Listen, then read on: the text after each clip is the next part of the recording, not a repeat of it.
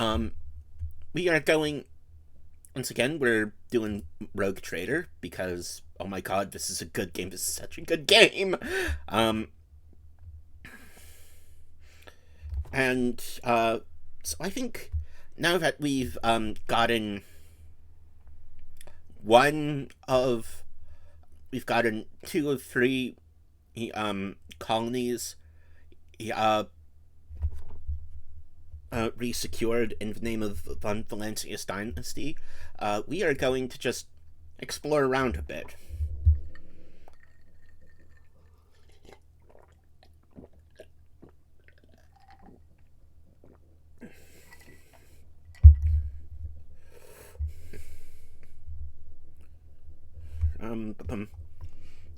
Boot the game up.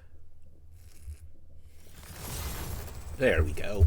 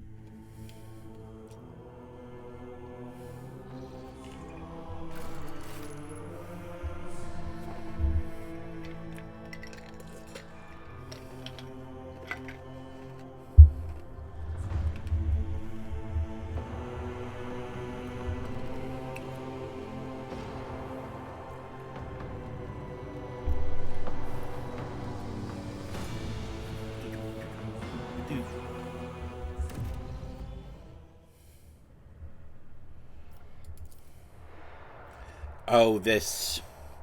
Oh, we were here.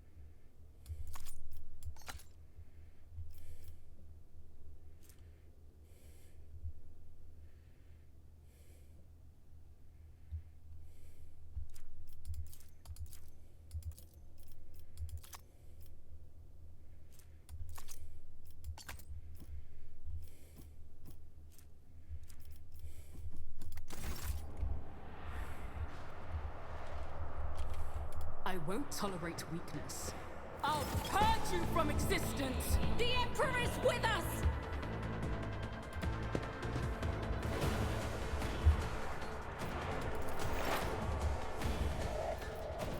Already done.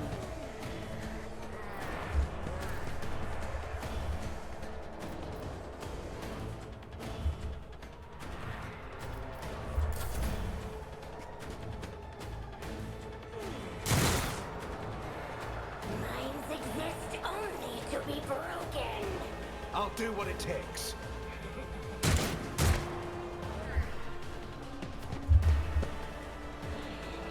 Give in to sensation. Embrace excess. Spurn the not. I can't stand it.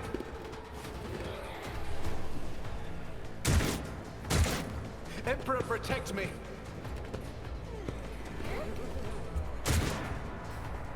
Emperor, protect me. Emperor, protect me. I can't stand it. Don't This touch way. me.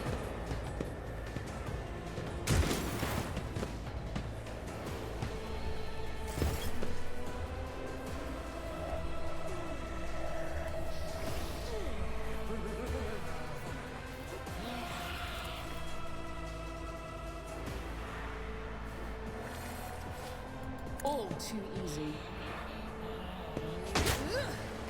I am unsatisfied.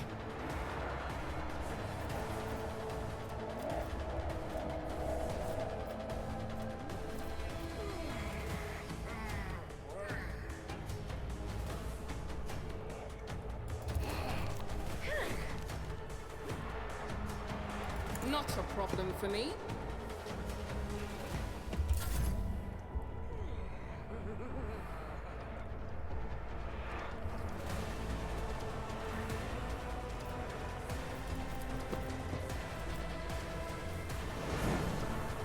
I will do my duty.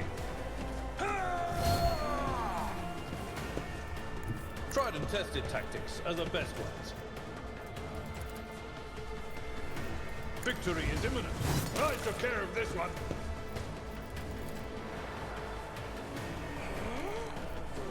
At your beck and call.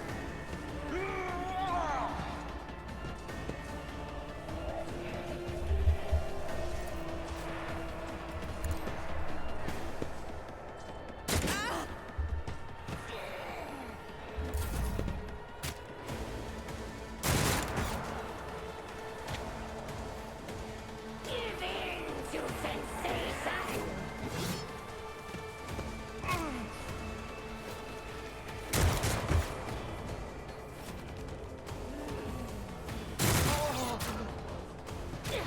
Minds exist only to be broken.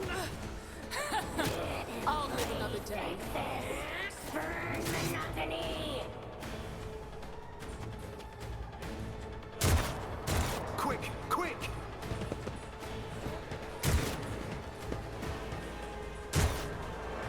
Emperor, protect me.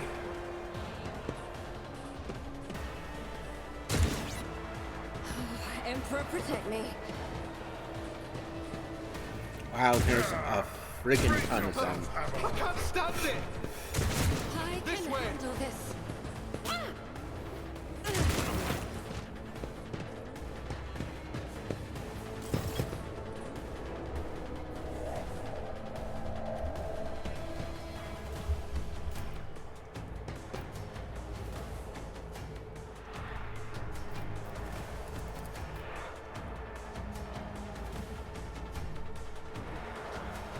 Nothing I can't do. Not my specialty.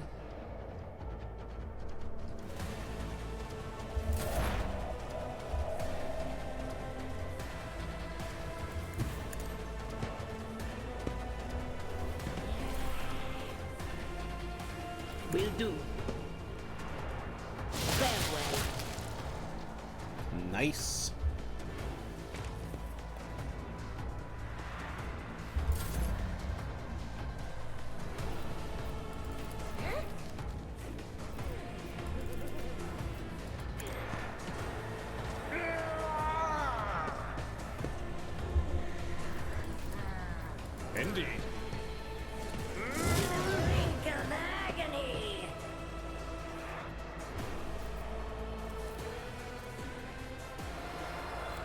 It will be done.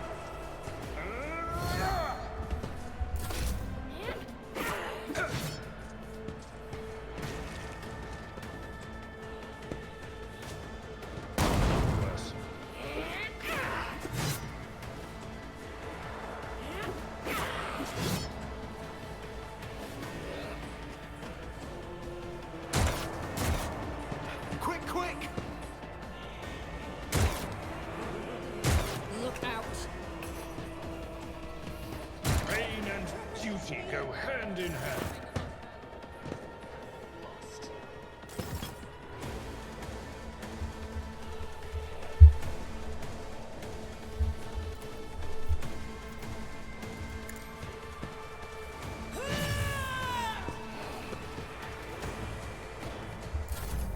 High momentum.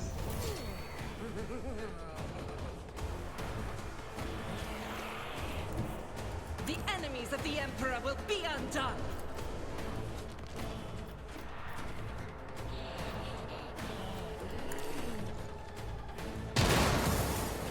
Shit.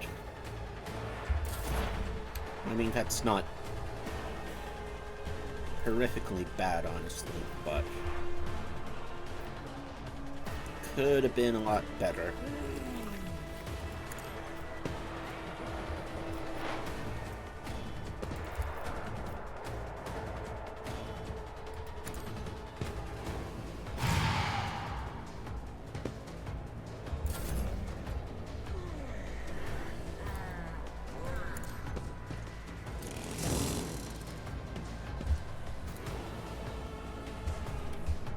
At your beck and call.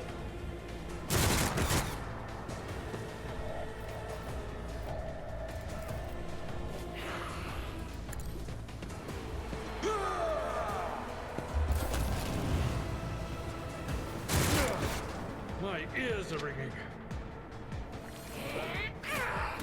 Vicious delight.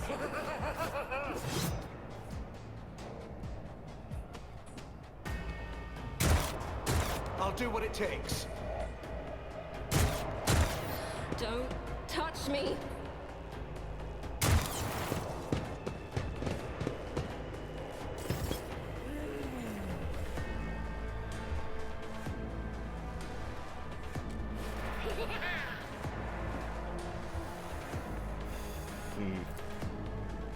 Already done.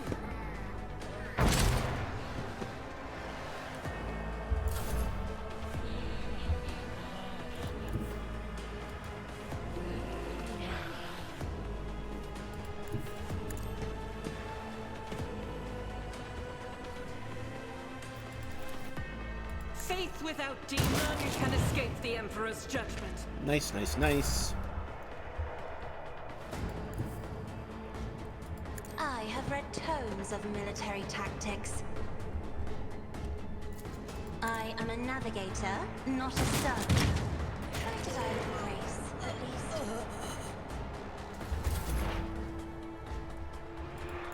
As the tactical imperative dictates. My vow in the own desire condemns you. I know what is to come. Was that you? Or...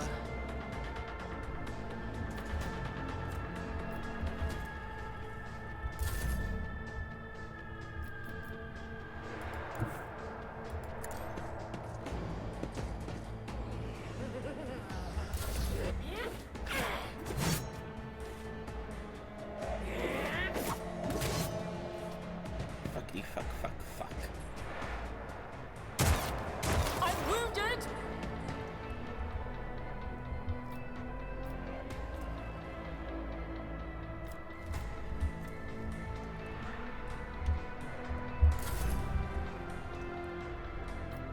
Doubt is for the weak. Guided by faith. As the Emperor commands, I act. Satisfied. I'll do it.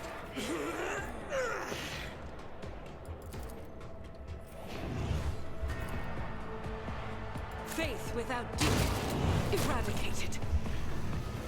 Oh, thank fuck. Battlefields are always drowned in scarlet.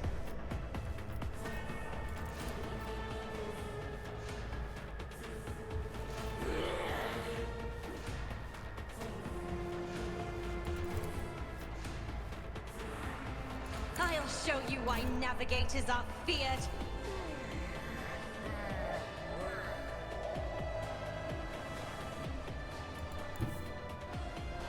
I will bathe this battlefield in righteous fury.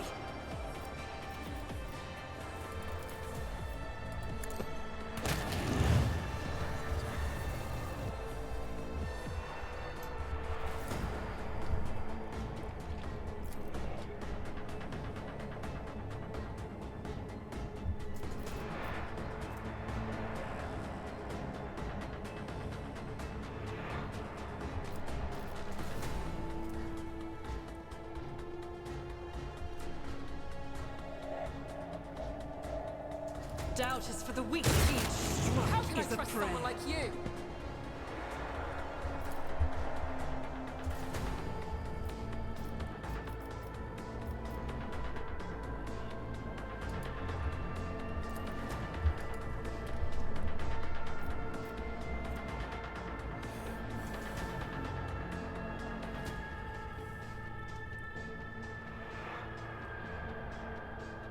I'll do it.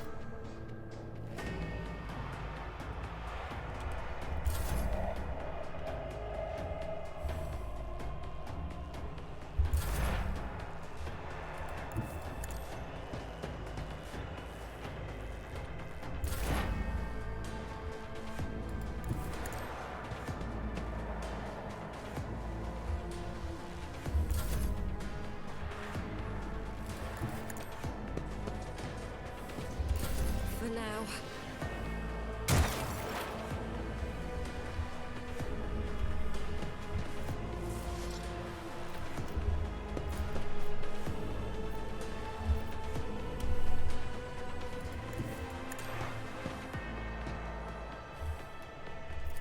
Nothing I can't do. You didn't stand a chance. Fuck you.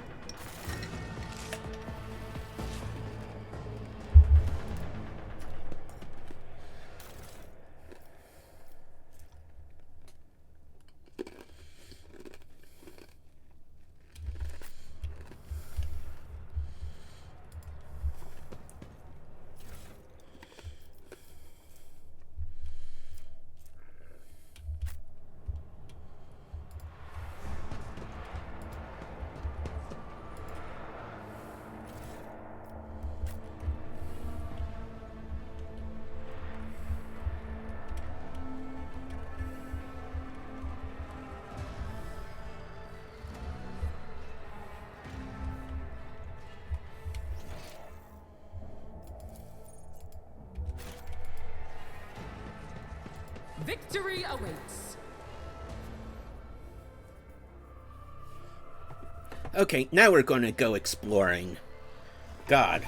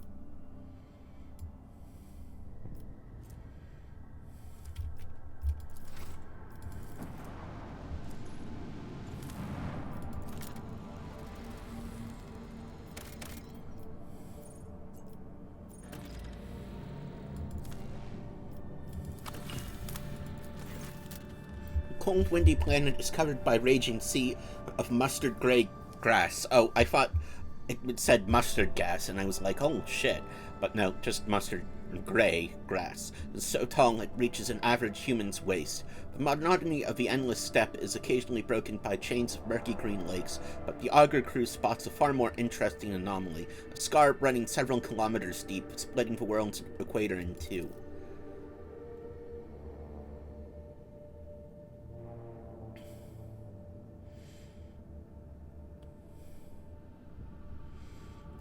After 2 exploration watches, the crew intercepts a faint signal coming from one of the labor settlements in the deep chasm. Due to the unstable connection, the foreman mistakes your vessel for a winter-scale ship. One was due to arrive 9 cycles ago. The foreman grimly reports over weak channel that adamantine ore deposits on the world are nearly depleted, and that the planet will be mined out in less than a decade. With some difficulty, he picks up enough words to understand that the ship in orbit belongs to another rogue trader house, then awkwardly apologizes and falls silent. Oh.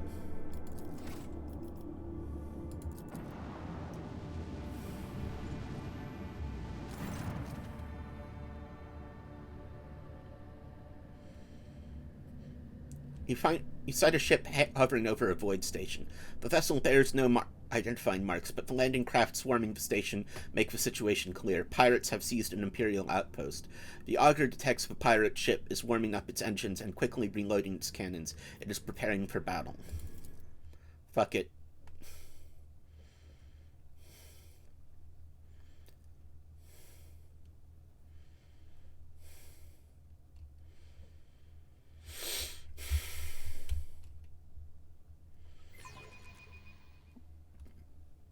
I lift up my voice in prayer for this vessel and its hollowed guns. Lay in the course.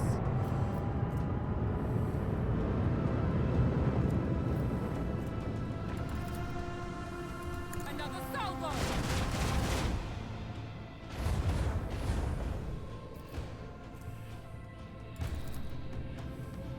Leave their hulls strewn across the stars.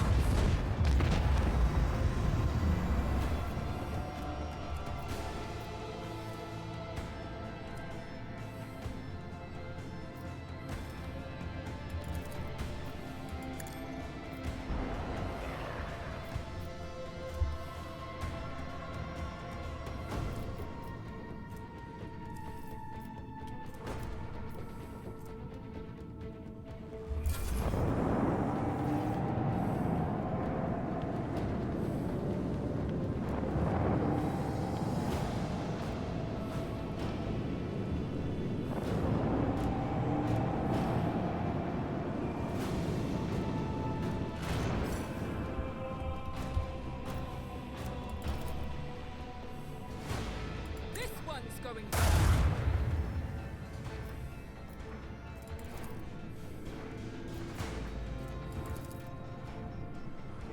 Lead them.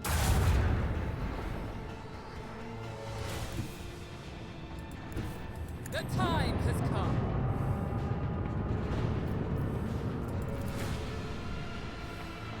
Macro cannons, volley.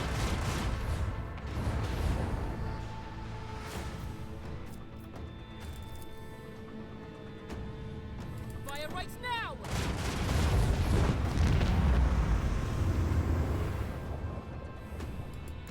Set the course.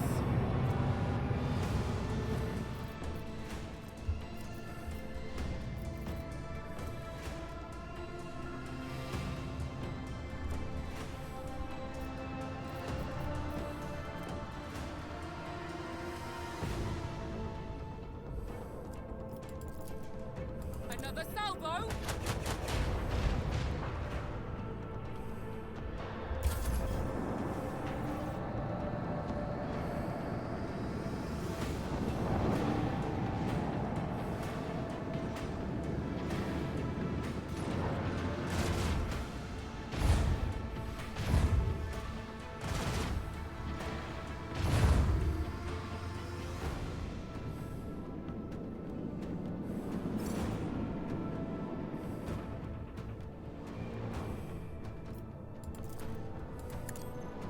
In the course!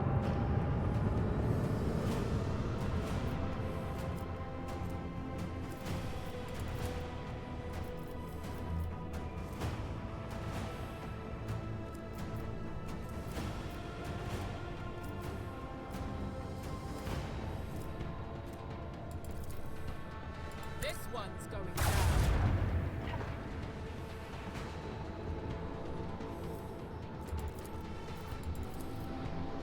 Fire the lance batteries.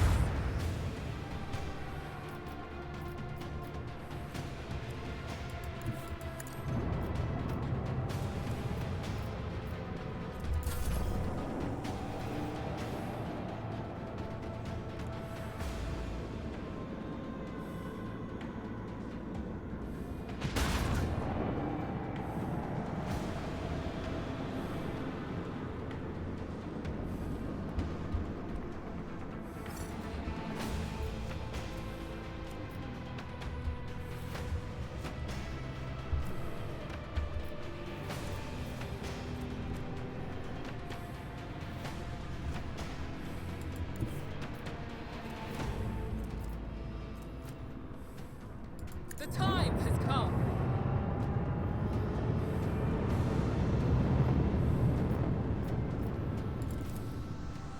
This one's going down.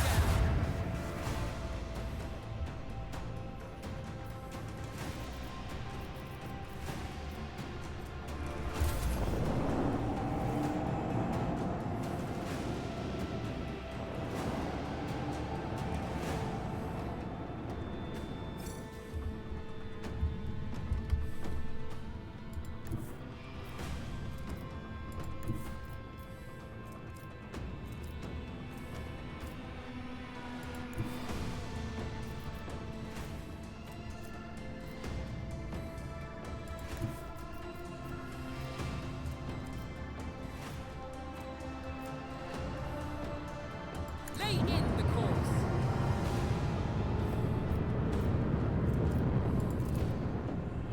Fire the lance batteries.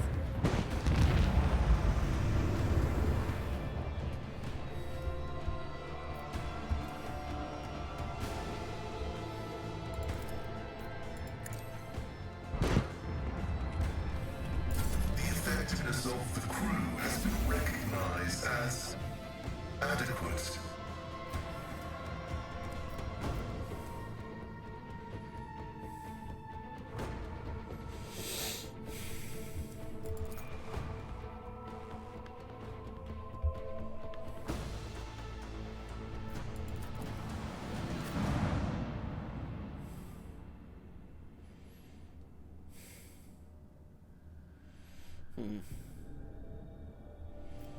I think I'll take the usual crew.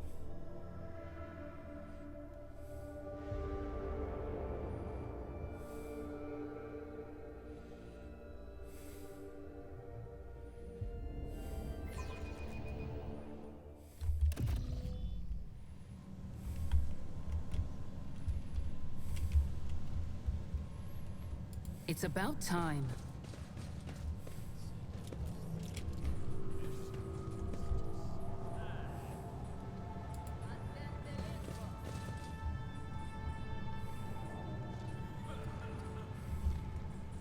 We must act. I guide humanity Join me in prayer. Data meditation is terminated. I won't heed your cries of mercy. Show them no mercy!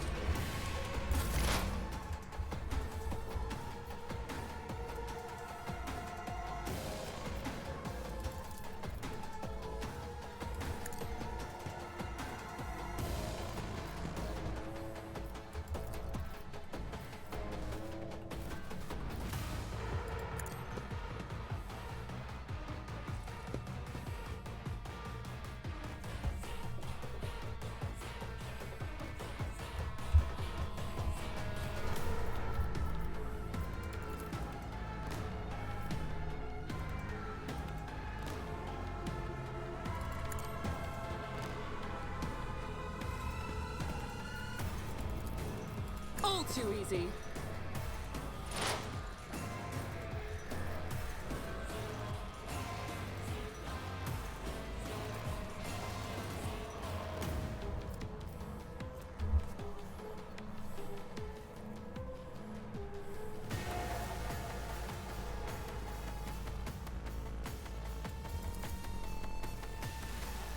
Suits my purposes.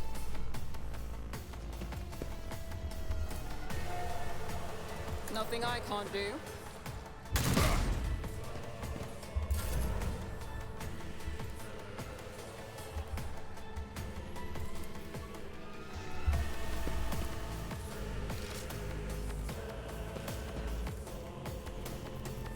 As the Emperor commands, I act. Faith without deeds is worthless. Doubt is for the weak.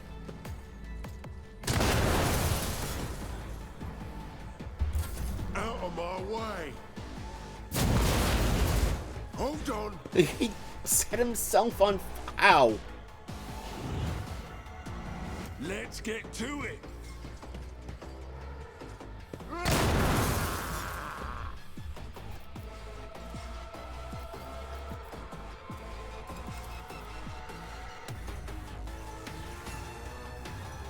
Isn't this a job for the serfs?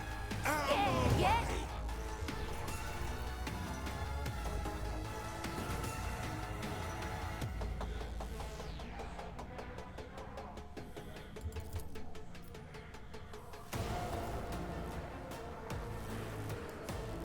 Me? If you insist, Lord Captain.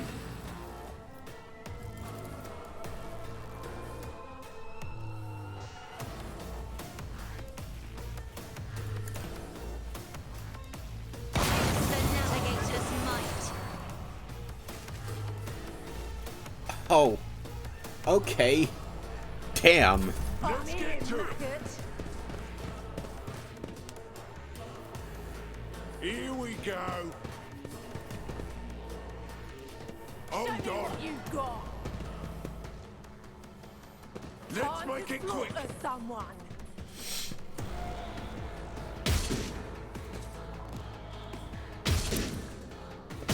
I've suffered worse.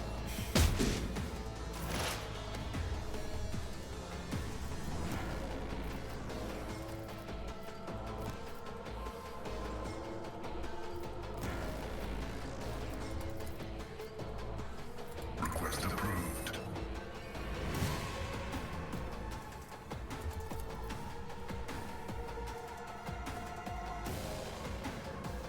The Omnissiah knows all. Successfully terminated.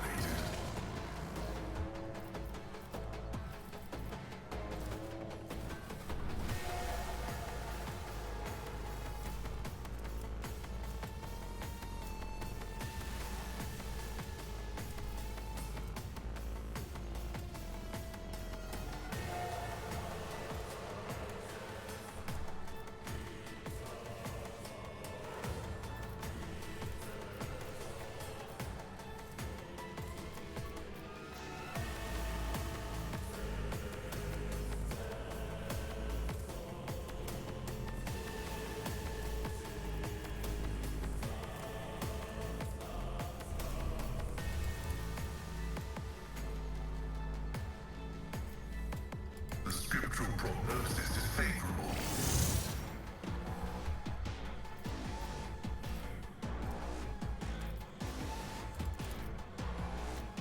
My vow is to serve.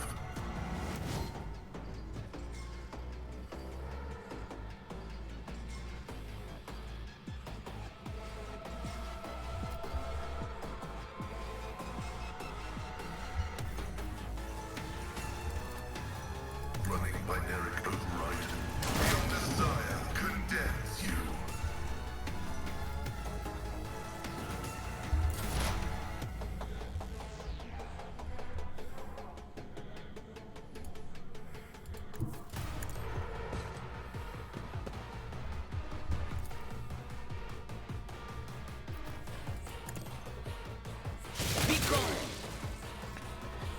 Nice.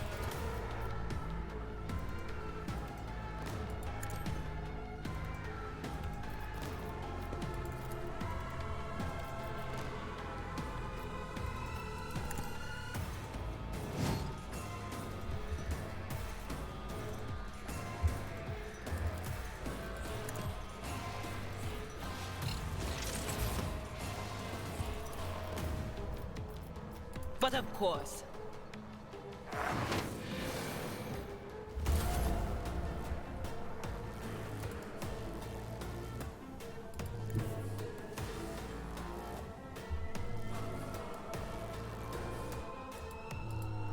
My place is at the fore. I will do my duty.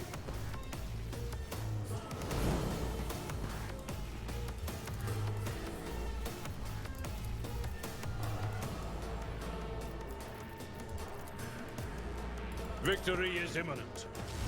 Target well struck.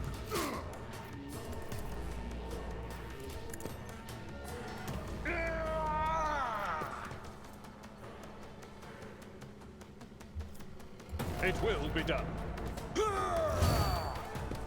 At your beck and call.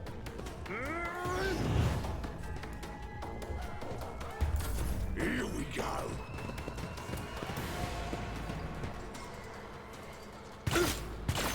Let's get to it.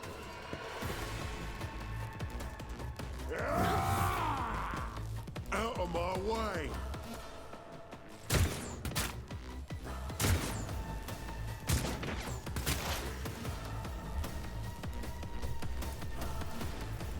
Okay, mark him. Already done.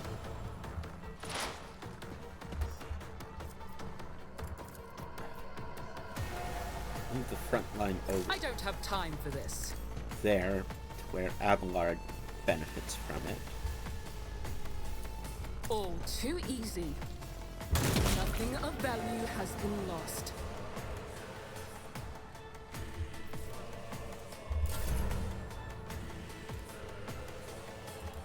Rejoice in battle!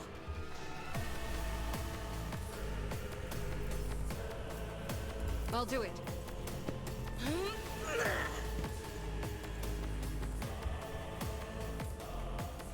As the Emperor commands, I act. I'll do it. None can escape the Emperor's judgment. Faith without deeds is worthless.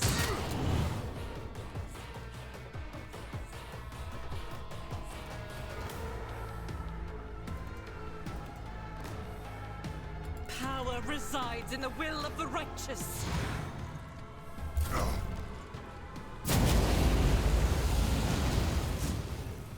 Hold on.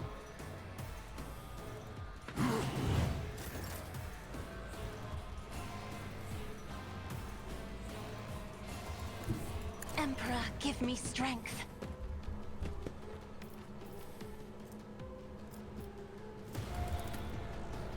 If I may, Out of my way.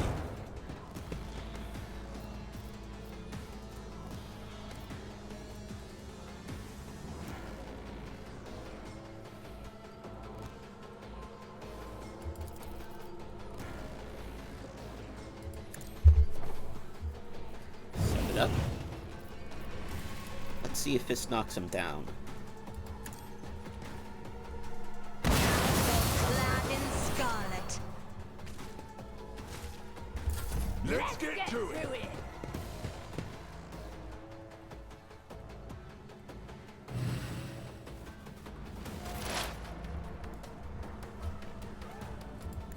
Explorators know one route.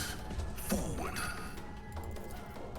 The Omniscience know right to post-mortem servitorization. Denied.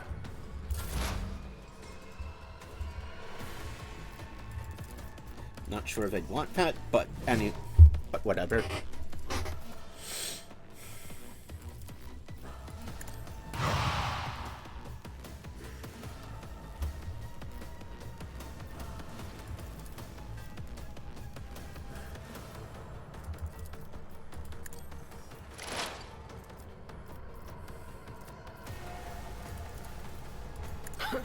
The whispers must be unheeded.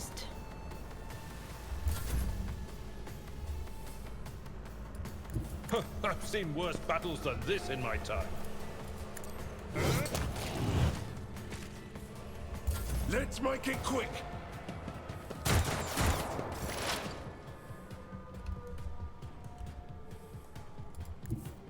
Let's see how they respond to this.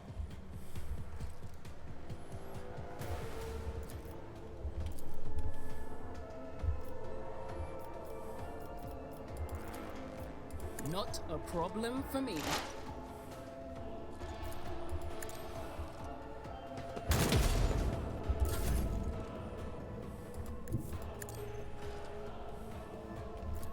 As the Emperor commands, I act. Each stroke is a prayer.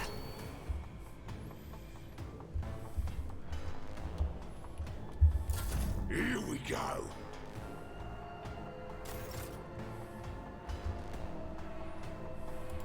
Be careful not to cross my gaze.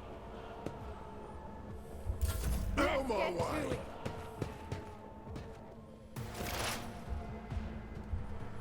Advancing.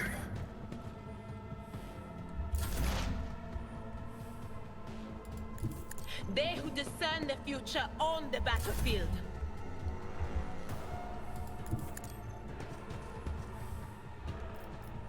Indeed.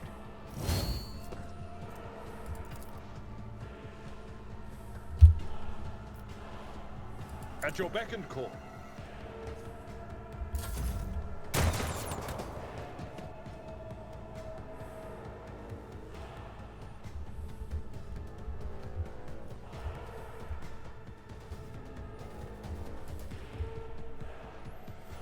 Oh.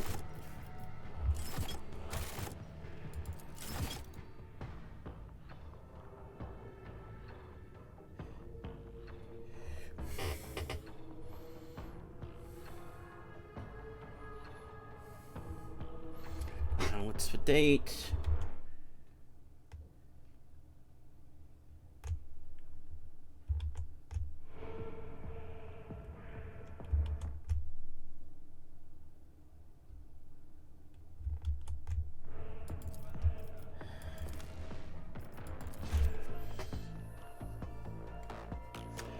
Fuck. Bug. Really?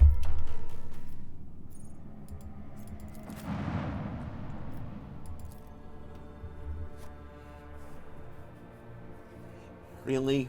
Fucking really?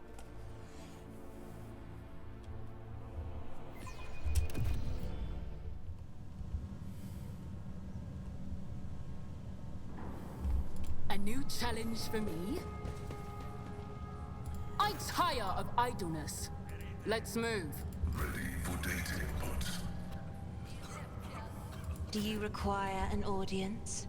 The Emperor sets my path. Color the uncolored. Take a knee and bow before me. Crush them!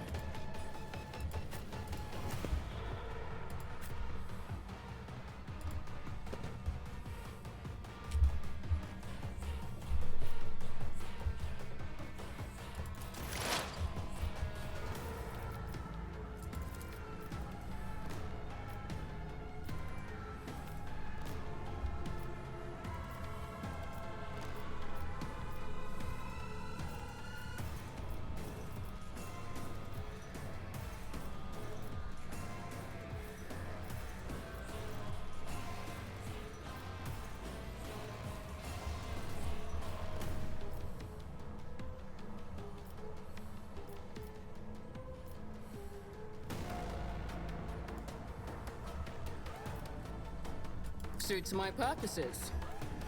Fucking fuck.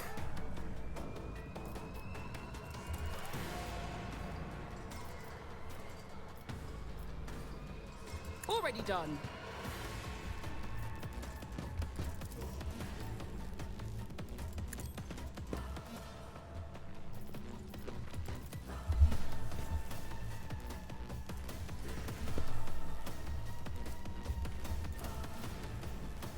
Nothing I can't do.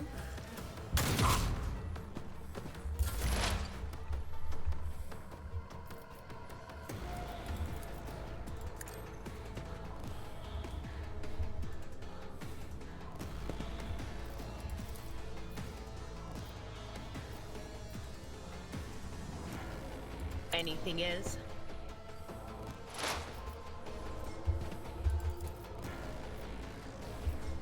Will do.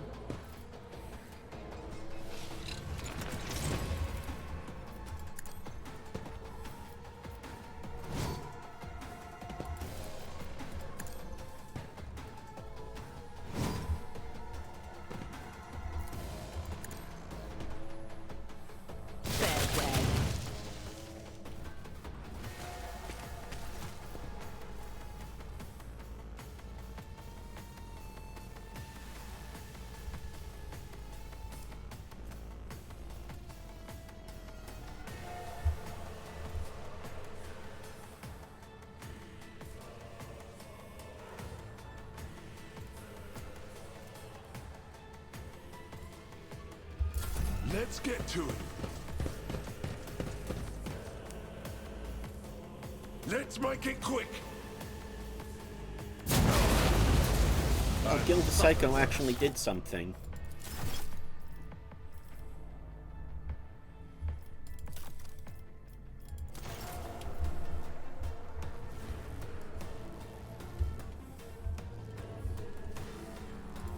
I have read tomes of military tactics. Isn't this a job for the serfs? Let's make it quick.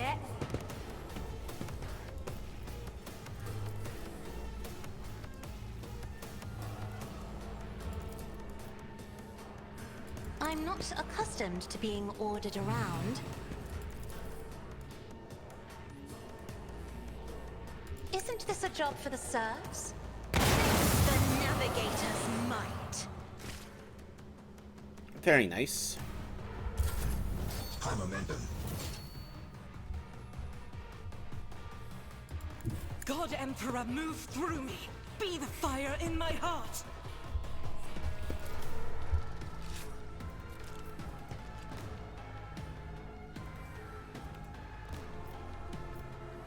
In thy light I stand, and thy light I crave. Doubt is for the weak. As the Emperor commands, I act.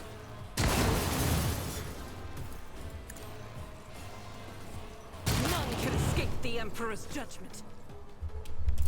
Let's get to it. Maggot.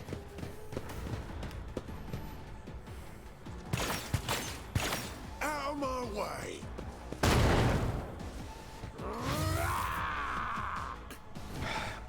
Just a minor setback. Pain and cleanse. Hold on.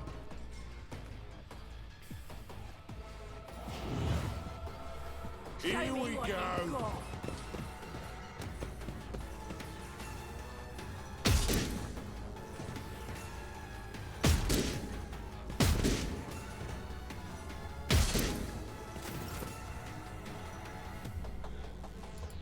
A tactically sound approach.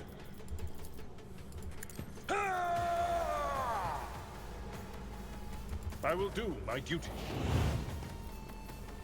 It will be done.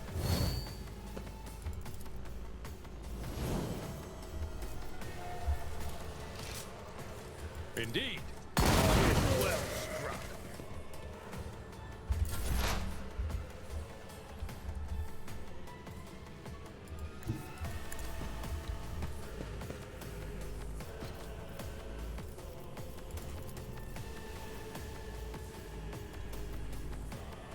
The scriptural prognosis is faithful in battle, but in execution. Time to slaughter someone. Let's get to it.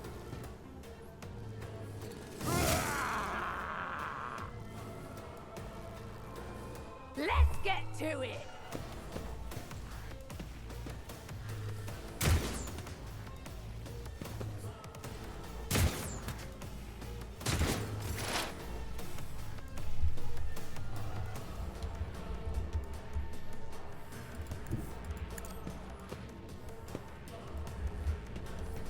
Okay, let's shoot that guy off All too easy. my navigator. Suits my purposes.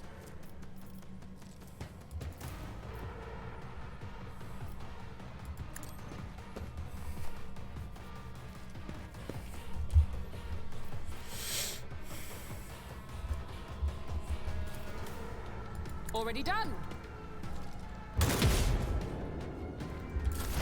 Or not.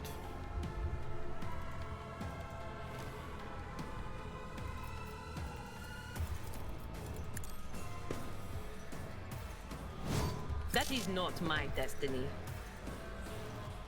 Anything else? It's not like she'll care about hurting our jetpack. High momentum.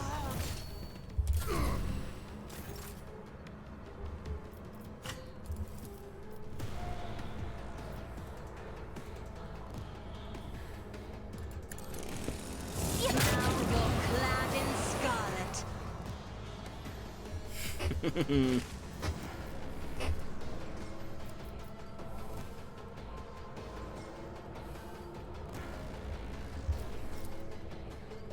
I am another foe painted black.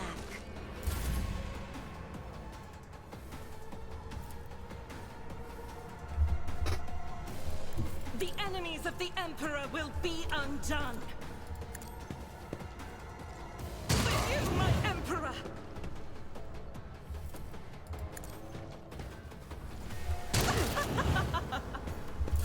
Out my way!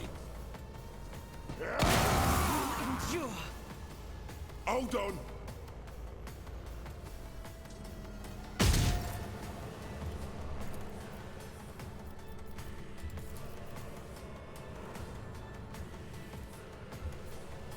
At your beck and call.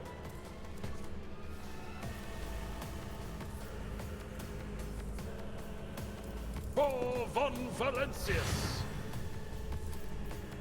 Victory is one fewer target. Follow my lead. It will be done. Target well struck. I will do my duty. Indeed. I took care of this one. Tried and tested tactics are the best ones. At your beck and call.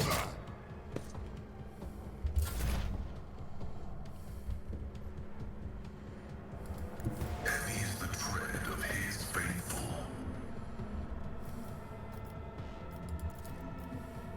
Request approved.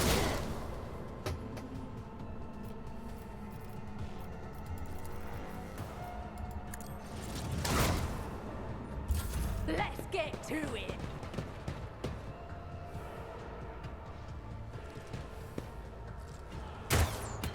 Help me, Lord.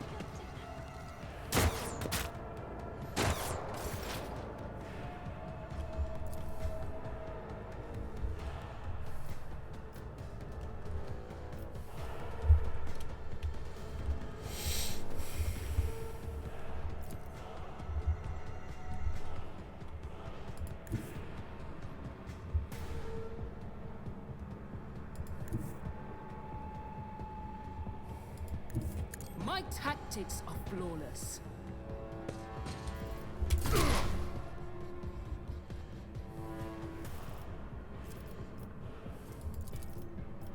Will do.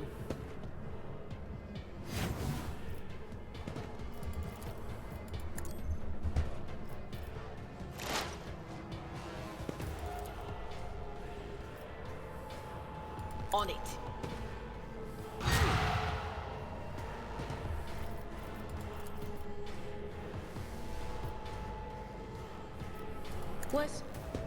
Was that you? Or...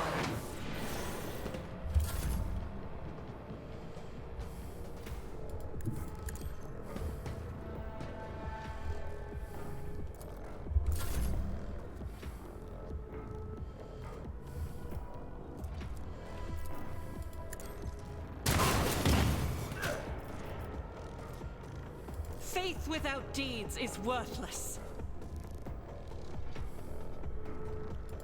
I will bathe this battlefield in righteous fury. I'll do it.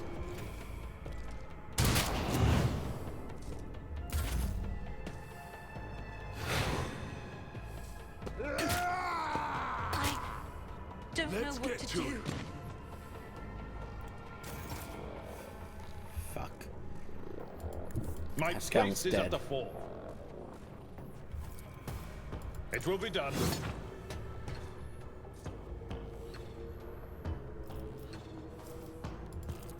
I will do my duty. Scared yet? I'm here, maggot.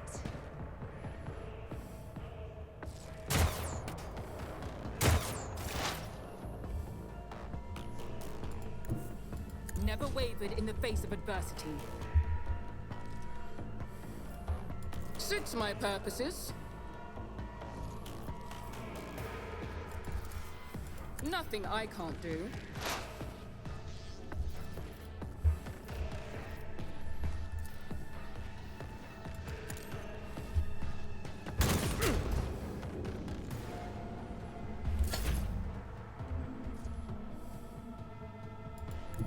There is movement in the Empyrean.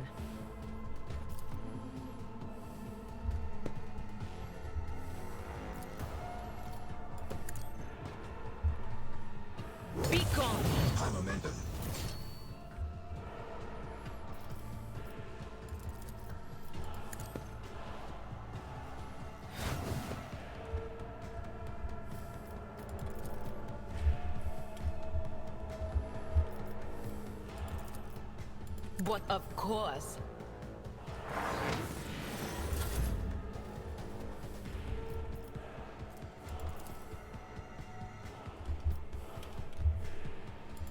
Step aside.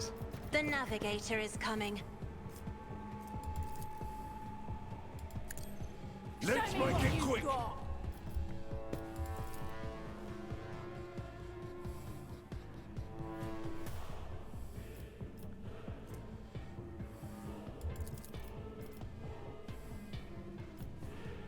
Me? If you insist, Lord Captain. Isn't this a job for the staff?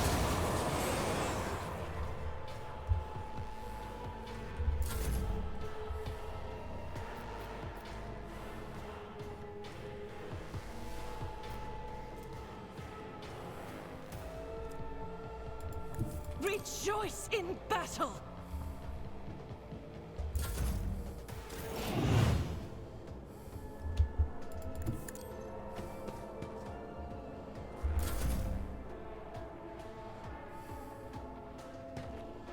Time to slaughter someone!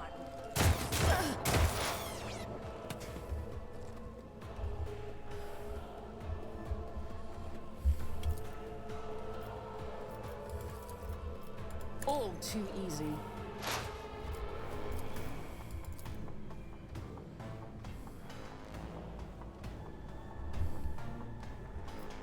Not a problem for me.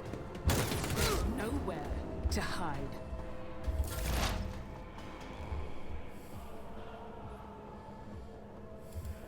Cover me!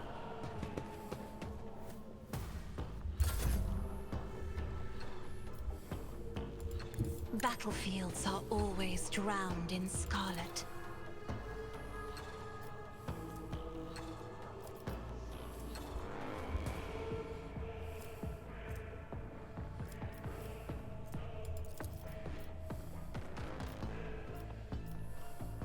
I'm not accustomed to being ordered around. Me? Here we go. You insist, Lord Captain.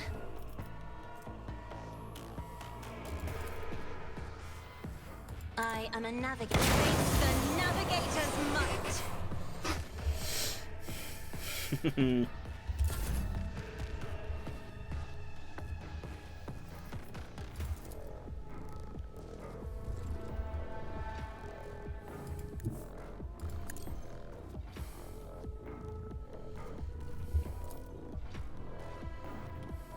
As the Emperor commands, strike is a prayer. Doubt is for the weak. None can escape the Emperor's judgment.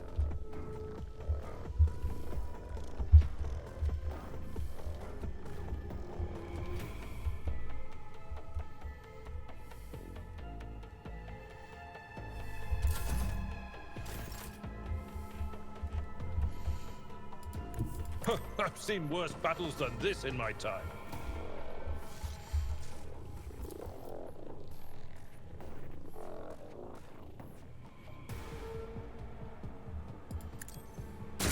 Reduced to dust!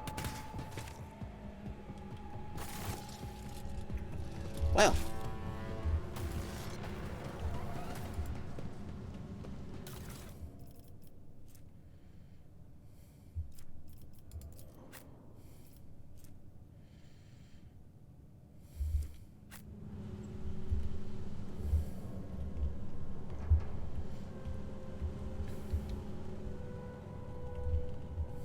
I'll lay claim to the stars.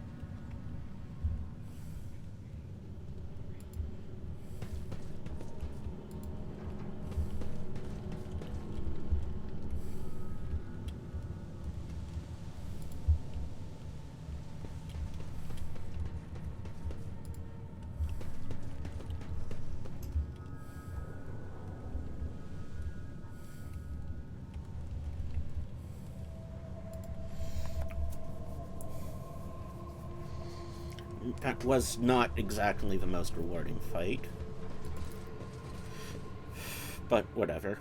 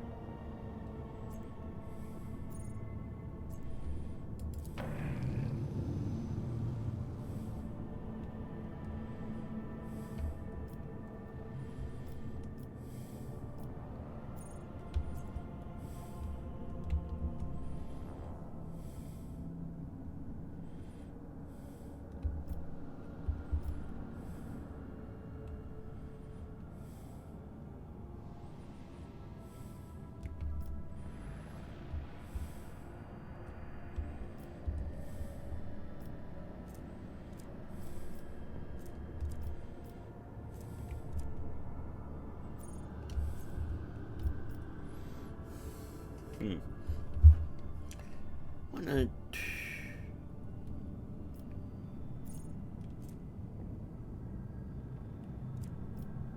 want to do a bit of backtracking. Actually, let's see. Let's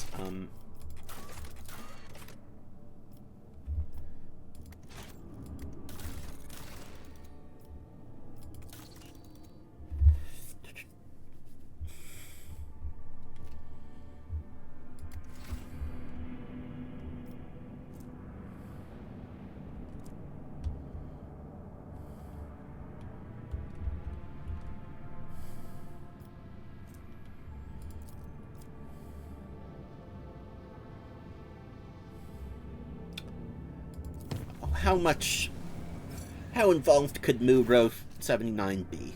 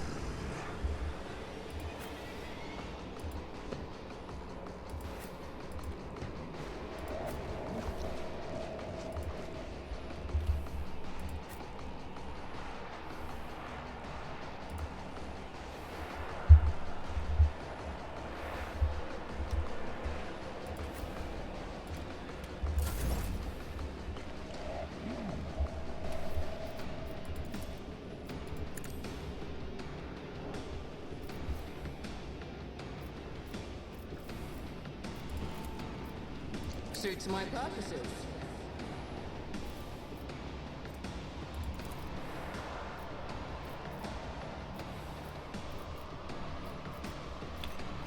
How do you rotate this stupid fucking thing? Already done. All too easy. Please let her only be two of you.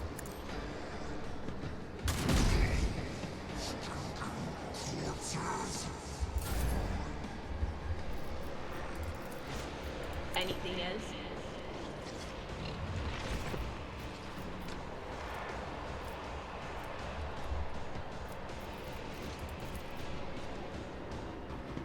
On it.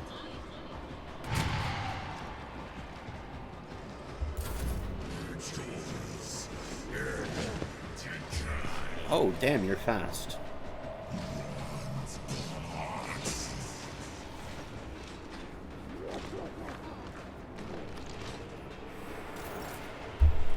And tough.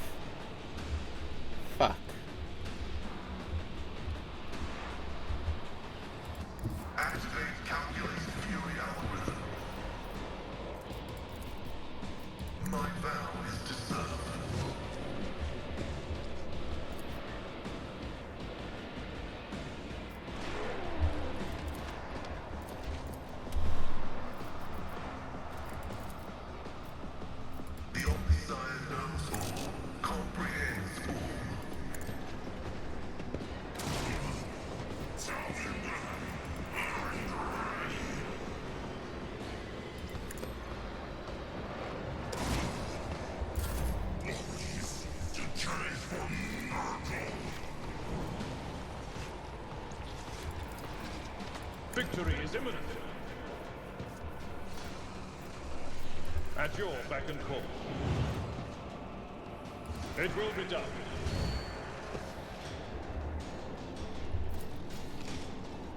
At your beck and call.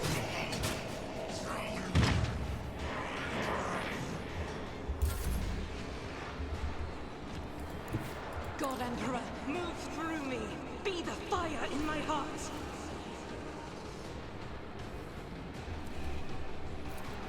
I'll do it. You, my Emperor.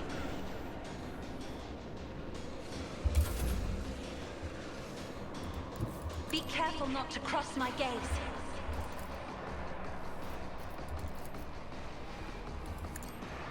Try to die in grace.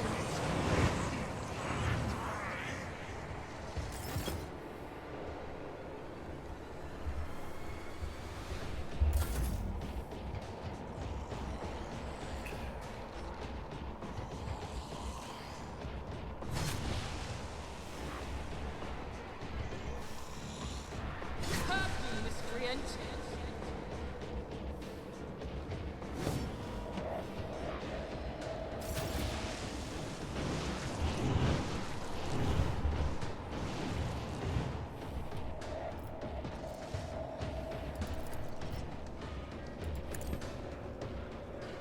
Opposing me was your biggest mistake.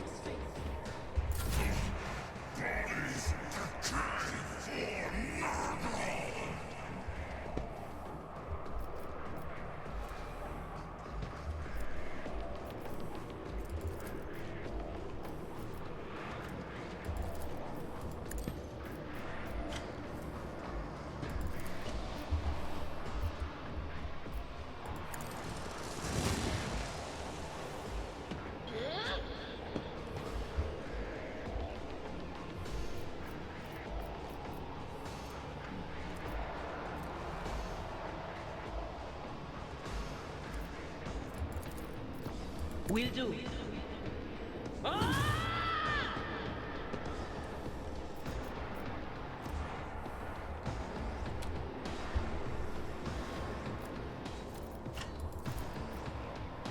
But of course.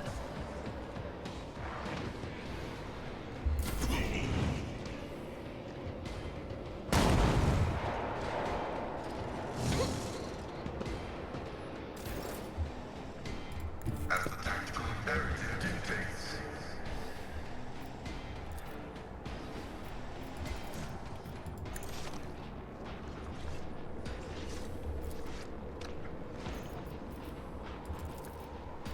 The scriptural prognosis is favorable. Functional destiny terminated.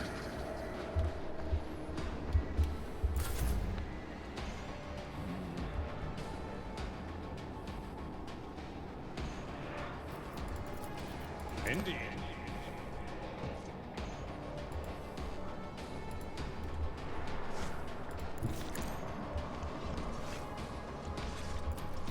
I will do a target well struck. It will be done.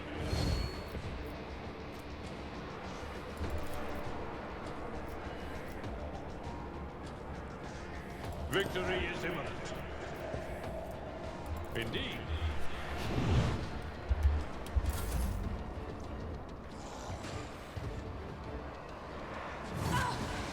You'll regret this.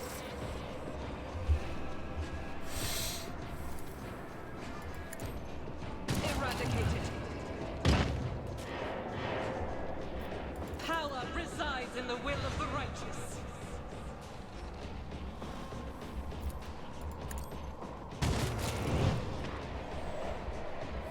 Nice.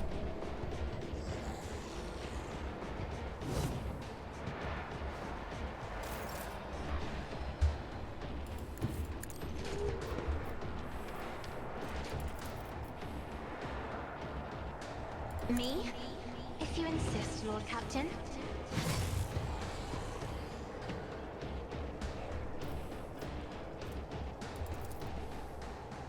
If I may, witness the fury of House Orcelio.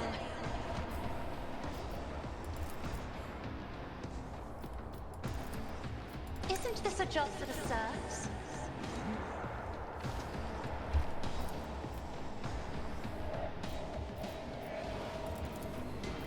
Suits my purposes. Absolutely not.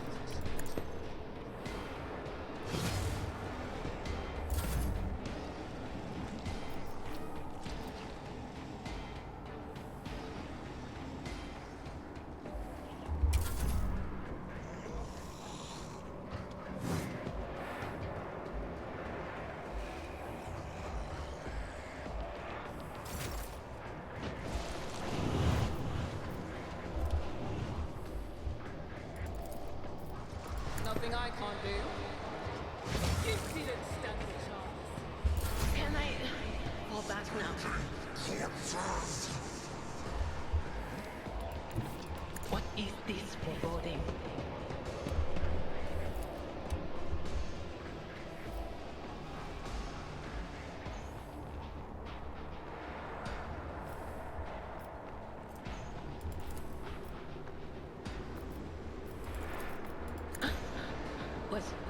Was that you? Or...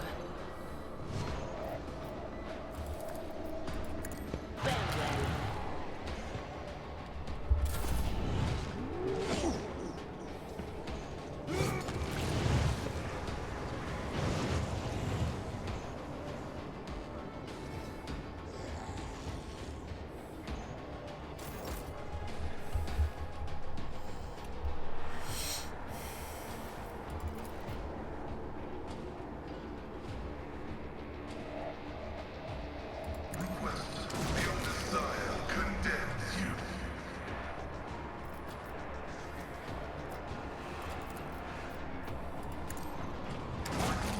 Successfully terminated.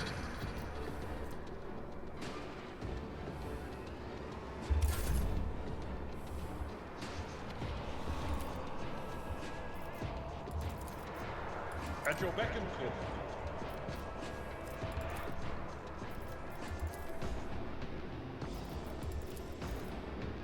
It will be done.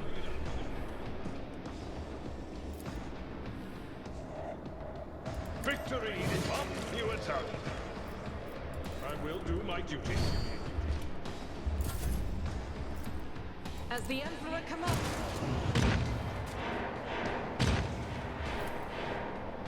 I'll do it. Each strike is a prayer.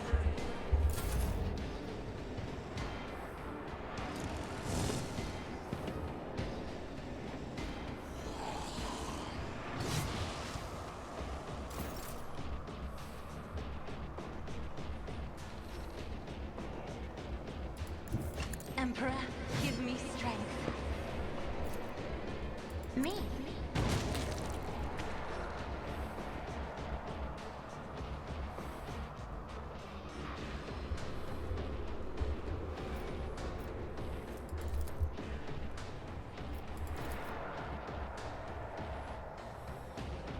I am a navigator, not a servitor.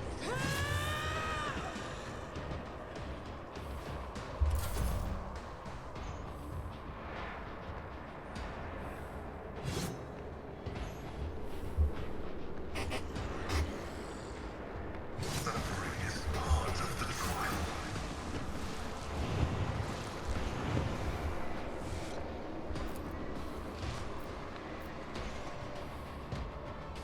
Suits my purposes. Nothing of value has been lost.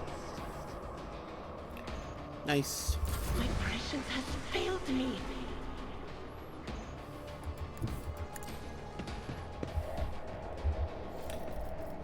Okay, and now we analyze Will do. you Anything else? and scream at you.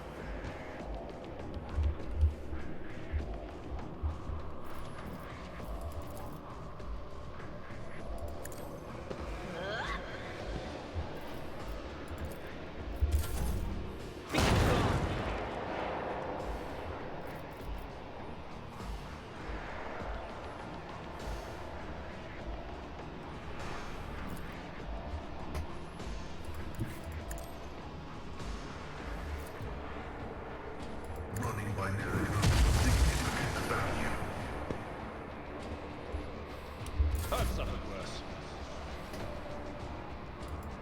Follow my lead. It will be done. At your back, I took care of this one.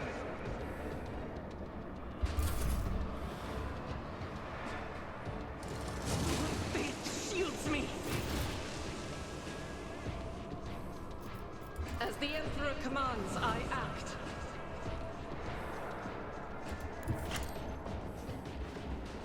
I will endure.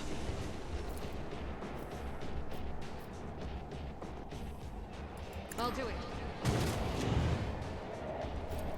Faith without deed eradicated.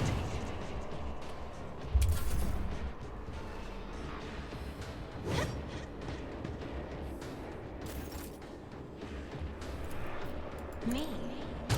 If you insist, another third painting like.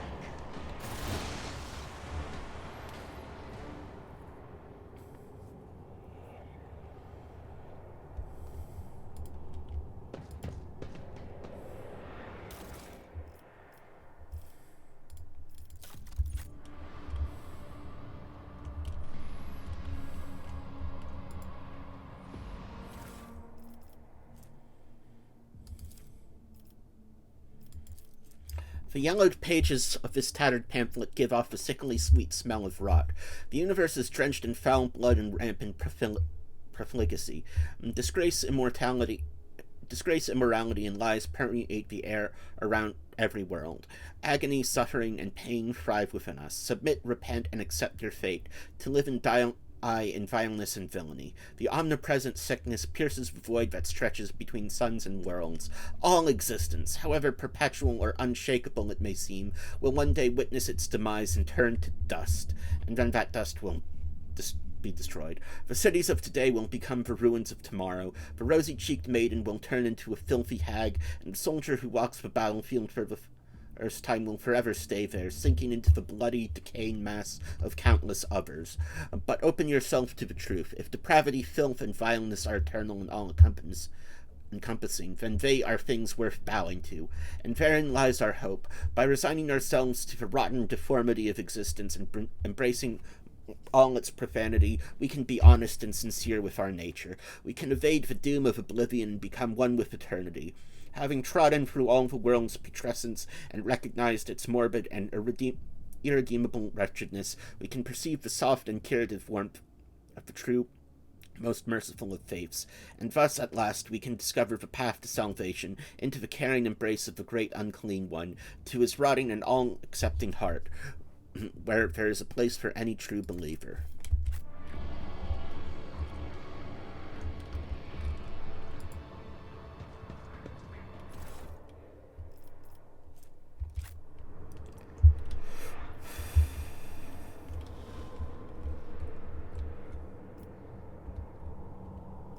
I won't tolerate weakness.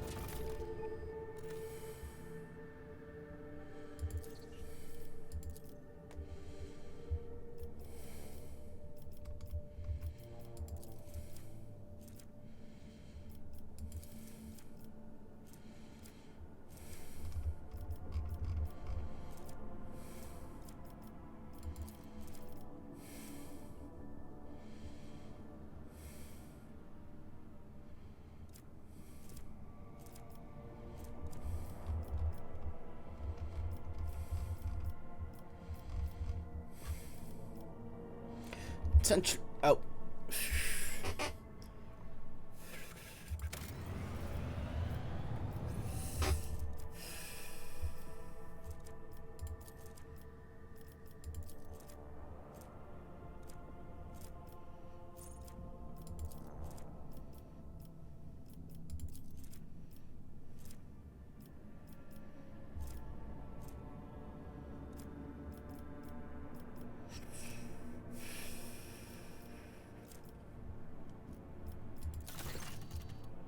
Your Ladyship, there are alarming reports from Janus. A number of strange mutations have been spotted among the population in remote agri-complexes. Aside from the obvious disfigurement and subsequent estrangement, these mutants, called wretches by the rest of the colonists, are coming together to practice a primitive form of religion involving ritual worship of the land. While they display no disobedience or hostility, their very existence is concerning.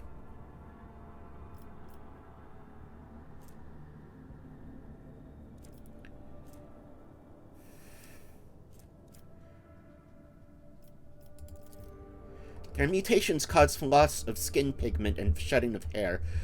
The eyes of some have started developing a nictitating membrane similar to that of reptiles.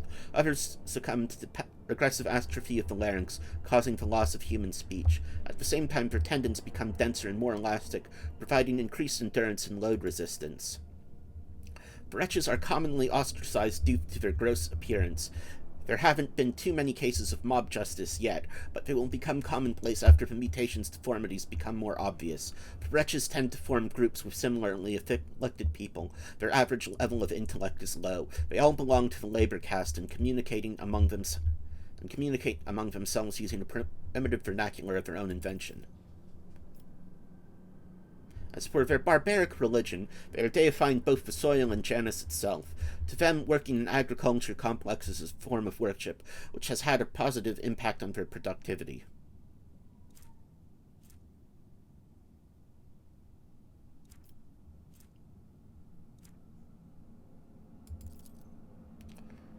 Long live the Valancius dynasty.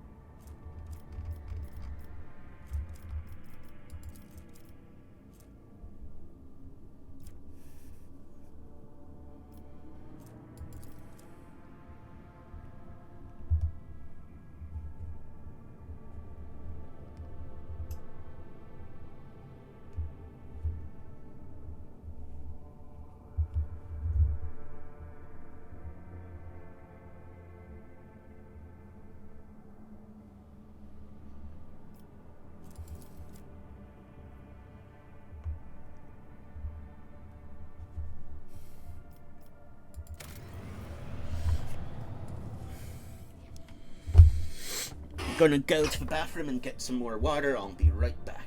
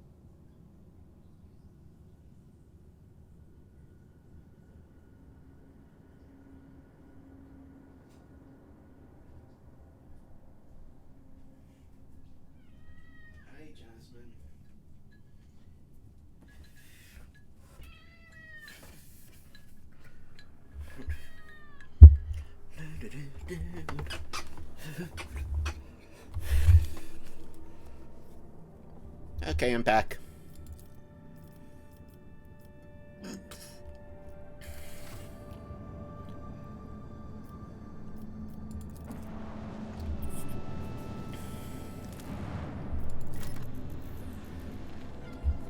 Hey.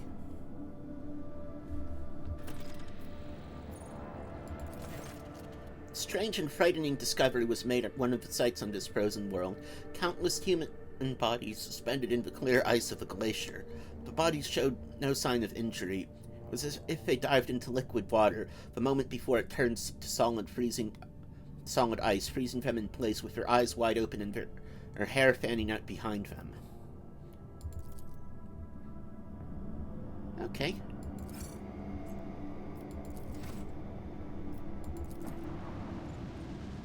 I feel like I failed a roll there that I didn't even see.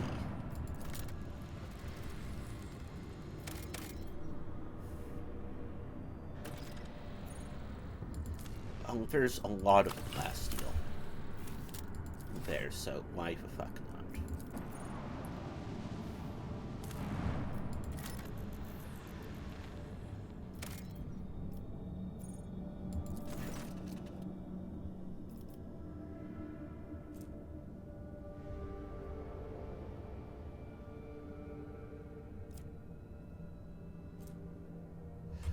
When the rogue trader's ship approaches the Adeptus Mechanicus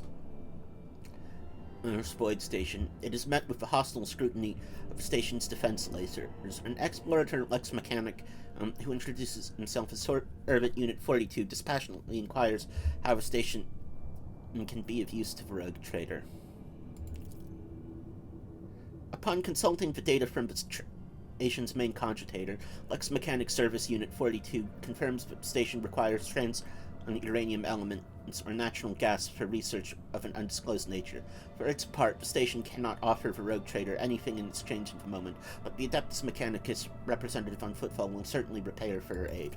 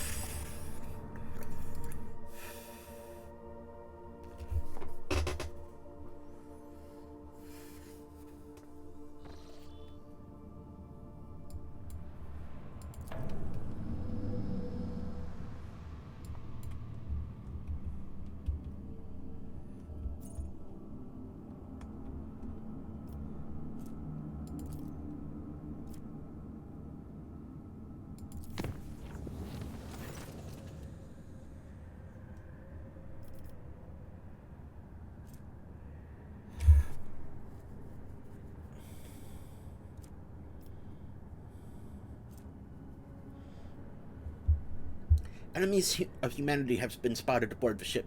Warp beasts have enthralled the crew.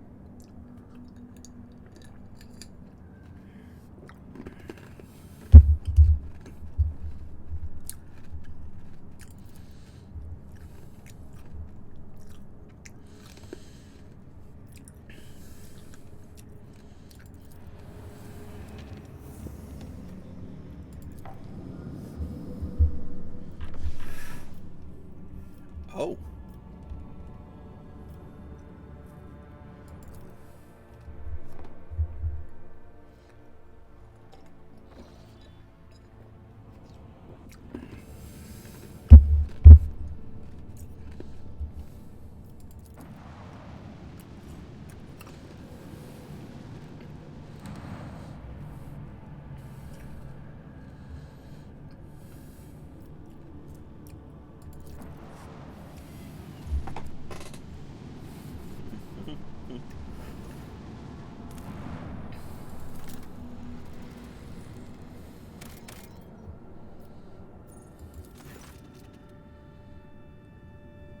Crew has discovered a hidden valley littered with thousands of animal skeletons.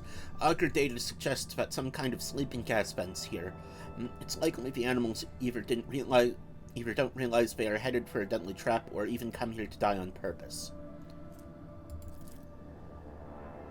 After a series of experiments, the ship's weaponsmiths managed to perfect a few different types of ammunition.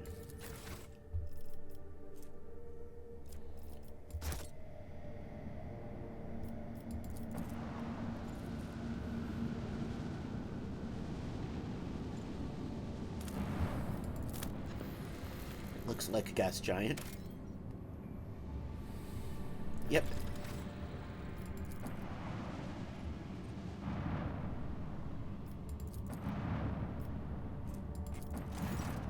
The augurs have detected wreckage in the void ship's vicinity, but the exact nature of the wreckage remains unclear. Some of the wreckage is made of plastium, the rest is some unknown material. Studying the fragment in Sperber is not impossible to do severe corrosive damage. The non-metallic fragments also bear burn marks.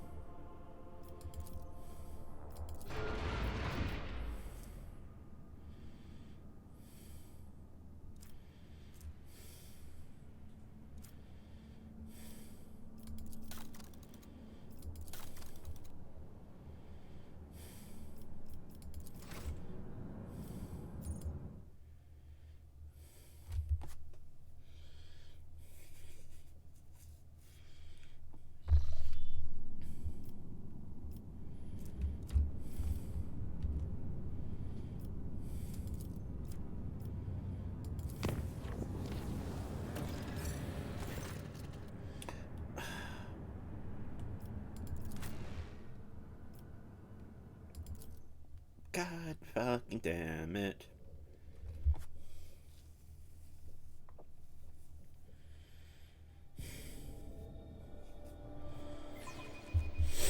I won't heed your cries of mercy.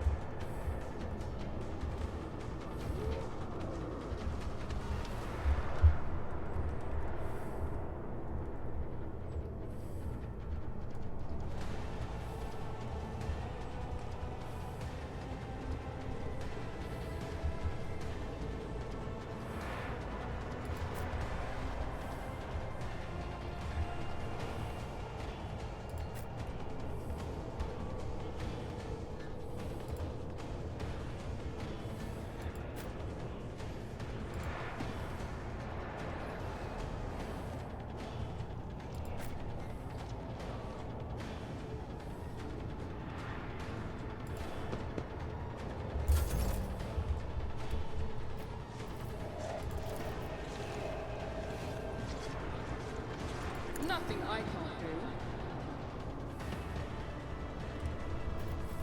All too easy.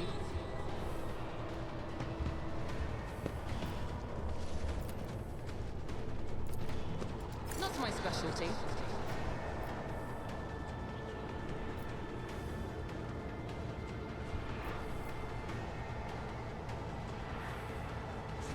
Suits my purposes. Didn't stand a chance.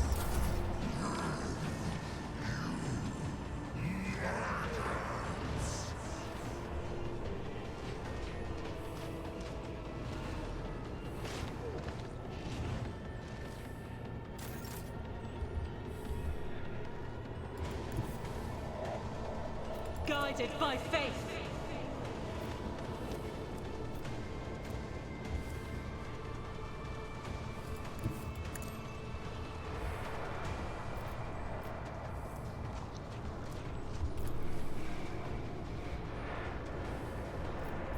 Doubt is for the weak. As the Emperor commands, none can escape the Emperor's Nice. judgment.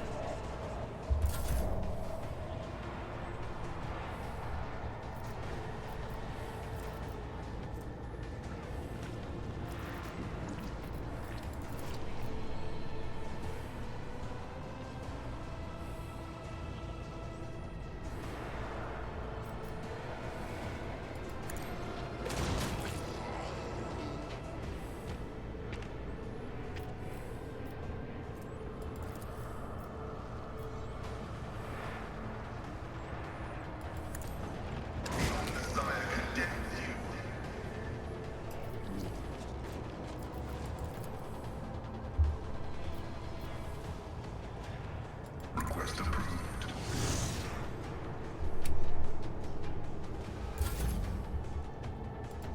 Step aside. The navigator is coming. If I may.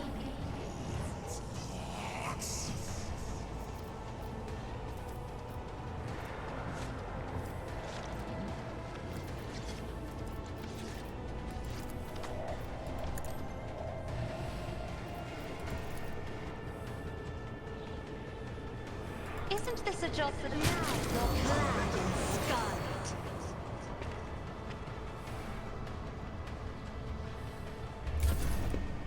Death to the heretics! Nice. For the glory of Tried and tested tactics are the best ones. Victory is imminent. It will be done. Oh, an exemplary strike.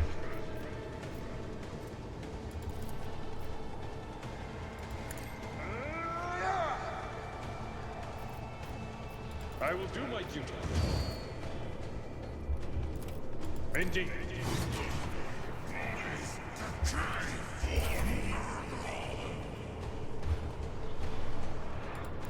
I know what is to come.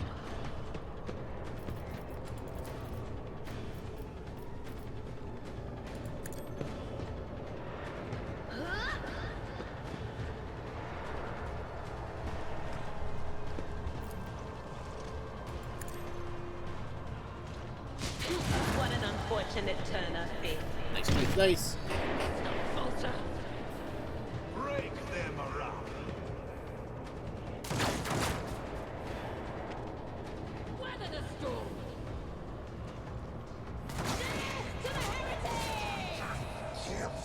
Weapon at the ready. Stay vigilant. My faith strengthens me. Onward.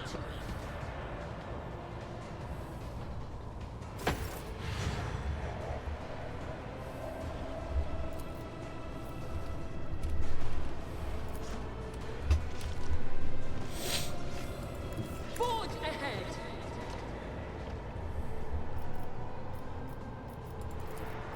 Not a problem for me.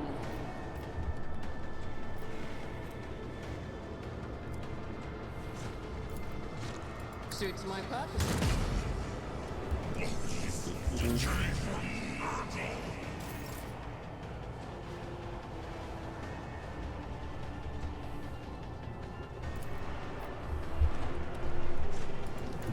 The enemies of the Emperor will be undone! I'll do it. Eradicate it. Each strike is a prayer.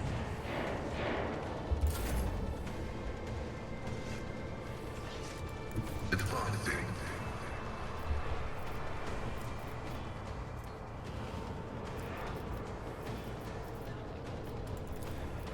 My vow is to serve.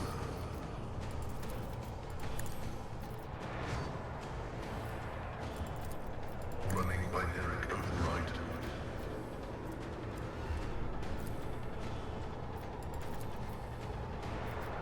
Let the cycle be discontinued.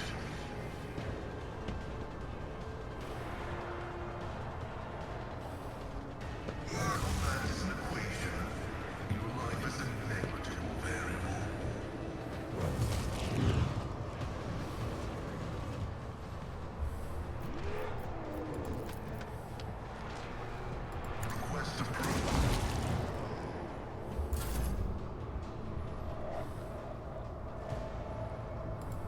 I have read tomes of military tactics. Follow my lead. Reading damage to bulk. High momentum.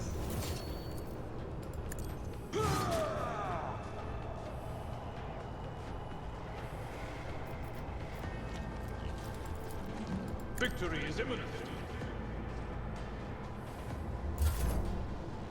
Moving out!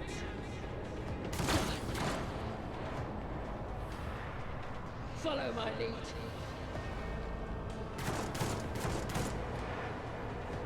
Okay, no one else go into the poison gas, okay?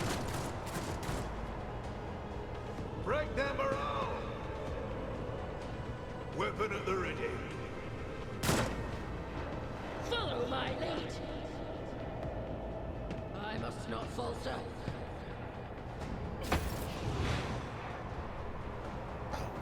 Fuck.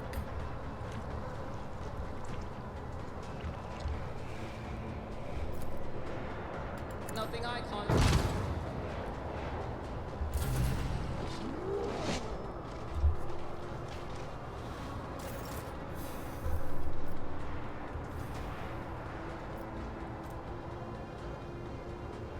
I am his will made manifest. As the Emperor commands, I act. Faith without deed.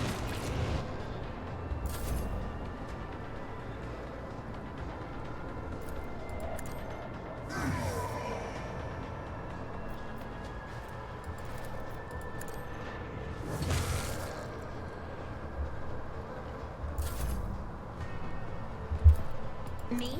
If you insist, Lord Captain. It will be done one fewer time.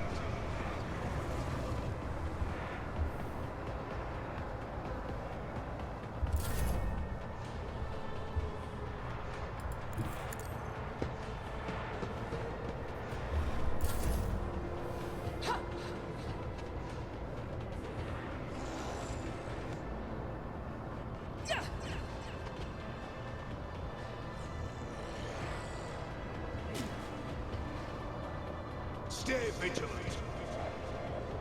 My faith strengthens me.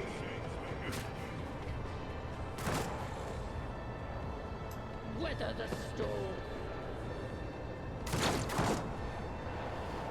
Onward! Duty prevail!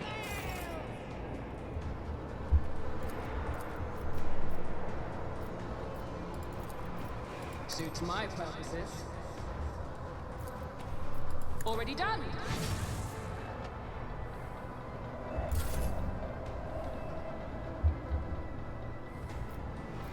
I'll do it. I will bathe this battlefield in righteous fury.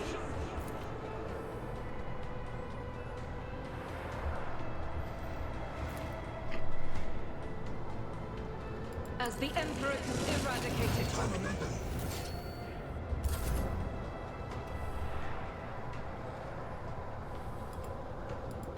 Explorers know one route. Forward. Insignificant value.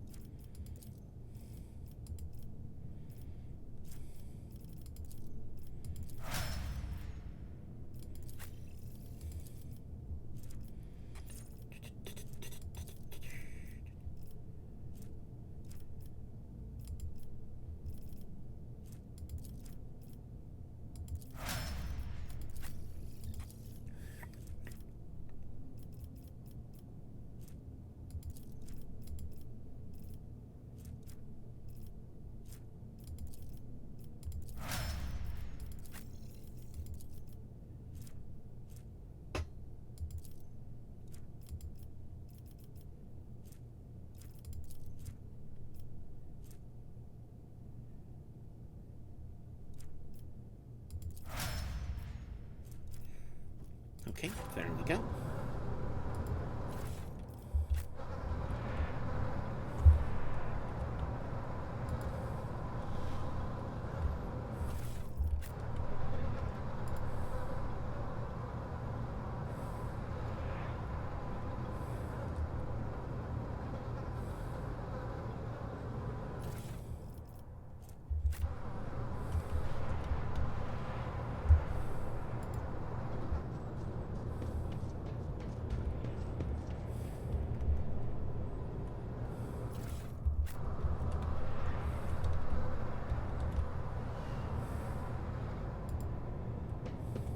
None shall stand in my way.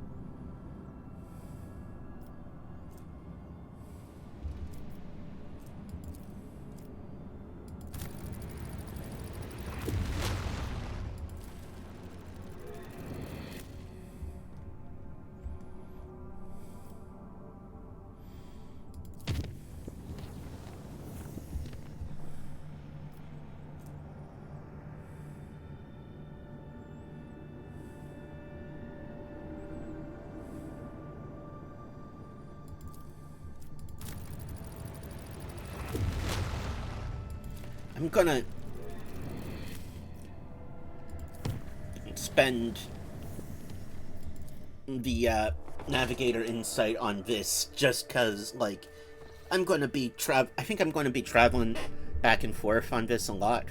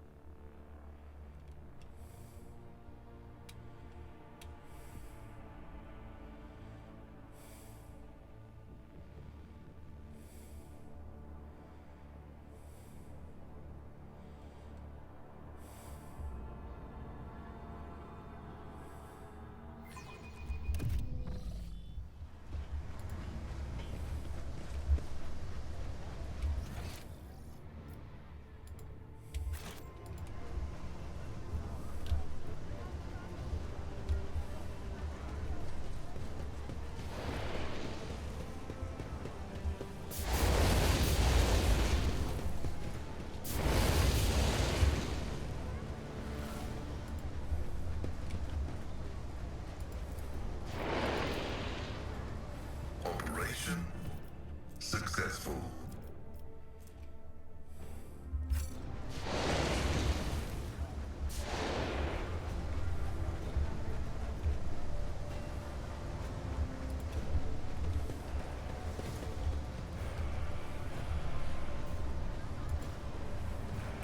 Was there still anti-propaganda?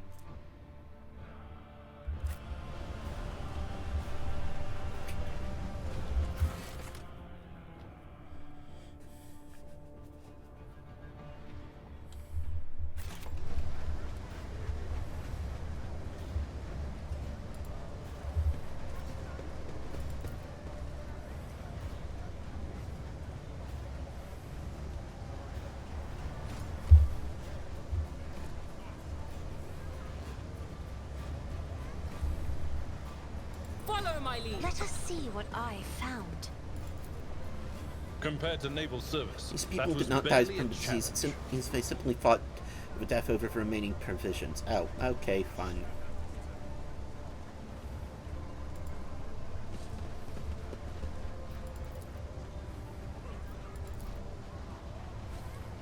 My success is an irrefutable certainty.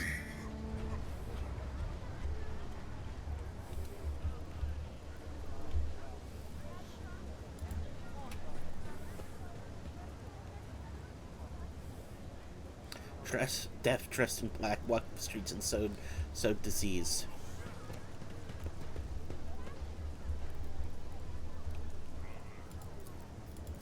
This Explorator is blessed with multifunctionality.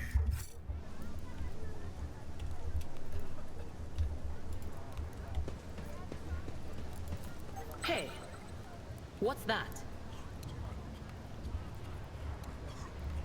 Many people tried to break through this door. Okay.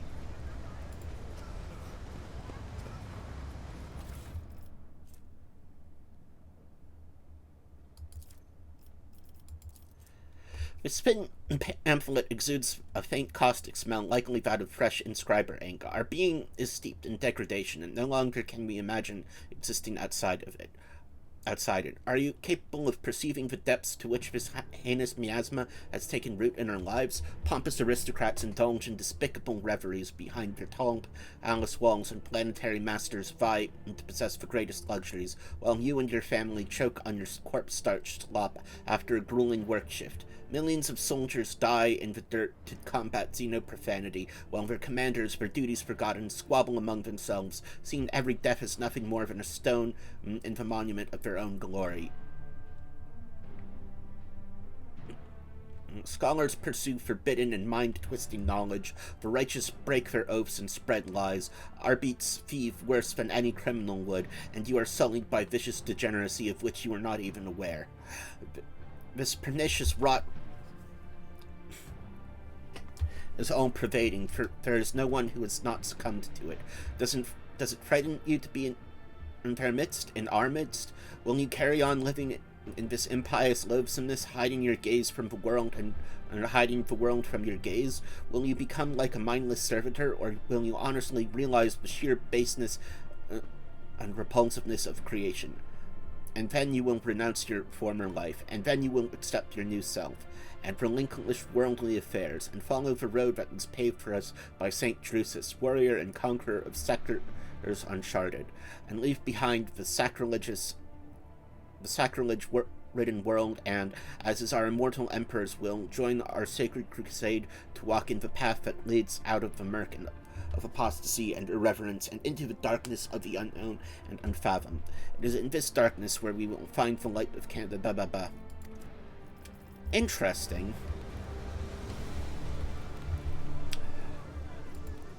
So after you discover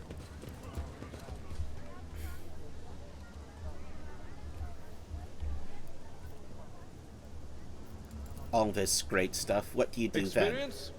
Nothing matters more.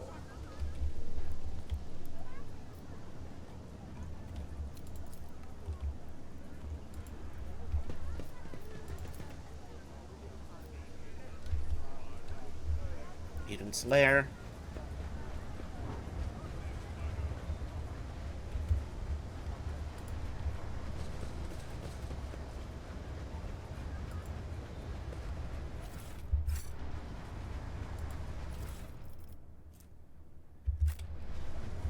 More Anver bullshit.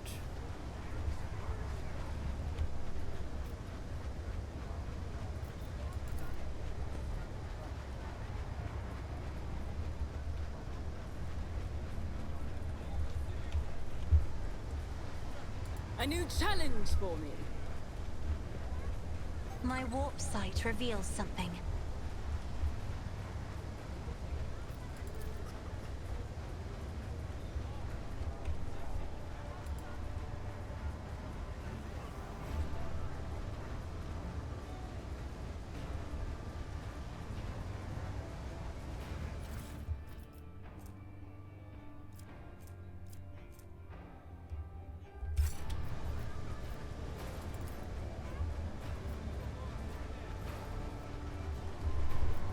I won't tolerate weakness.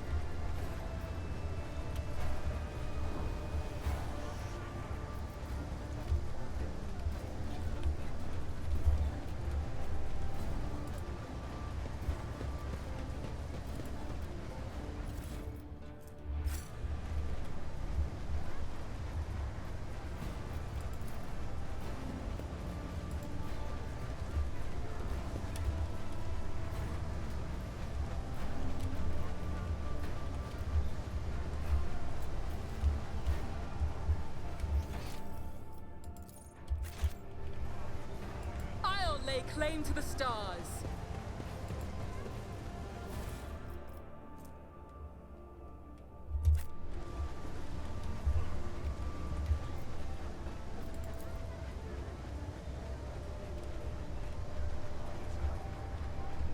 Oh, I went there, I think.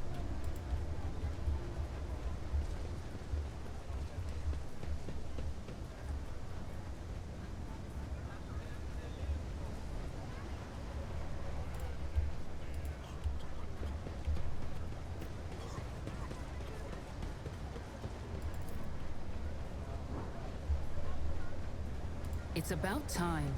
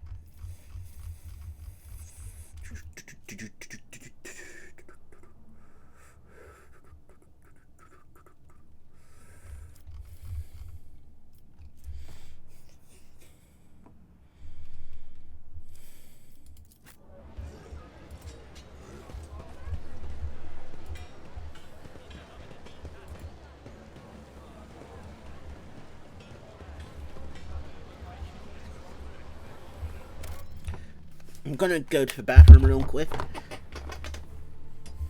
Then we'll be back.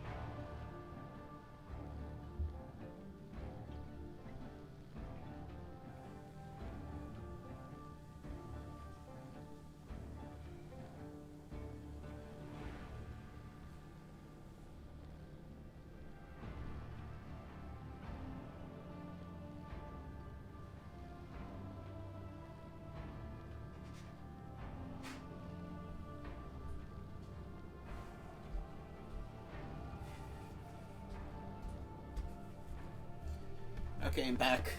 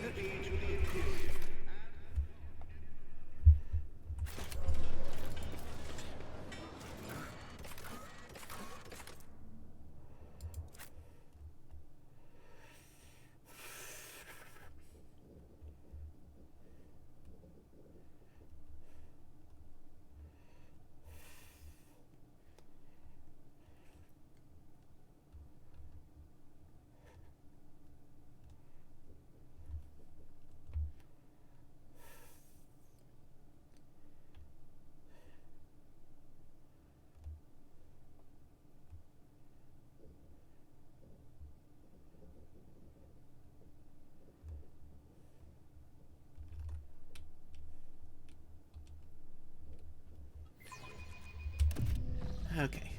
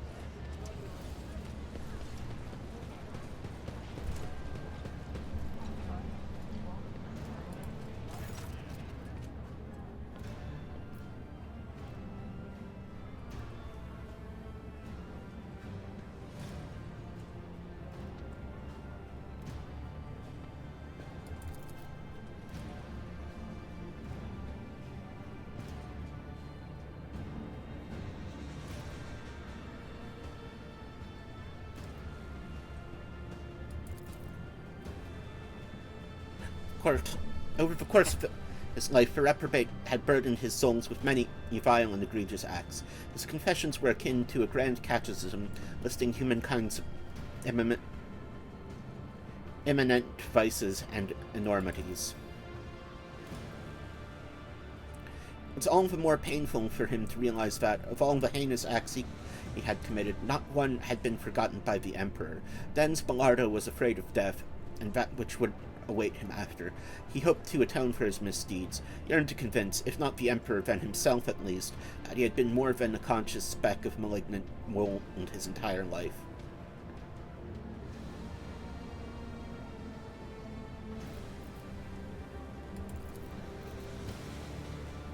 May the soul of Denz Ballardo, the Emperor's unworthy servant, one day be cleansed through suffering.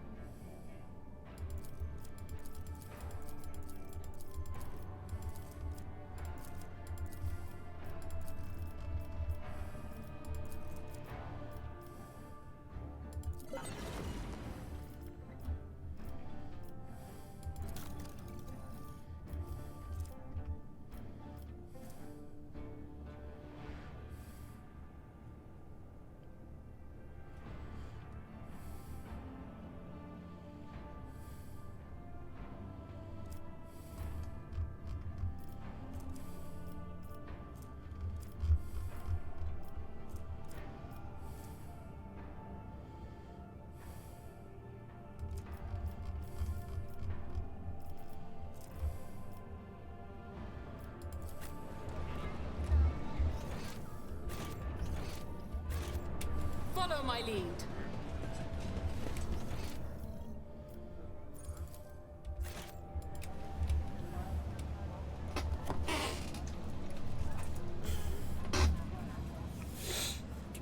Dude.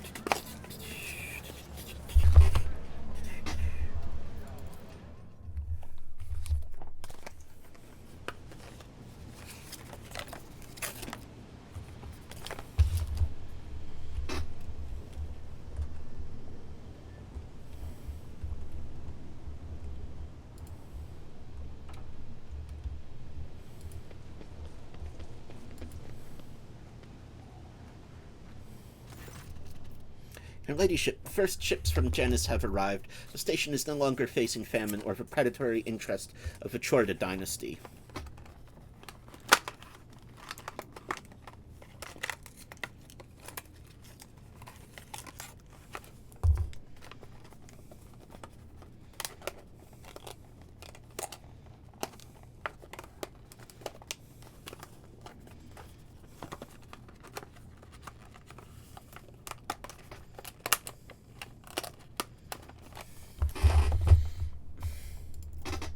I'm glad to have found such a generous and reliable patron. Naturally, your protectorate can count on footfall offerings with special consideration I promised you before.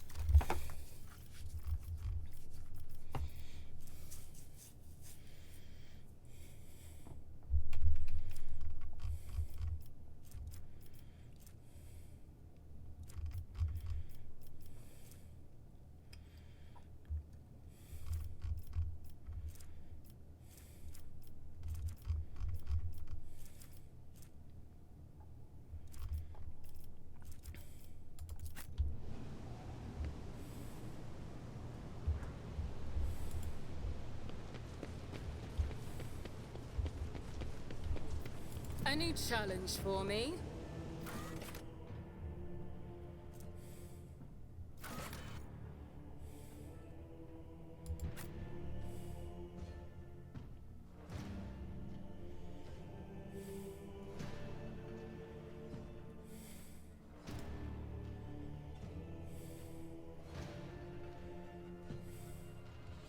I'm gonna see if I can get more melted charges.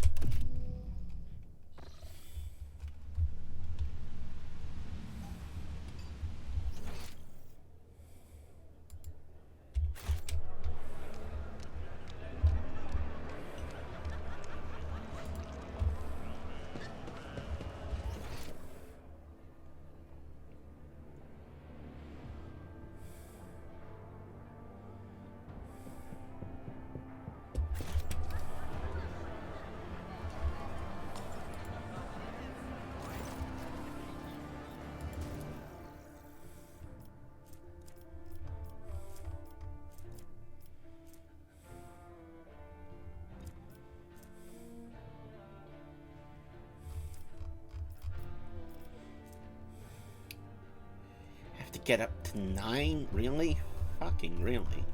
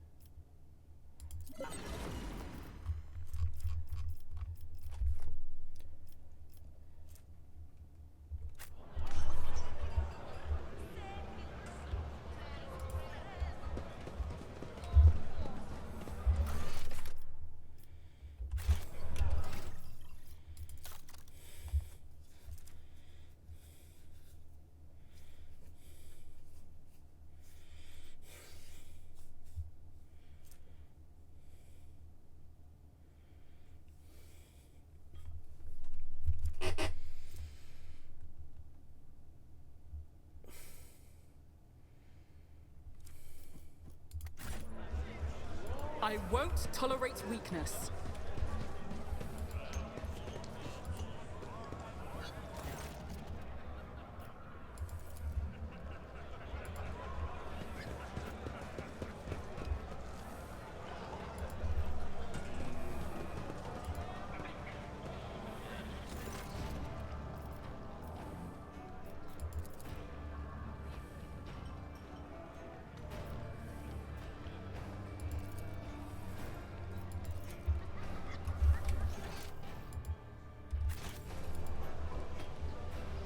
Okay, back to the ship.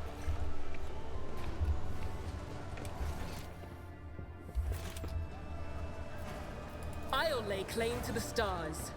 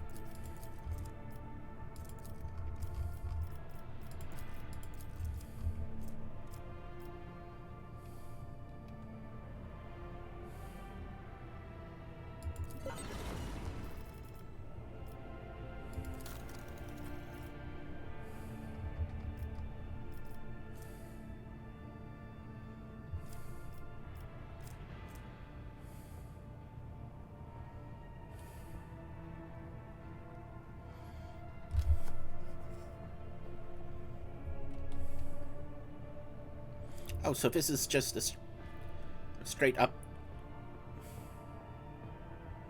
upgrade. Okay.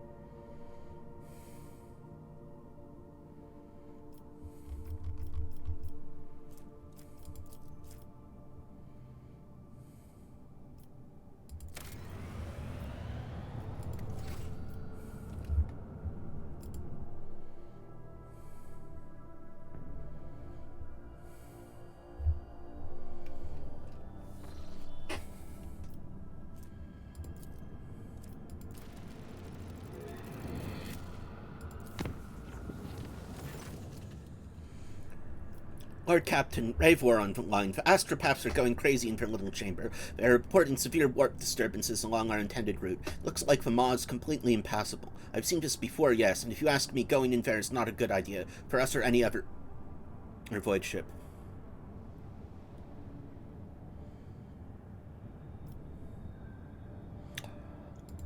Let's go with one.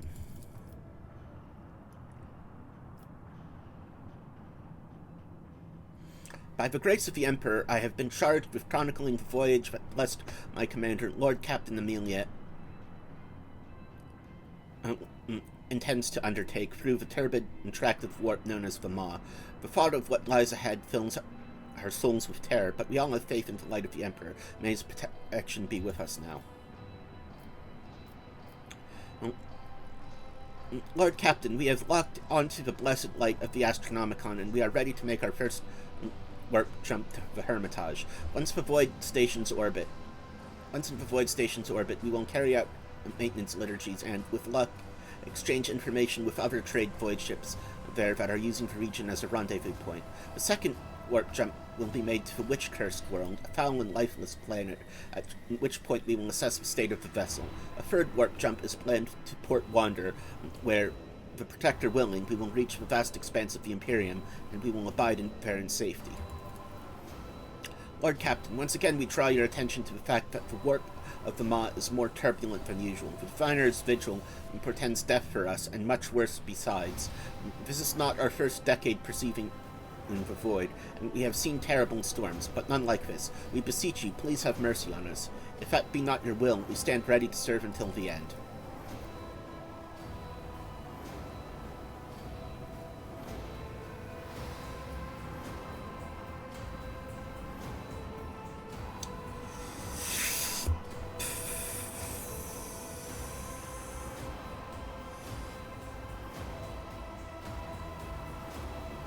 They are really telling me not to do this.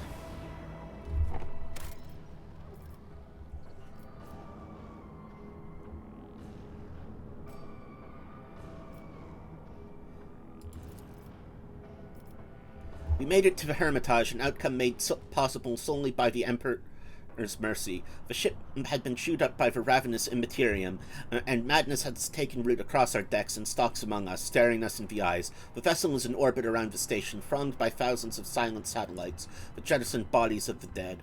I spent the entire jump in the murky depths of the astropathic choir bay, where acolytes of the ship's surgeon walked back and forth in silence. After singing the healing liturgy from beginning to end, they marched among the psychers who had been medicated into unconsciousness. Any psycher who awoke, often with howls of horror, was quickly pacified with a sharp jab from an electrified baton. But my attention was wholly captured by Adira Talas. Gripping the shoulder of each astropath in turn and staring into their eyes, she compelled the raving psychers to collapse with a visceral cry, curling up on the deck with all thoughts of resistance gone from their mind. How many did she save? How many would have perished without her? Every moment now I hear the voice of the vehement ire. It is the voice of the Angel of the Emperor. It is so ferocious my very blood fears it, fleeing my body through my ears, eyes, and nose. The angel bade me compile a picked chronicle of the horrors recorded by the servo skulls in the ship bays. May whoever finds it know the torments we suffered before death.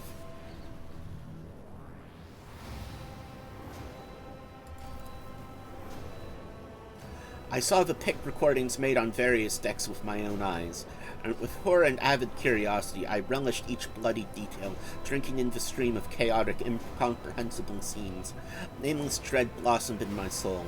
I saw a bloody massacre in the Engineerium, and people armed with tools bashing each other's heads in. I saw a deck of violently convulsing bodies covered in layers of mold and sprouting grotesque fungi. I witnessed a crowd of crew members walk toward an opening airlock with mindless, exultant smiles on their faces, and be caught a moment later on a wave of air and wrenched out into the cold embrace of nothingness.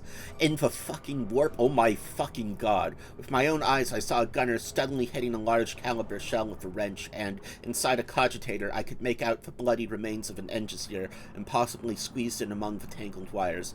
So much horror, so little hope. Reports from the Engineer deck. My lady, it grieves me to report the demise of 27.61 of the blessed machine spirits entrusted to my care. Reactors 2 and 3 required expedited burials, and the deck's crew held a vigil in their memory. The servitors have logged at least 11 breaches in the hull exterior, and at least 3 in the hull interior. With my lady's gracious permission, I will endeavor to save what can be saved. The Omnissiah knows all and comprehends all. I don't know how they haven't gone crazy yet, sitting in the middle of this warp storm. There are around 1,000 people here, a few hundred outcasts and anchorites living permanently on the station, and the crew of a trading vessel that barely made it as far as Hermitage and won't be departing ever again. It seems they spend whole days sitting under their crystal dome, praying, eating in ration packs, and watching as reality loses its mind. They say the Emperor will protect them against the coming tempest. Of course they do. He's the only thing they can trust in now. For them, there is nowhere else to turn. We offered them passage on our ship. Not one said yes. Bad, all of them.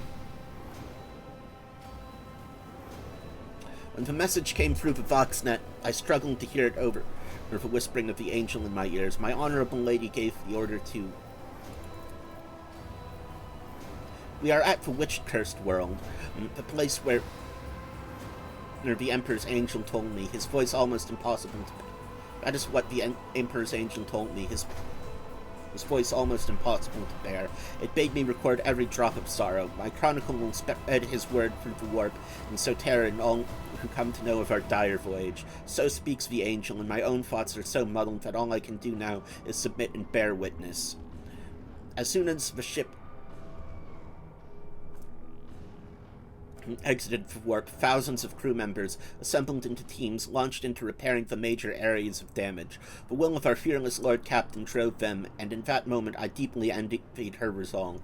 The Lord Captain's honorable companion Heinrich Van Calix personally led the ship's hands to the most seriously damaged decks. First he admonished the cowardly crew members who refused to do their duty, and then he banished the fear from their hearts with a single shot. Verily, the man's mercy is great indeed. I left the astropathic choir bay and spent this jump in the navigator's sanctum. Though the number of casualties was high there, many managed to survive, including me. Furthermore, when the malevolent tentacles of the warp reached into our souls, and a bloody inscription in an unholy language began to appear on the bulkhead, the Emperor granted me the blessing of bearing witness to a miracle. Sister Argenta, entirely undaunted, marched up to the bulkhead and erased the words with a fearless swipe of her hand. She turned to us with a smile and said, "It is only blood. Do not fear the Imperium, for its nightmares are nothing before the Emperor's light." In that moment, I had faith that all was not yet lost. Today, I believe I was mistaken. The losses and damages are enormous. They say there was a mutiny. Master Helmsman reports that the odds of surviving another jump forward are 0. The odds of a successful jump backwards are also 0, but second 0, slightly less definitive. Internal systems are failure.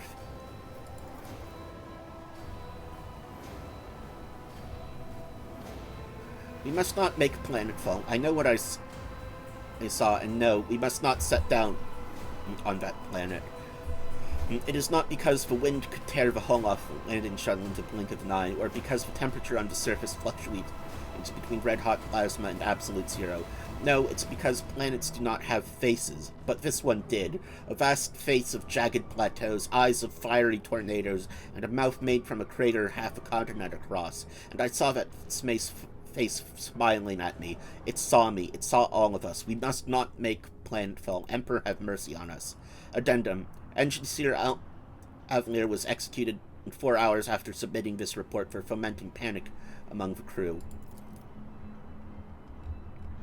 The Picts chronicle recorded by the eyes of serval skulls made my heart stutter. In horror, I watched as a crewman who seemed perfectly healthy struggled against shackles pinning him to an operating table, and a group of doctors whispering excitedly among themselves drew their steel surgical instruments and eagerly he began cutting into his flesh. I cried out as I watched Enchasir's burning holy incense and chanting prepared to awaken the plasma generator's machine spirit. A young acolyte, his heart wavering, accidentally disrupted the liturgy, releasing the motive force into the power circuit before it was time. My poor eyes were blinded by the white light of explosion. After that, I was silent, for that was the only way I could continue to watch. Technomats in dirty coveralls eventually poured chalices of blood onto the base of a macabre tree, a weapon pointed upwards, its supports outspread like branches. And hanging from them like ripe fruit were the body of the bay's officers. After tossing aside his discharged lasgun, a priest brought his fingers to his bleeding ears and then daubed the crimson words on the bulkhead. "Don't listen to him. He is no angel." Who was he talking to? Me? Scarlet roses, their buds bleeding, were growing through bulkheads, which were covered with patches of rot. Crew members in black uniforms incinerated with them with flamethrowers, weeping black tears and roaring with maniacal laughter. A string of people silently entered an airlock above which was written Hangar C-11-2 and were lost to the darkness. As the Deputy Ardo Artifacts, I know the ship's layout well. There has never been a Hangar C-11-2. The unknown has touched our vessel, it has taken root, and now we are all in the clutches of the Immaterium. Lord Captain, the crew of the Navigator's Sanctum has virtually lost the light of the Astronomicon. Our only hope is to retrace our errors both in our thoughts and in our pain. Save us or lead us to our deaths. We will follow you no matter what. The rousing speech from the Lord Captain, which was broadcast over the Vox system, inspired the crew, who promptly broke into teams to repair the primary systems. The volunteers all departed, were later lauded in prayer.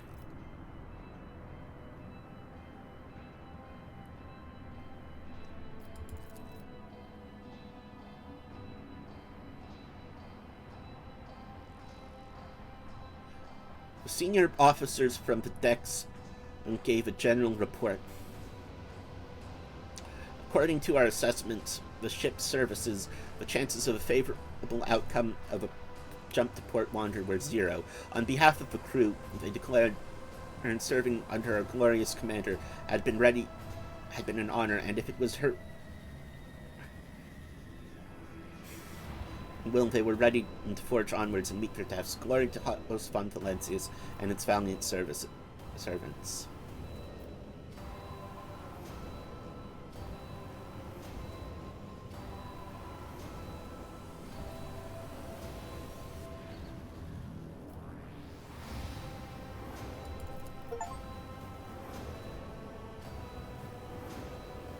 God fucking damn it, they actually, the mad bastards. Huddled next to the Voxcaster, I, First Deputy Cardo, are... The Voxmaster is dead, virtually everyone is dead. I am disregarding the sacred Vox system and protocol, scream my dispatch over and over. All Imperial vessels, help me or dying.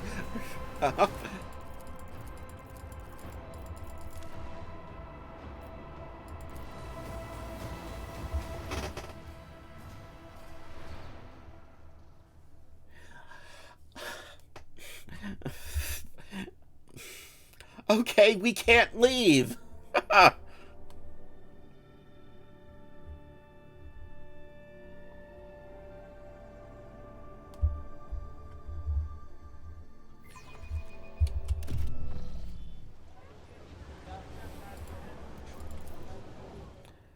Okay, note to self.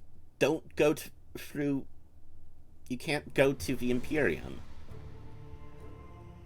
You really are cut off here. Okay.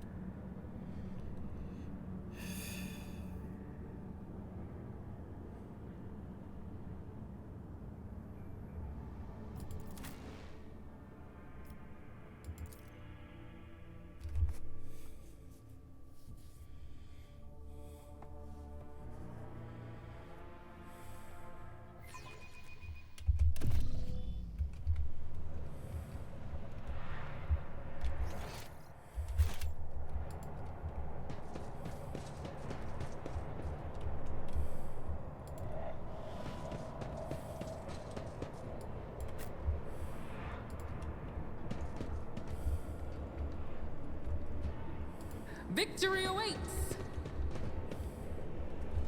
Not going to the Greater Imperium, it doesn't.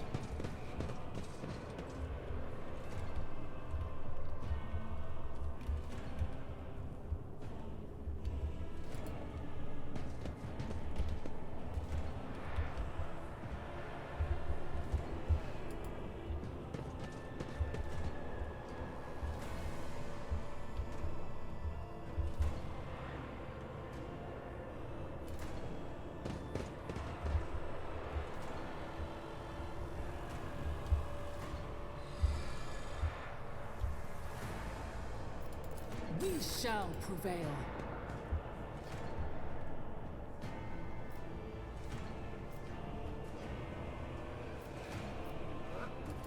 You are in the presence of House Orcelio.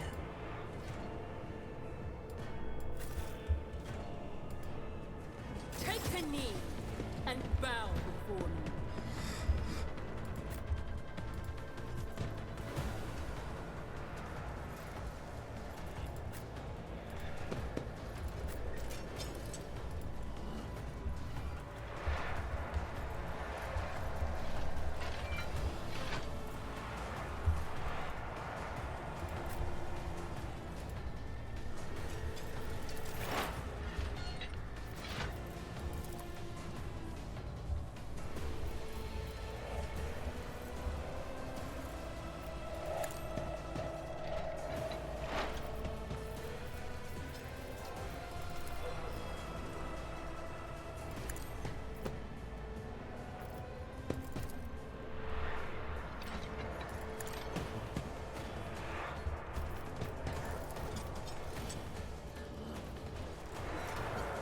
I don't have time for this.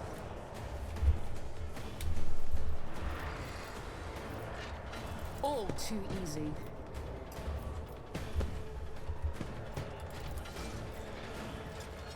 Not a problem. Another clean strike.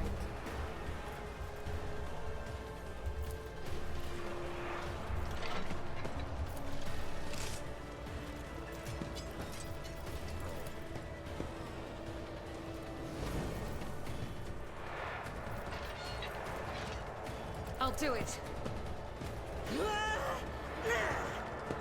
Faith without deeds is worthless.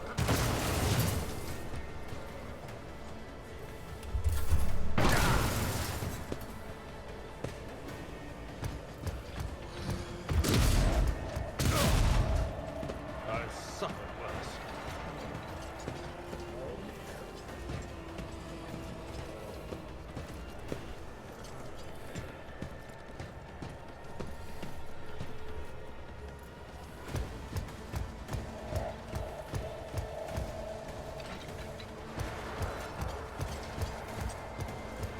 Maybe I shouldn't have split my forces like this.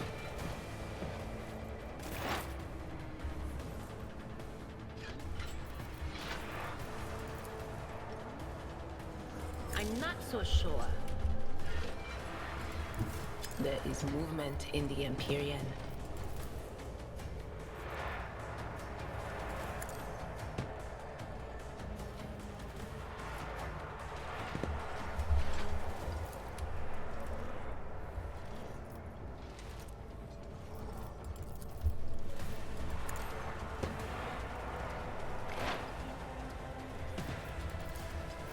On it.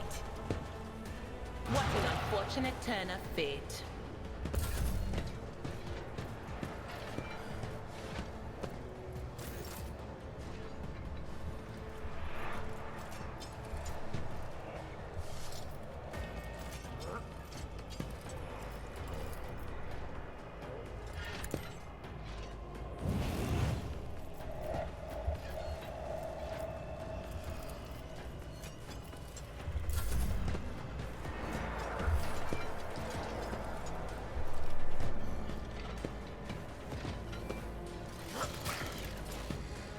Brace yourself, Abelard.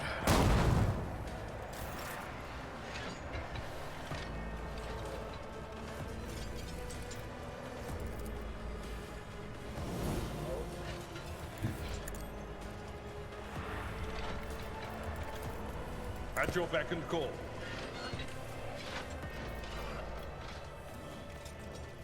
I will do my duty.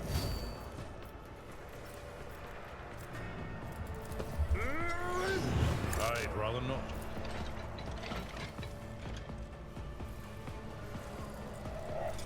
At your beck and Okay.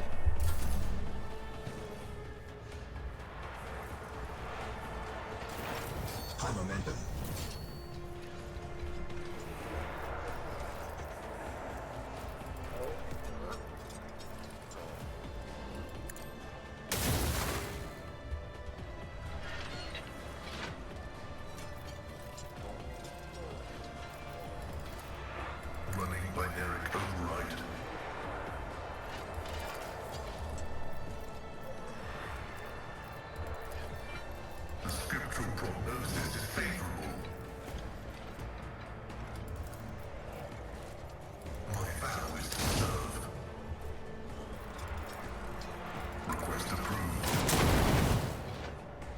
Okay.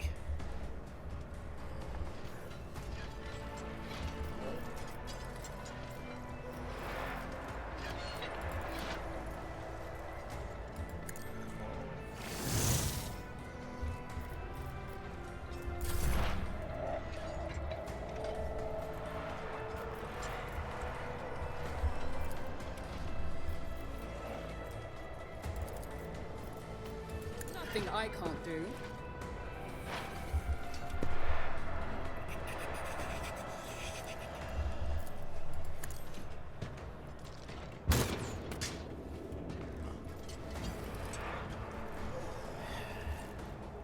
Not who I wanted you to hit, but okay.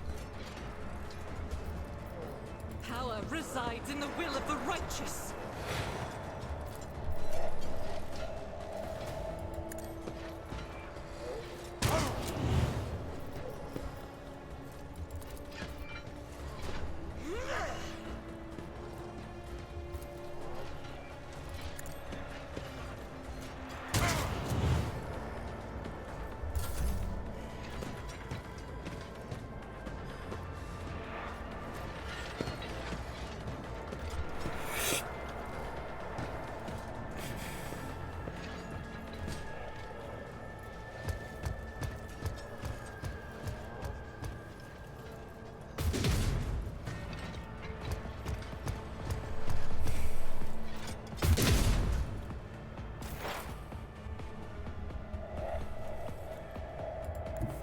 They who discern the future own the battlefield.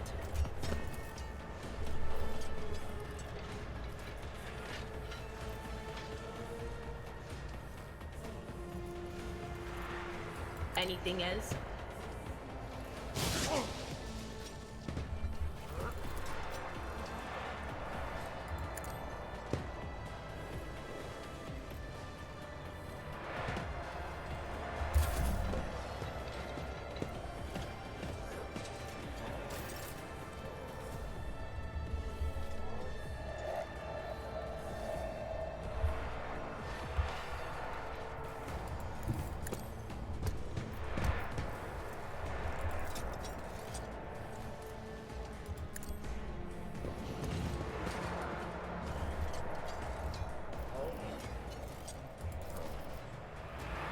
I'm not accustomed to being ordered around. If I may,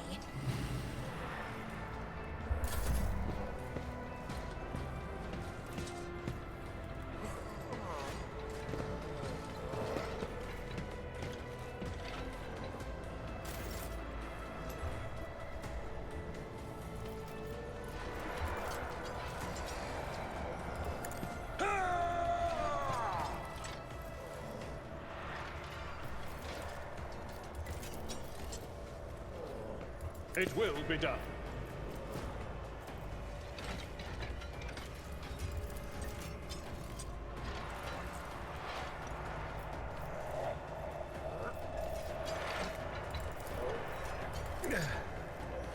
The healing is much appreciated. At your beck and call.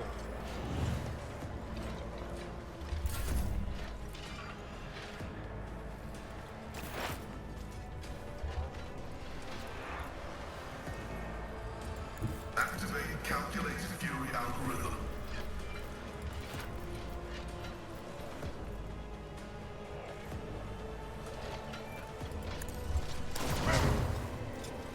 Okay.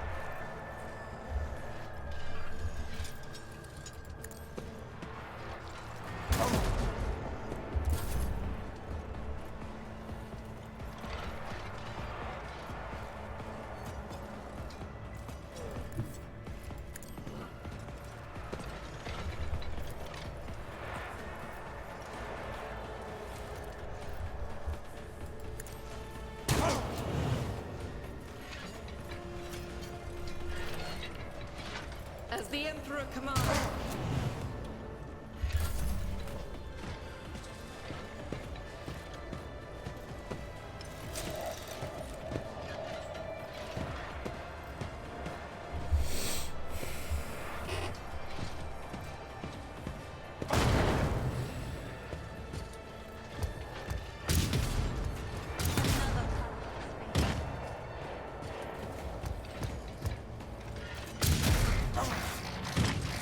Oh, fuck.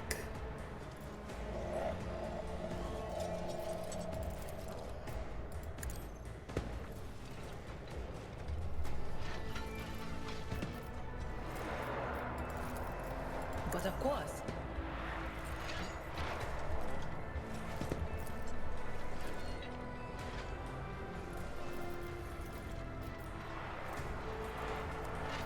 Will do.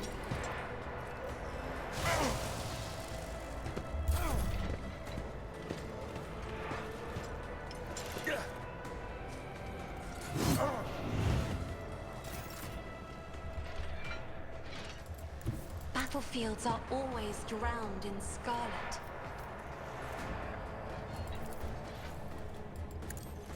Grace, at least.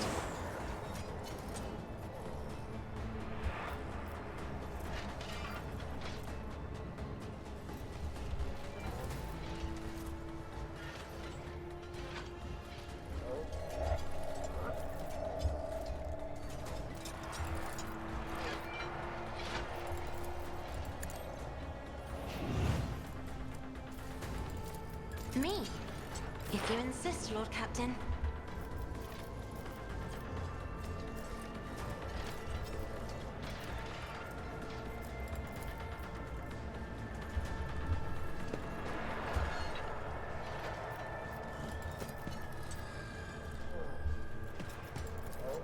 On it.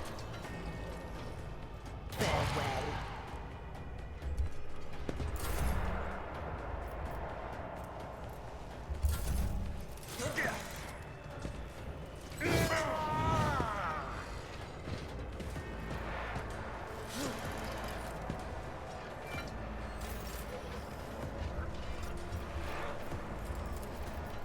Indeed.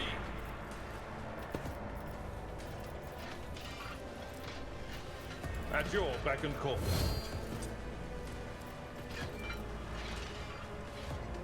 I will do my duty.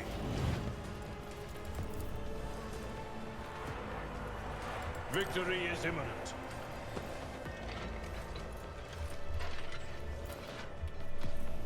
Indeed. Target well struck.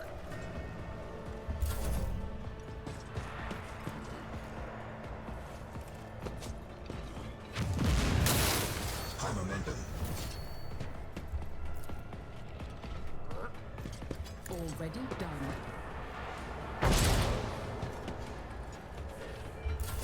None can escape the Emperor's judgment.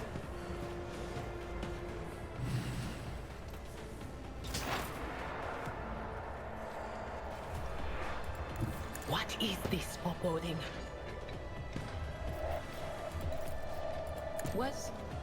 Was that you? What an unfortunate turn of fate.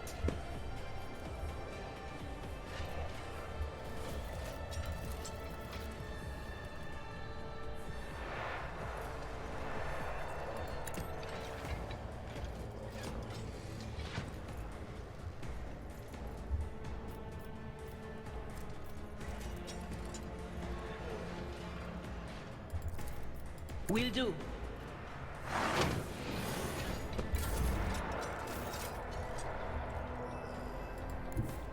Emperor, give me strength. Isn't this a job for the serfs?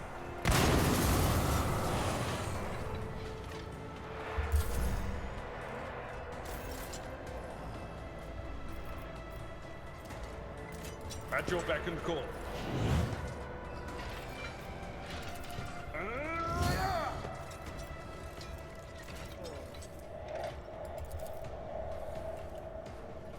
It will be done.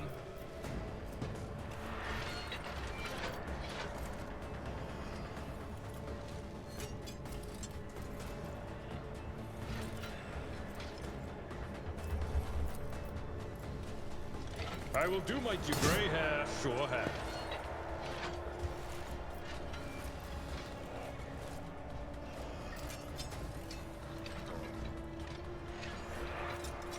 No matter the cost.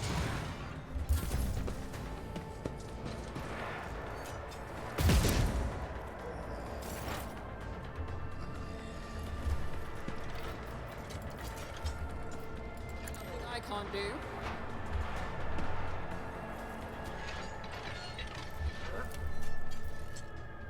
All too easy.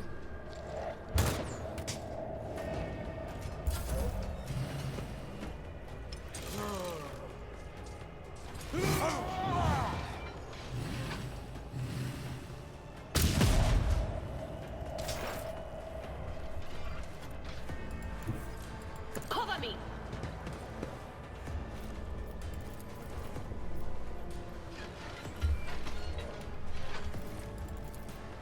Anything else?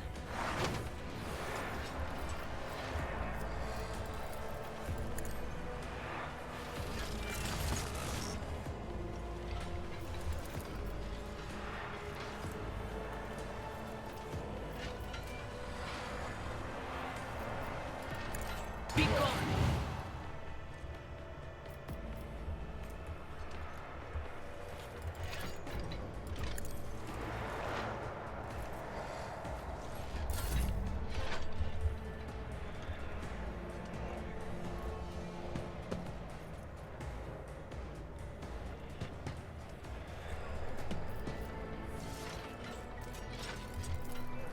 I'm not accustomed to being ordered around.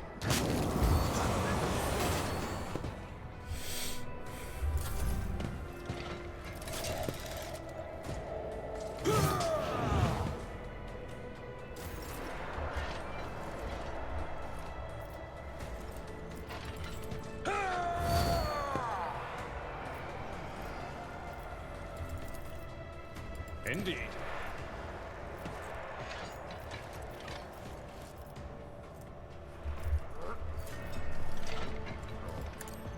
Reduced to dust!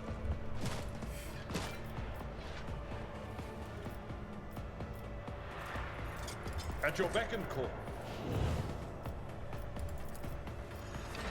It will be done.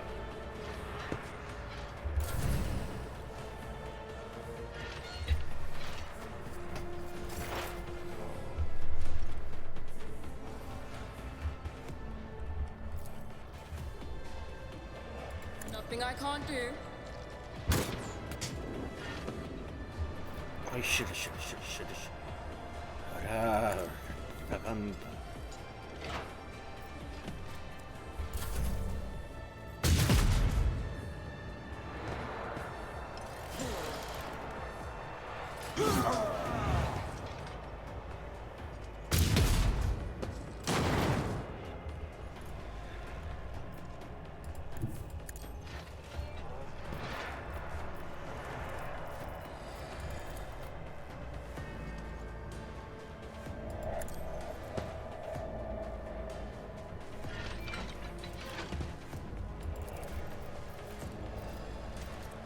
But of course.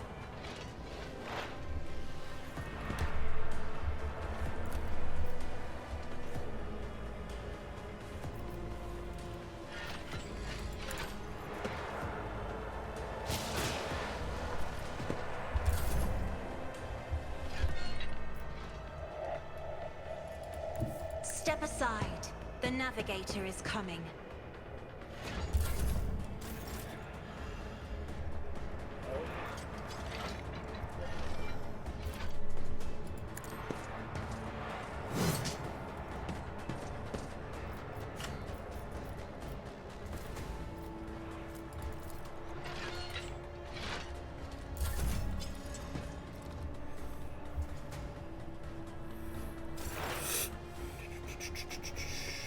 Already done.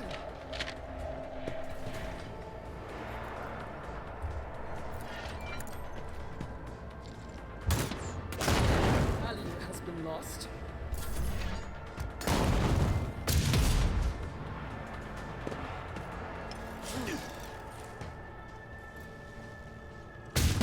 Pain hand in hand.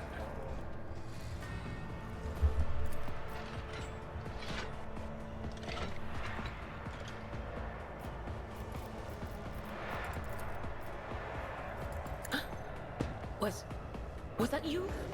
Or...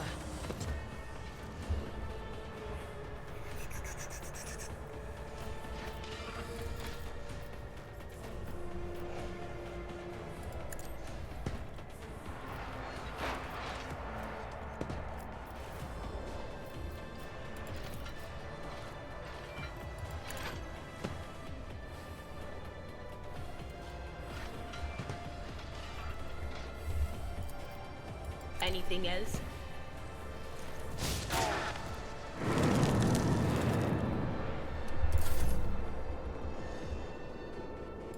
I have read tomes of military tactics.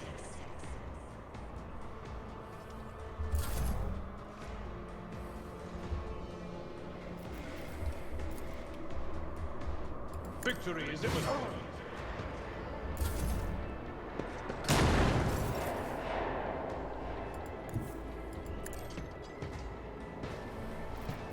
Suits my purposes.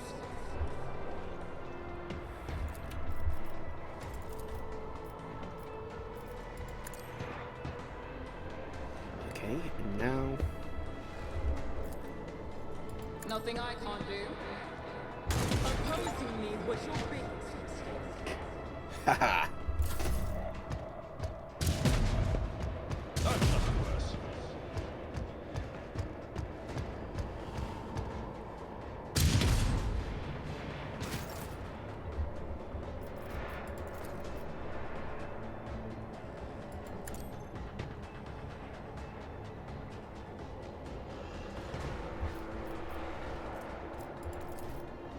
Will do.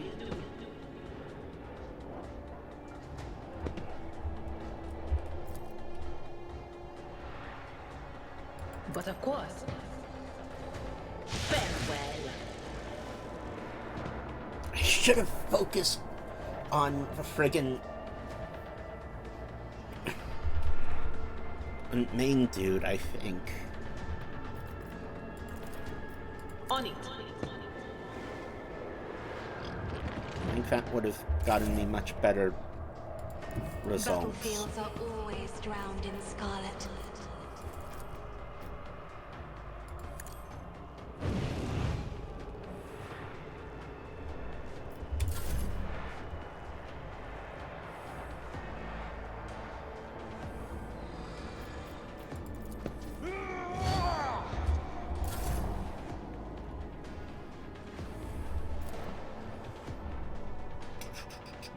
I'll pass.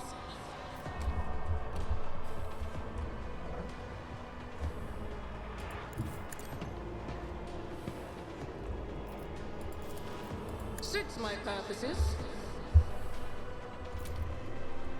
All too easy.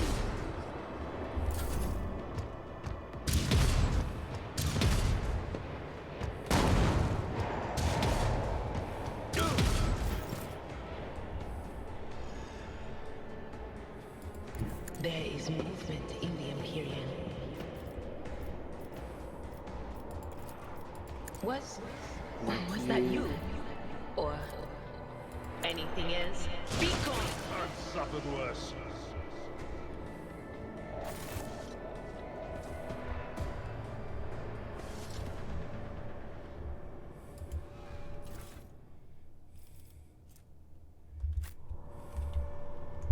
Follow my lead.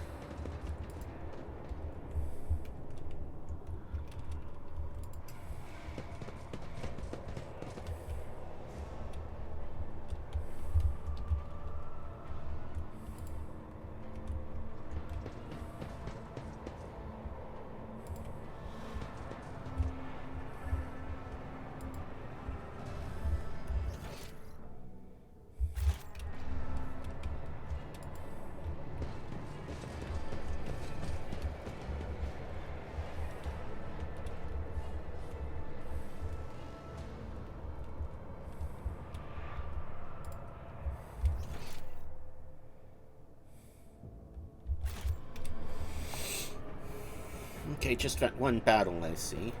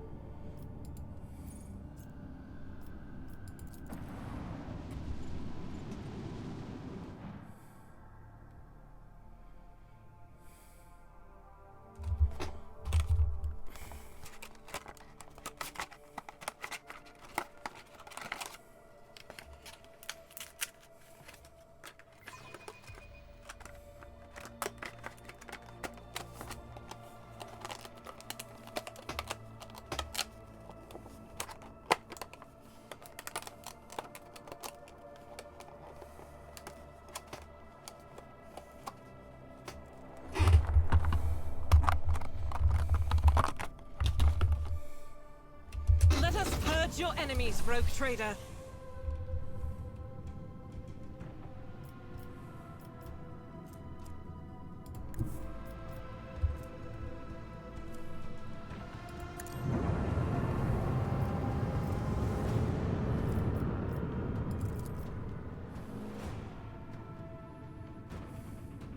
Bleed them.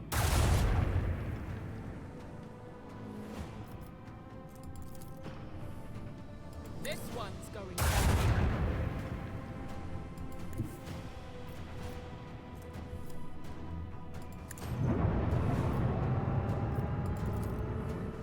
Fire right now!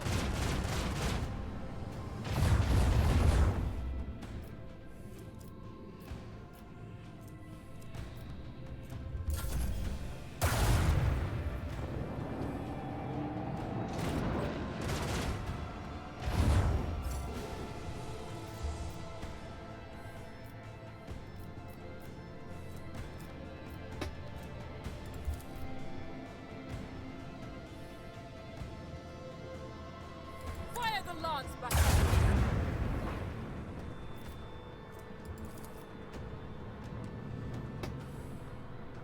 Macro cannons volley! The impure tremble. Onward!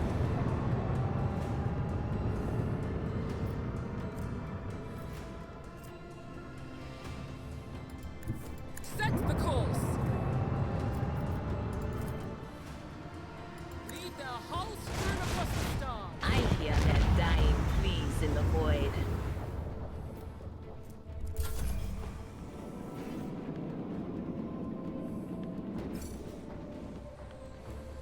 As it should be. Nice.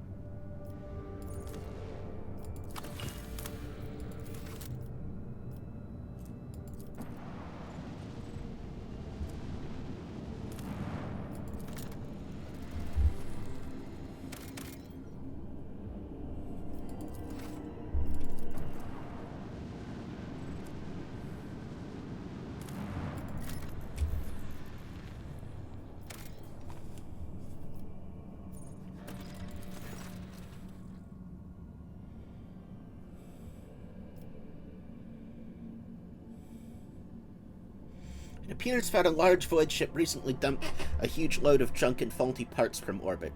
The debris that did not burn up in the atmosphere is now blocking the flow of a mighty river. This dam is causing the river to overflow, flooding the nearby valley. A herd of large, toothed rodents has gathered along the riverbanks. If these animals lose their usual habitat, they are doomed.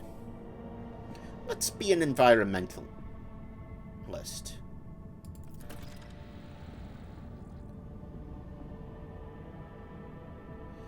Takes many planetary turns and hundreds of crew members to remove heaps of trash and unclog the river, letting the water flow freely once more. The rodents run back to their pastures without so much as a backward glance at the people who saved them.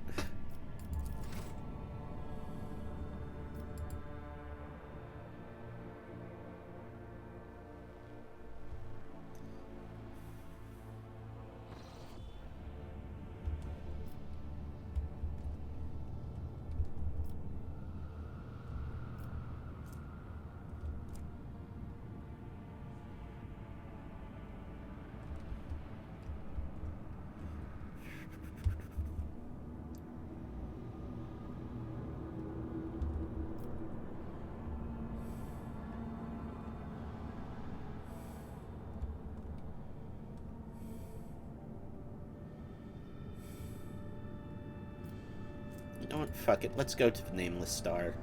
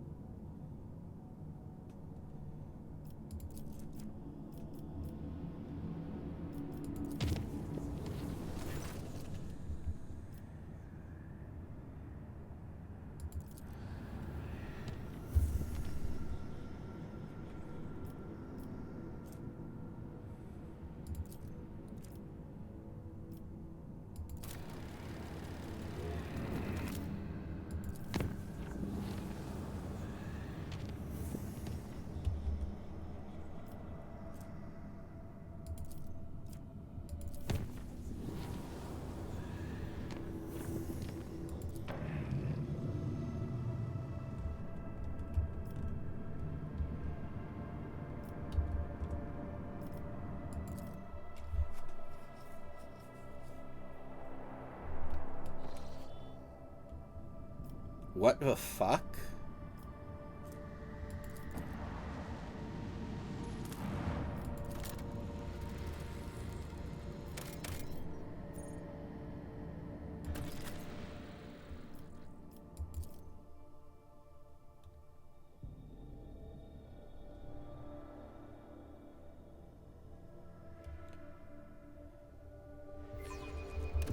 There is some very scary warp stuff happening nearby. I will endure. Stop None mocking shall stand me. in my way. My prescience has failed me. An old Imperial bunker. Ah, there are some on Dargonus too. A good place to hide. The massive door is dotted with small chips, scratches, and bullet marks. There's no signs of hinges, levers, or anything resembling a lock yet.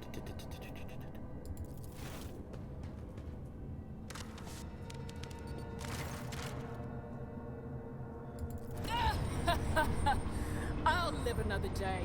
A new challenge for me. I'm not injured. I'm enraged. Mummified corpse has his arms outstretched toward the exit. Broken respirator with feet.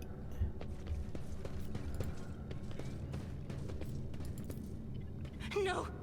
These ruby flashes are Before choking you, me. it was an ancient but wholly typical console intended for use by people not trained in the mysteries of ministering to machine spirits. The cogitator is completely silent, but as you approach, you sense the warmth emanating from its metallic casing.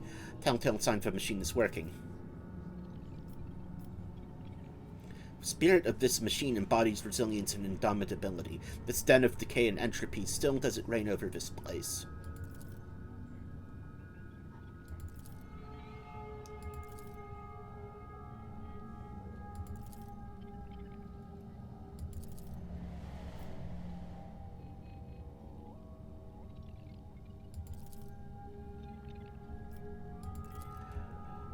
Well, good thing it didn't give me that rope to hang myself with. Enjoy your luck while you still draw breath.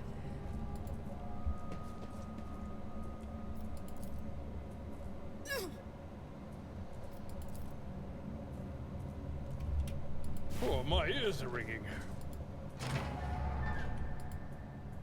That was insulting. Decontamination. Curse you, miscreant! I'll lay claim to the stars. How dare you? Stop it!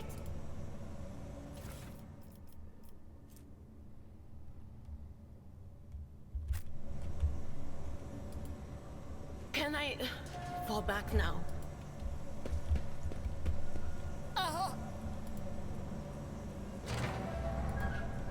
We should deal with this. My prescience has failed me. The Emperor favors me today. Pain and duty go hand in hand.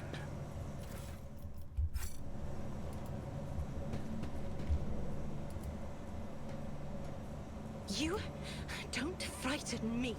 Operation successful. Enjoy your luck while you still draw breath. Hold fast, the star allies are with us. Mocking me.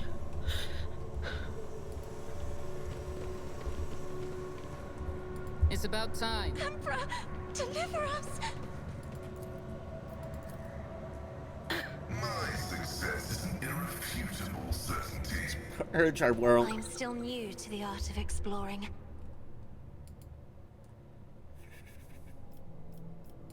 Sins hidden in the heart turn all to decay. Onward!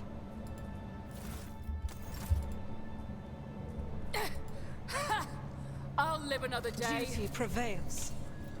My faith shields me. My prescience has failed me. This Emperor, deliver us! is blessed with multi Doomsday weapon, okay.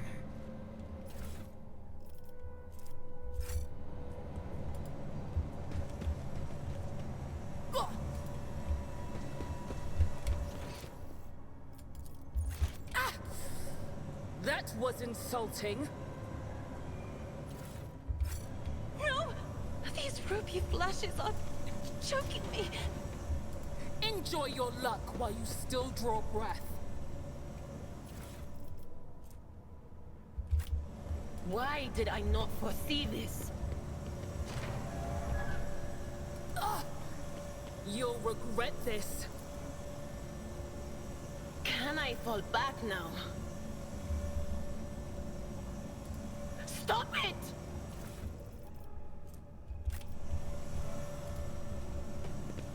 See, right there. They fear to look at me because of my appearance. Brace yourself, I Abelard. fear to look at them because of their rotten-colored souls.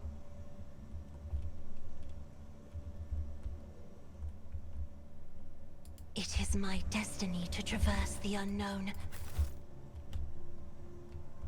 I won't tolerate weakness.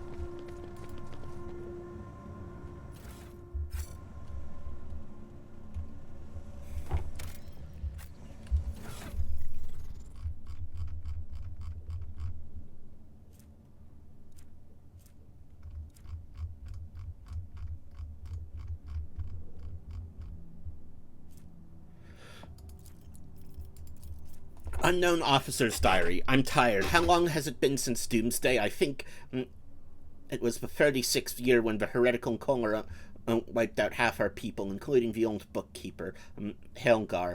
Time has stood still for us since. It was so long ago, and what a convenient solution to the overpopulation problem. The commanders think we brought we bought this coincidence. Morons. Still, when I look in the mirror, I see my father, the same wrinkles by the eyes and gray temples, which means that I'm over 60, and we've been underground for longer than half a century. No sky, no sun, no joy, and no hope. If that damned propagandist scribe tells me one more time that I must not lose faith, I will make him eat his own tongue. Sure, we were once so certain that we had won. The weapon of a great ally boggled the mind. I still remember how the skies shook before me and my and father were evacuated to this wretched bunker. But where has it led us? When I took over my father's post at the comm station, I learned that we had since lost all contact with other PDF bases. Planetary Defense Force, I'm assuming, and the stars respond to our calls with silence. These days we don't hear any bombs landing outside, but things are still restless in the old bunker. First a water purifier failure, then a fire in the Medicae unit. Rats chewed holes in the exposure suits, and now we can't go to the surface anymore. Are these accidents, or have we had a saboteur in our midst all these years? I'll keep an eye on the troops. I don't believe in miracles, but we still have enough supplies on the lower levels to last us another 50 years. Or so. If you all can finally sort the air duct problem, that is, next time we meet I should ask how the repairs are going. Well, I think they might be going badly, to tell you the truth. My prescience has failed me. Pain cleanses the body. I better myself through my service. Emperor, deliver us. Winter Scale Dynasty, okay.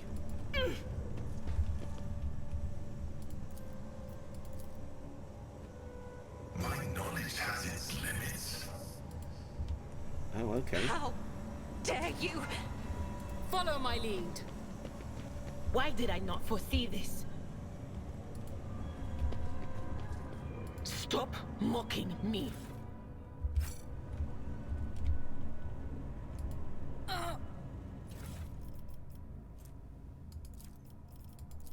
348 years ago, our ancestors arrived on this blooming world, built the cities from the manufactorums, and founded the here society free from heresy and fear. But the immortal emperor of humanity, Warden of Light, saw fit to test our faith. A great war tore open a rift between our ancestors, dividing them into two factions and turning the world into a boundless battlefield. Each day we fought the enemy so that our children could see the dawn of a new era, an era without blood, pain, and tears. Brave people, living and dead, paved with their bodies the road to our future.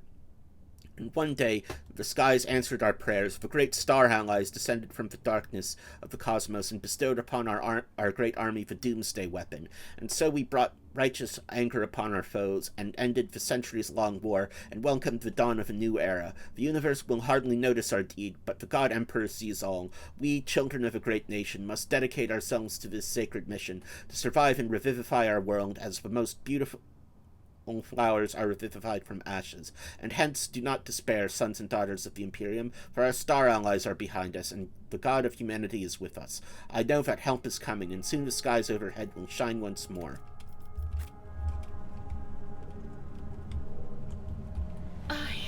My prescience has failed me. Emperor, deliver us!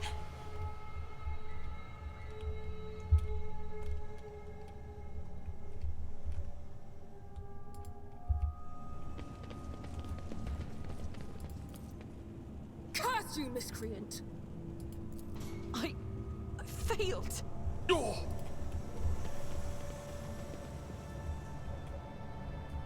Enjoy your luck while you still draw breath. I've suffered worse. The machine god grants me insight. No! These ruby flashes are choking me! Martyrdom is a reward. You don't frighten me! My success is an irrefutable That was certainty. insulting.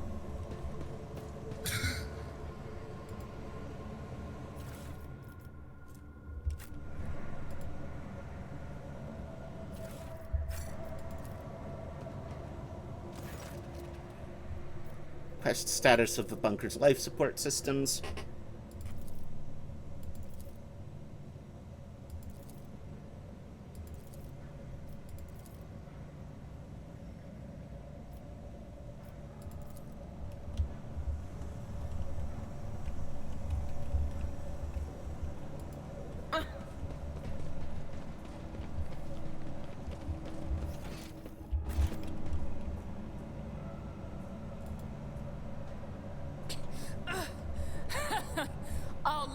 day.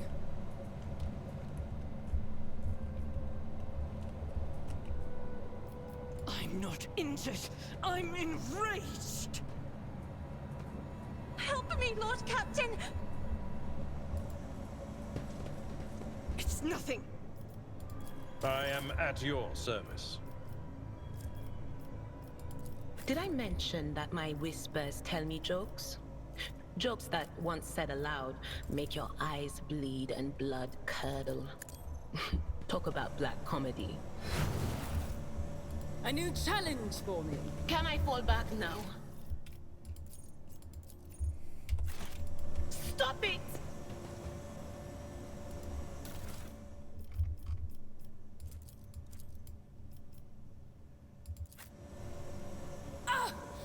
You'll regret this.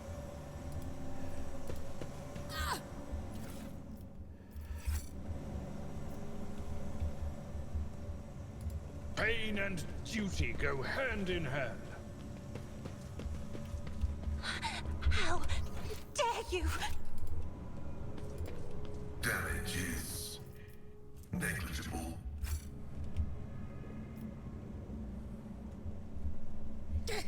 Curse you, you miscreant! I'll lay claim to the stars.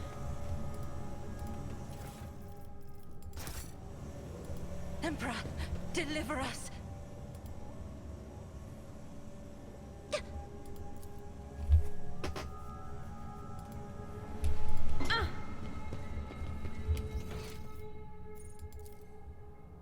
Ugh, my ears are ringing. I've suffered worse.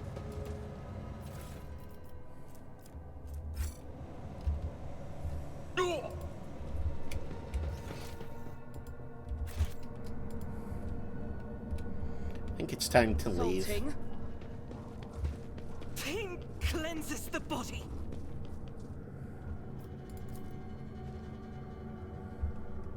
Victory awaits. Ugh, my faith shields me.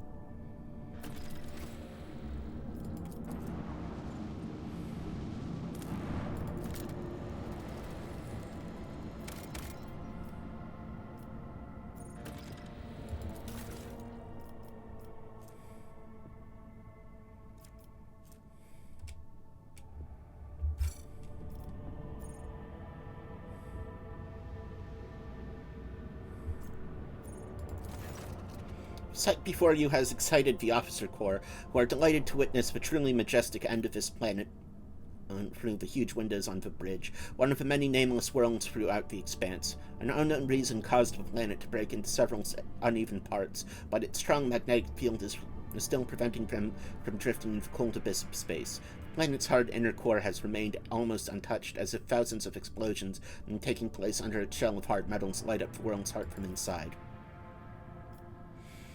The Augur crew detected several ruined extractiums on the planet's broken surface. Their analysis shows that somebody used to mine adamantium here, but abandoned the deposit after the catastrophe. Most of the machines are damaged beyond repair, but the tech adepts claim one of the complexes can be restored if a rogue trader has the required parts and equipment.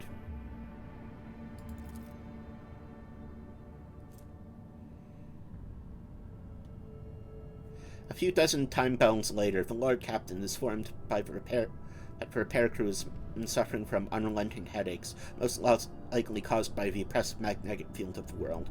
However, the machine has been successfully repaired, and the extraction of adamantine may continue if the Lord Captain wishes. Of course, the mine needs to be staffed with a squad of working servitors and a maintenance brigade doomed to endure the endless pain.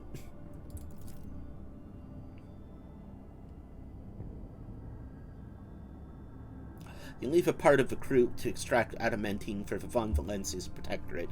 Those fortunate to escape such a fate fervently pray for the lives of their friends and family, hoping to find them in good health should they be reunited someday. Well, let's go full evil.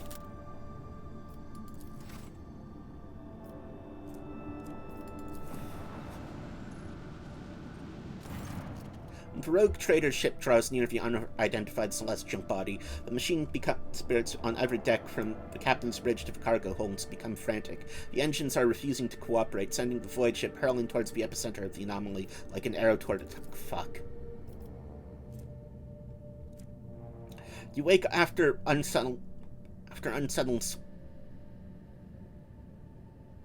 sleep. You are overcome with a strange sense of wrongness. The place is dark and reeks of body odor. Someone elbows you under the ribs and grabs you by the collar, spitting abuse. It is an enforcer patrolling the void ship, and she is clearly displeased.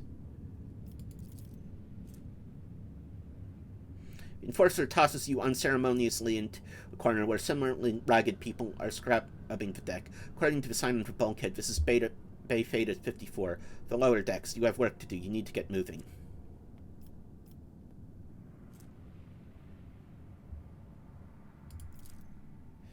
You've been studying the Enforcers for several cycles now, observing shift changes, trips to the mess hall, games of each side, and the aftermath of boozing sessions. On the fourth day, during the shift change, you sneak into their small room and find a voxcaster that someone left behind.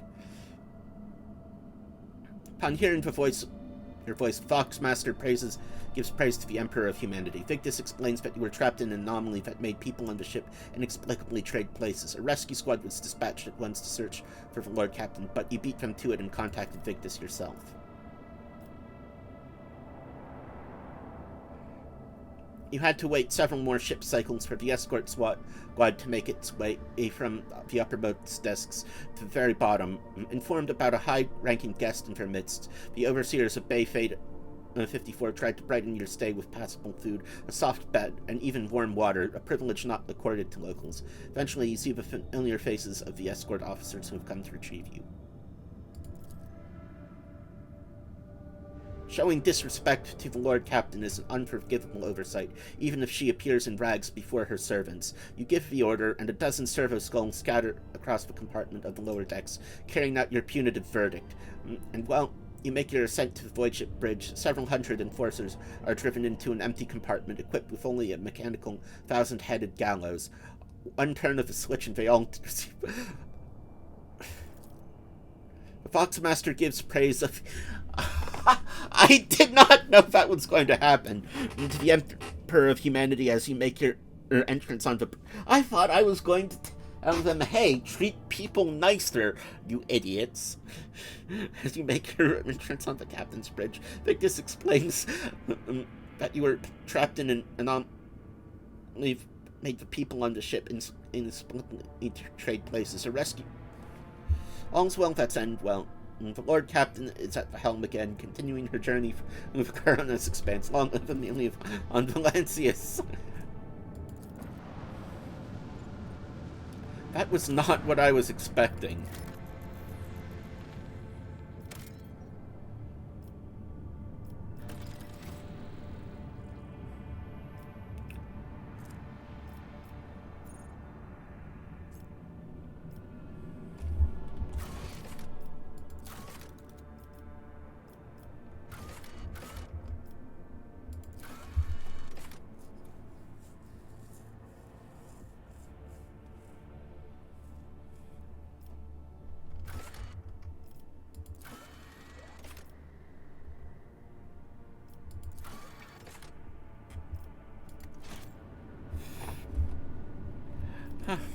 Well.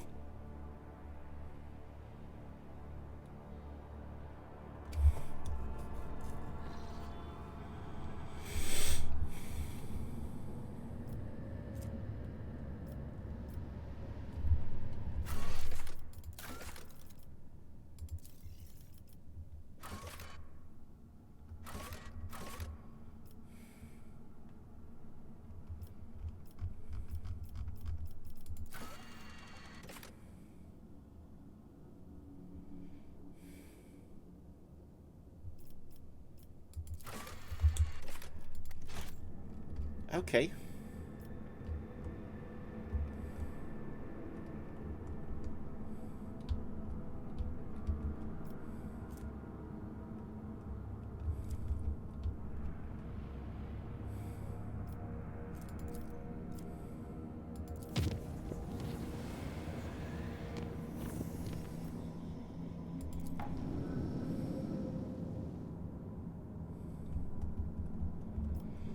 So this area is a dead end.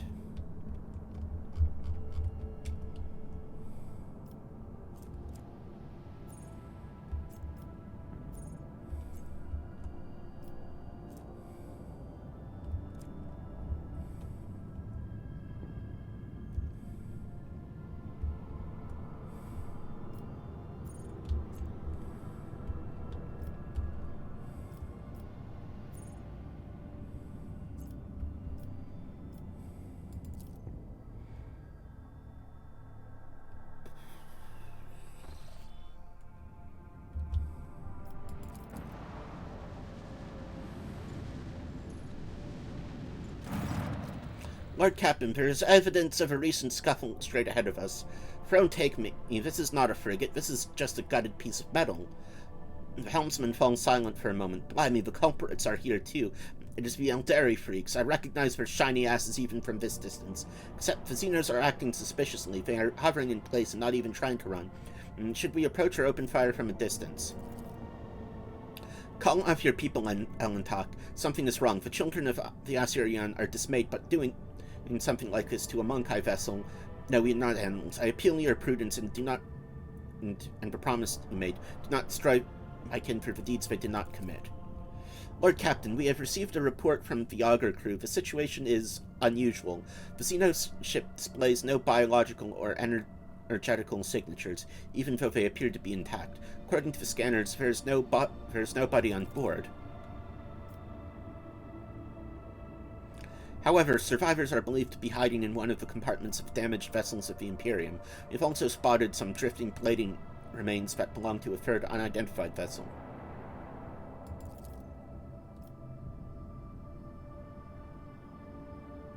Lord Captain, I am reporting that the hull fragments belong to the Trukari Xenos race, but the presence of their ships in the system at this time has not been confirmed.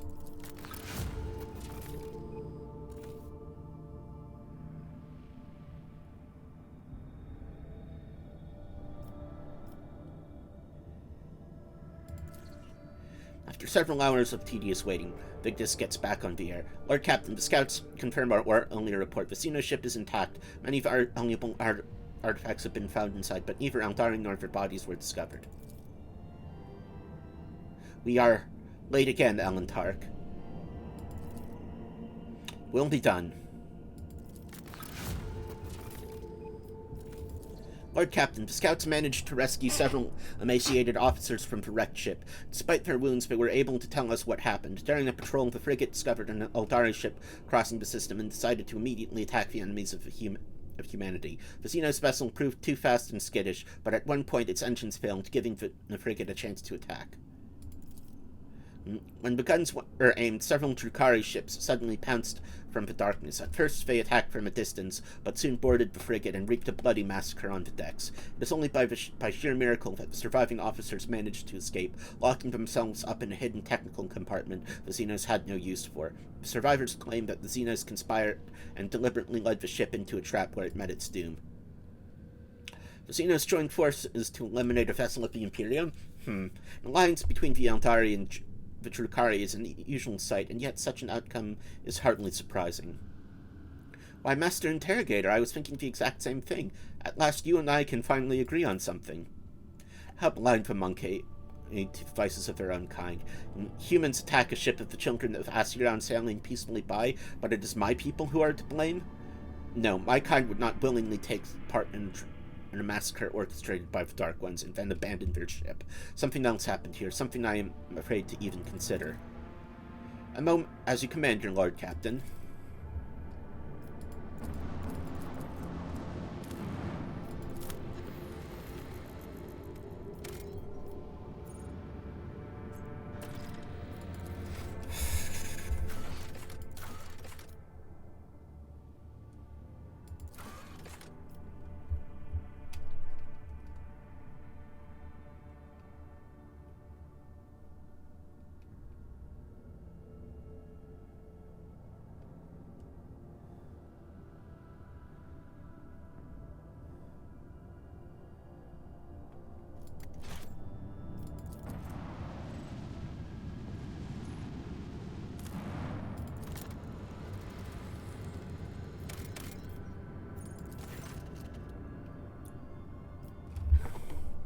cogitator screen highlights the shapes of several planetary buildings. The small settlement, the only one on the planet, is a Winterscale Dynasty outpost. After a lengthy descent to the planet, you are rewarded with a dismal sight. The entire outpost consists of long columns of uniformed bunkhouses, machine hangars, and a large headquarters topped with a massive antenna of an ancient Voxcaster. The binary suns hang in the sky make every object cast two shadows, a spectacle you find vaguely disturbing. The custodian and his people go out of their way to give the esteemed guest a proper reception, but their resources are scarce at best. The custodian shares alarming news. The outpost is highly dependent on various deliveries from the core Winterscale worlds, but 2 ships have already failed to arrive on schedule. The locals do not have an astropath of their own, so the custodian cannot determine the cause of the delays or request aid. The outpost will soon run out of food at this rate. So the custodian sends an urgent request for provisions. He's begging you for help, offering what little his settlement has in exchange.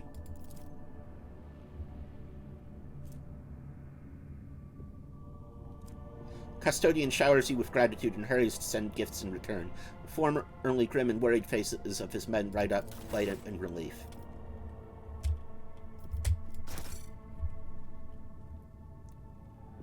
Return journey treats you to a rare and unexpected spectacle. An eclipse begins as one of the 2 local suns uncovers the other. You watch as the temperature drops, the lighting changes, and the double shadow vanishes. The 2 disks in the sky merge, forming a shimmering oval, and become one. Eventually, the fantastic event passes, leaving behind a vivid memory.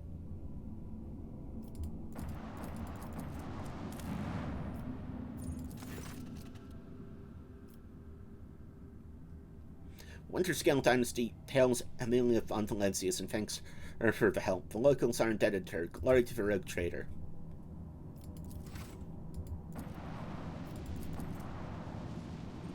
That's a little close to that sun there.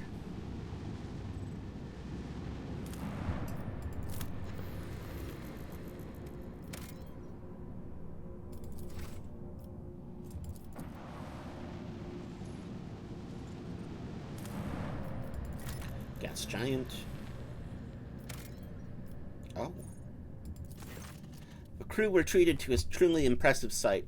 A colossal storm on the gas planet's surface. The planet's dimensions in themselves were mind-boggling, and then it birthed a tempest, the storm to end all storms, as the Lord Captain and her officers observed it from a safe distance through the bridge's huge viewing windows. Someone suggested giving it a name, and the Emperor's wrath garnered the most votes. Some in the crew believed the storm to be an omen.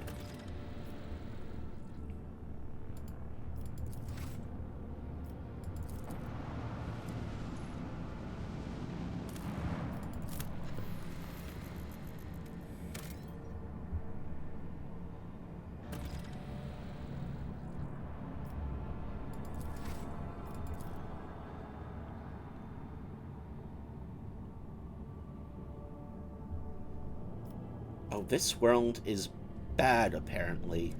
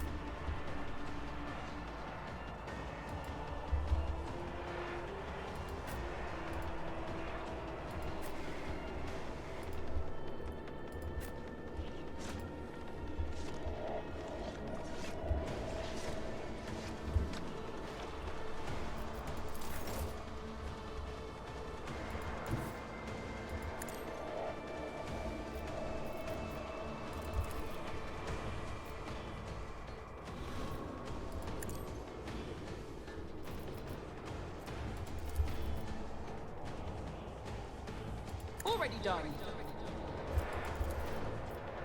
Not a problem for me. Suits my purposes.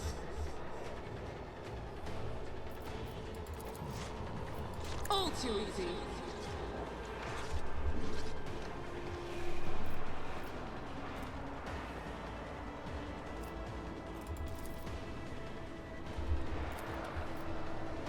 Suits my purposes.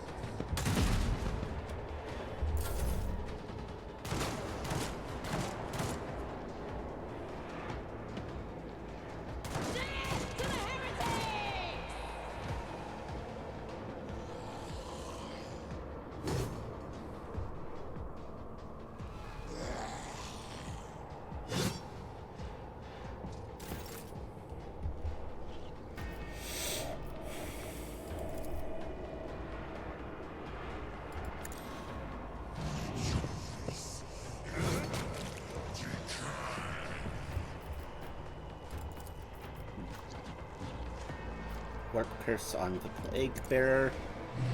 Now.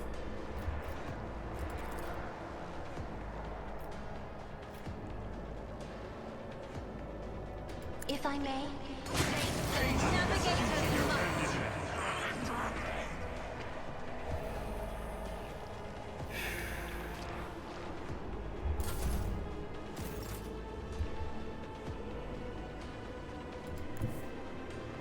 Rejoice in battle!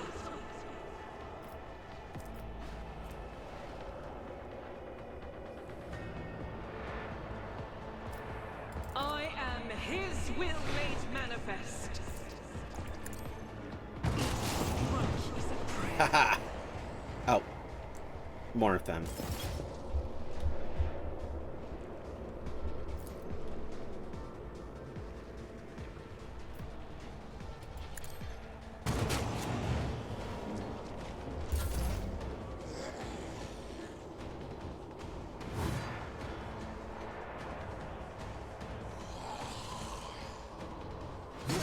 Injured!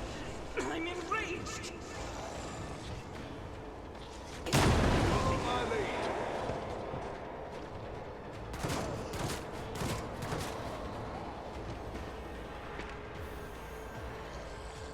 I will endure! Follow my lead.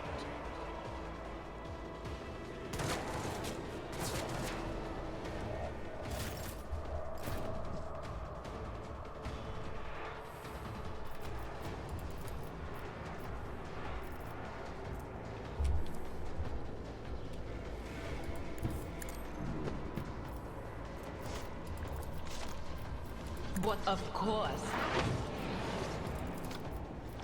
Will do.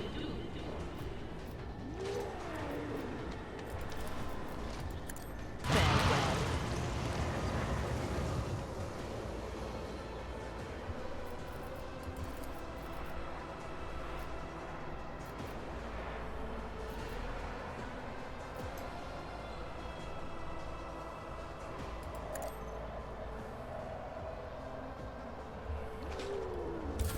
Moving out!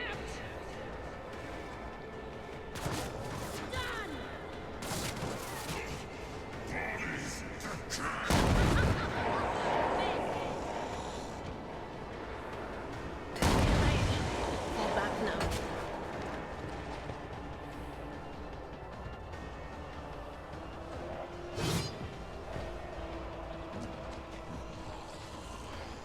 My faith shields me!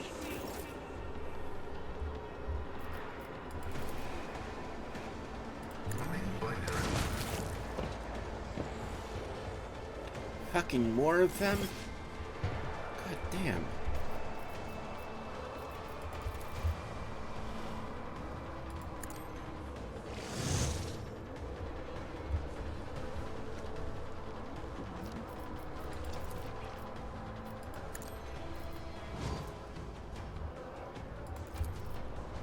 My vow is to serve.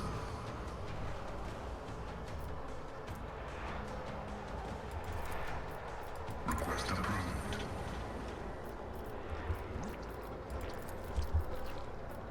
The scriptural prognosis is favorable.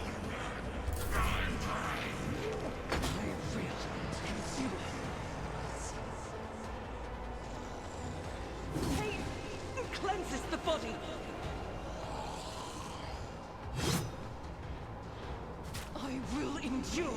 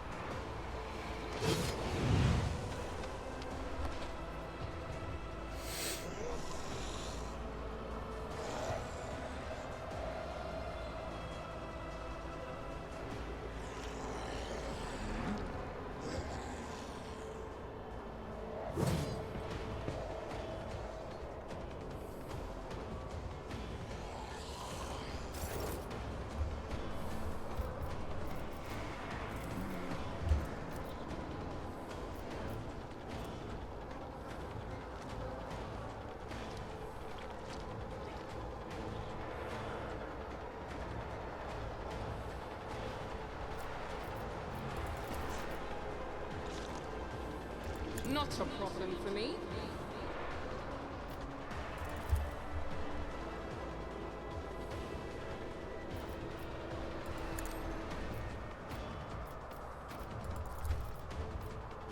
Nothing I can't do. Already done. Break their morale!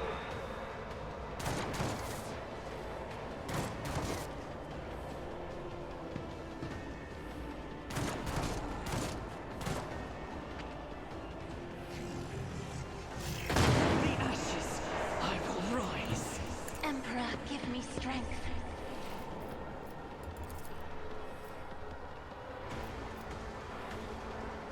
I am a navigator, not a servitor.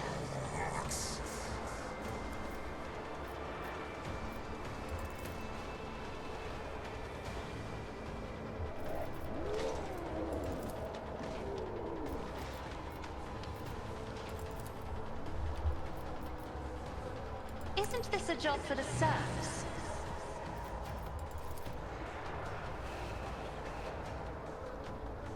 Me? Witness the fury of House Orcelia. Nice. I made you Aegis, O Emperor. I'll do it.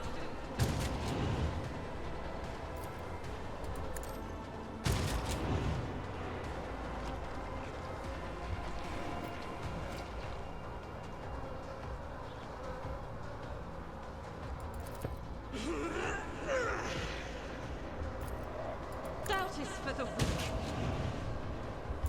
Weapon at the ready.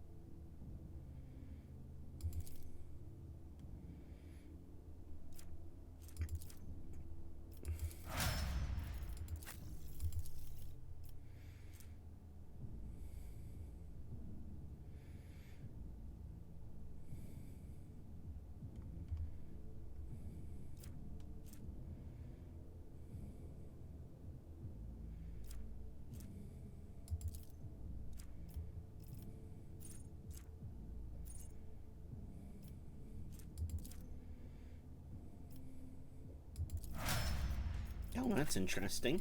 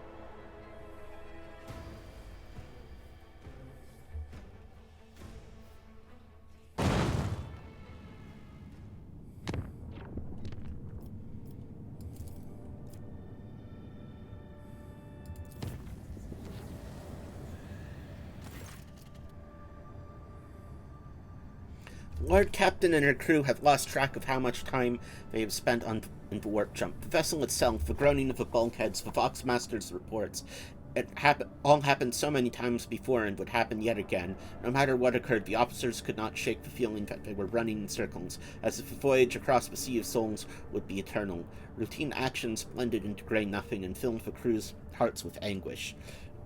Many members considered submitting to the mercy of the chaotic powers outside. Days went by, but the navigator did not leave the order to leave the Materium.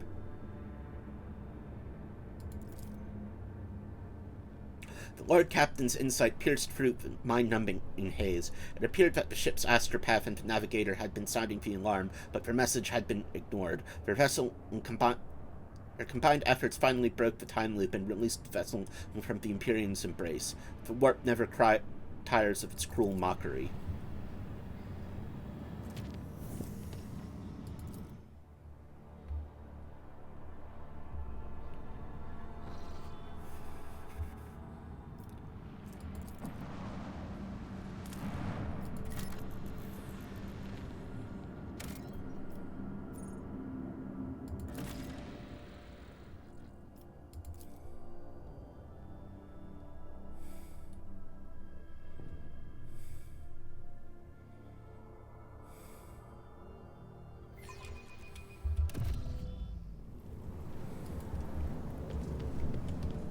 I offer up my thanks to thee, O Messiah, for granting me the ability to serve you as a predator whose prey is knowledge.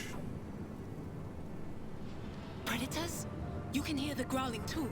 A sound so vile it makes your teeth clench, makes you want to kill. No? Just me. That's not good. What the fuck? The ruins vaguely resemble the architecture of the Imperium, and yet there are some subtle differences to these structures.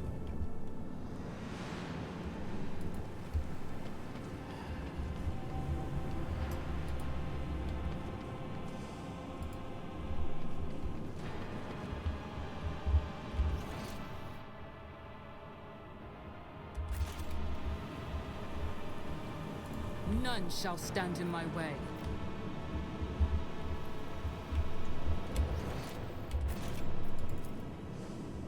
Unexpected Let us result. see what I found.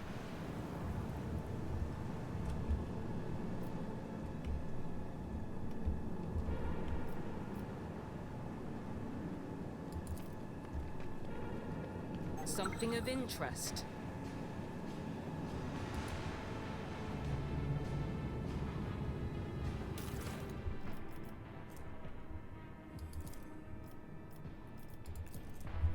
Curious male voice is coming through the old Vox. This is Captain Trevor Uraf calling the bullion. Get your arses back to the surface and get me out of here, you shits. My guts may be fused to my suit, but I'm not dead yet, no matter how much you wish it were otherwise. A moment later, the raging tones give way to strangled rasping. Hey, can any of you hear me? Respond, I'll pay double. Just don't leave me here, damn it.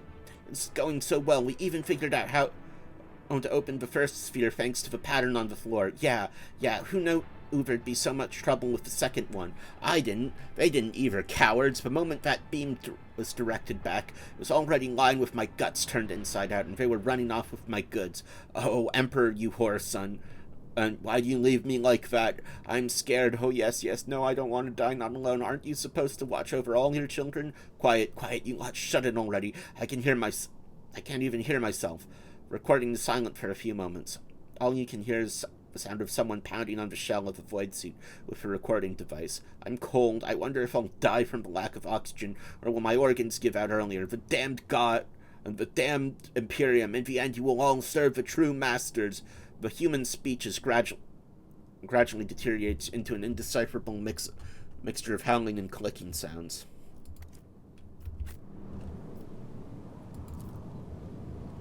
Someone has carved a strange pattern on the floor. As you look at it, a lot...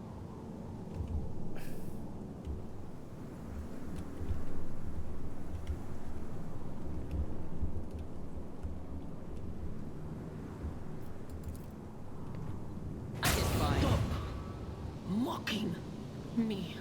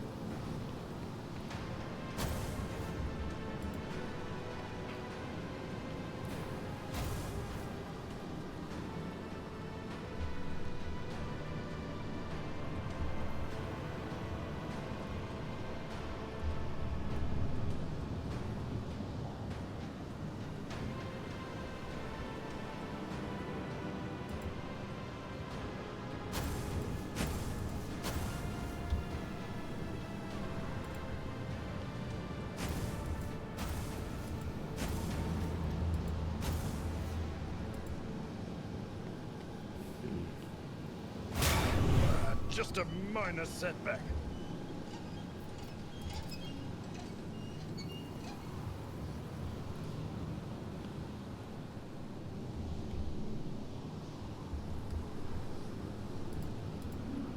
The Whispers told me a secret. My name is Biona, and I am not food. My name is Biona, and I am not food. My name is Biona, and I am food for the true masters of space. Okay.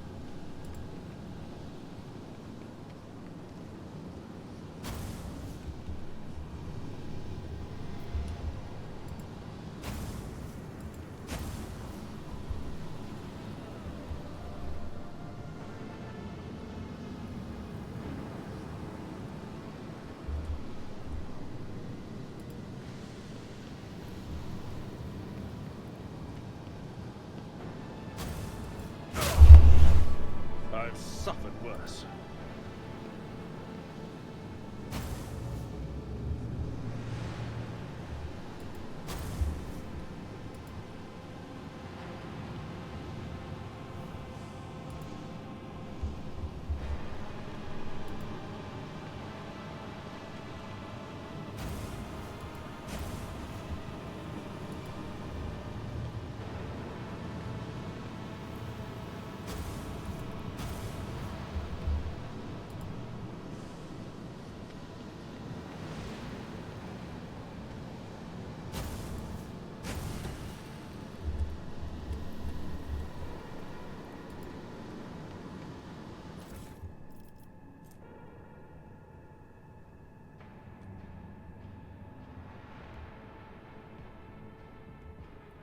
Oh, interesting.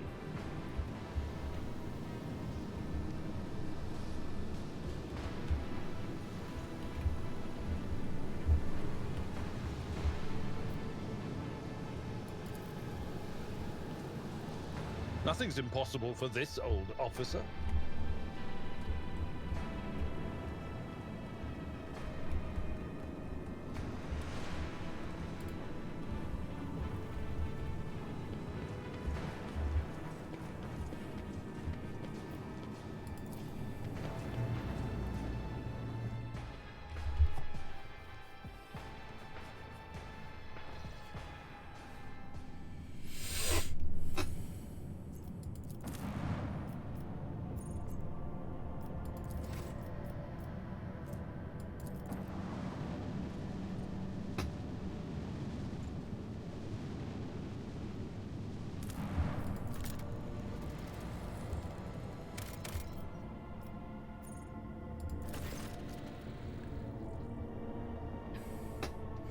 Lone Mountain chain is composed entirely of a mineral with shiny mirror-like surface.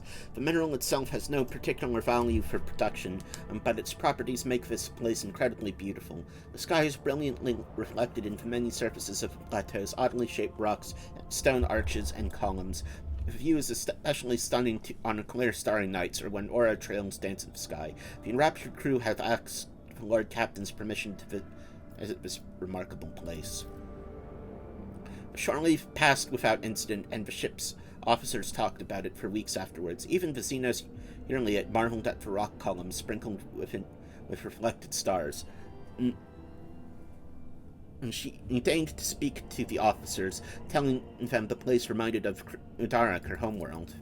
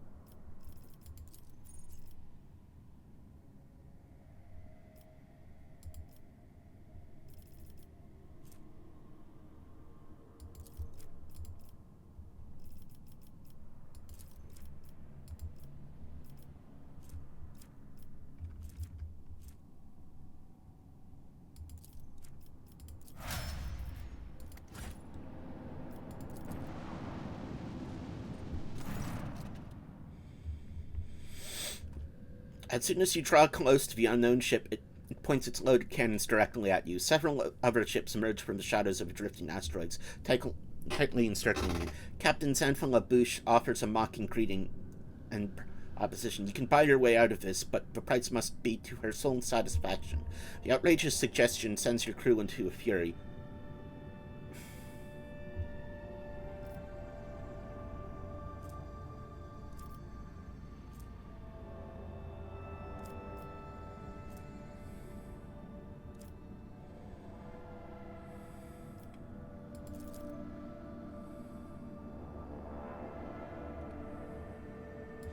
Okay, we fucking murder him.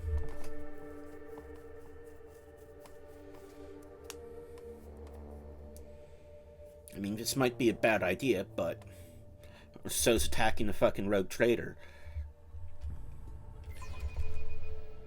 I lift up my voice in prayer for this vessel and its hollowed guns.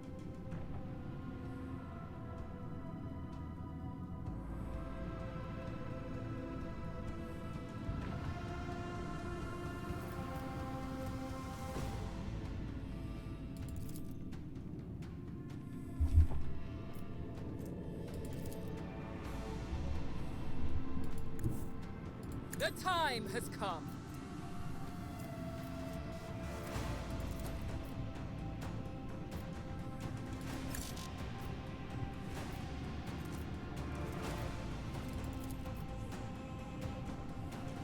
This one's going down.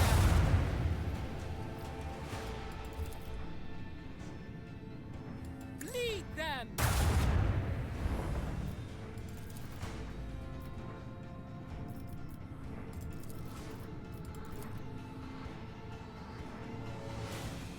Another salvo!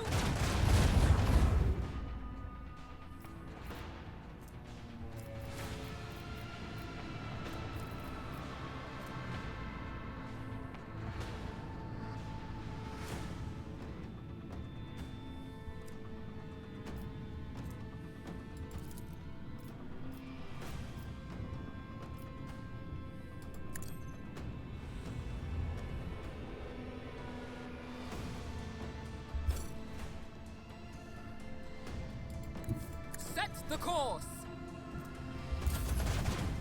Oh shit.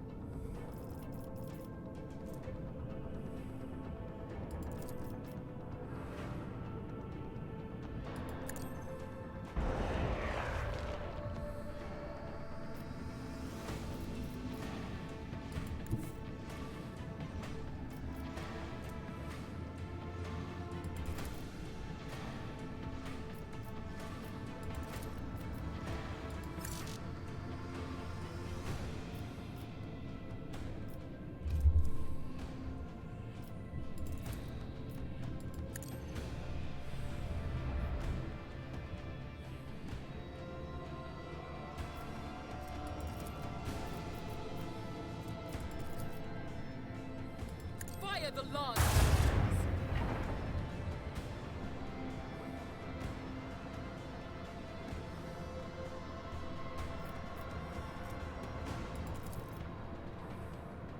Macro cannons bully! Burn in the fires of retribution.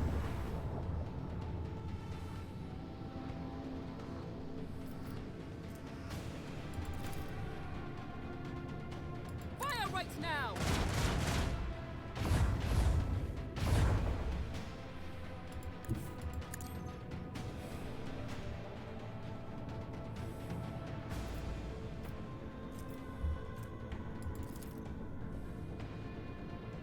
This one's going down.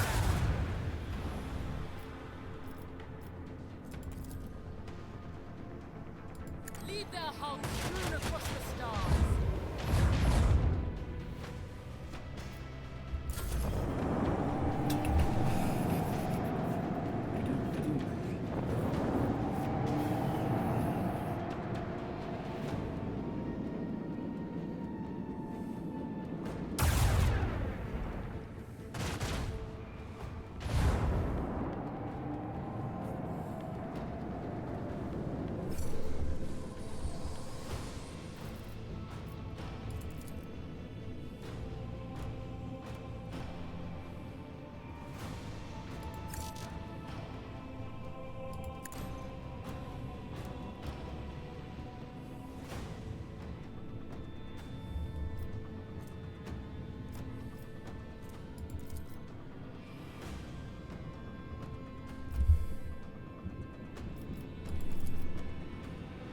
Lead them!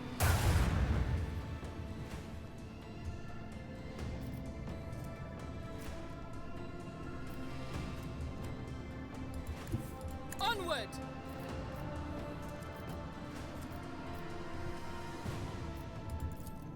Fire right now! Set the course. Macro cannons volley!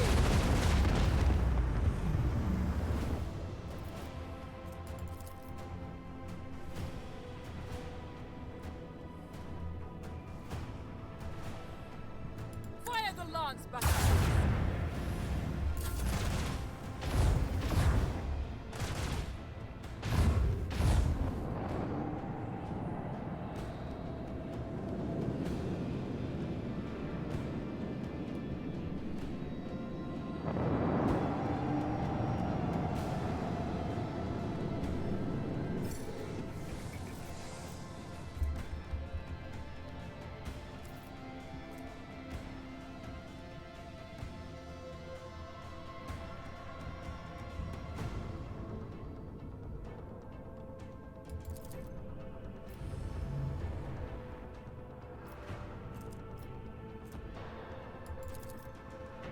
Leave their hulls strewn across the stars!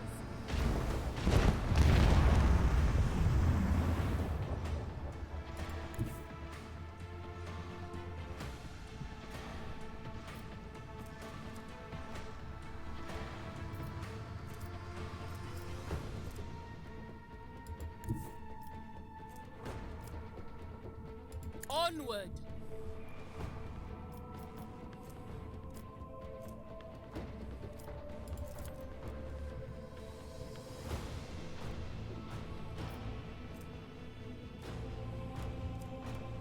Lead them!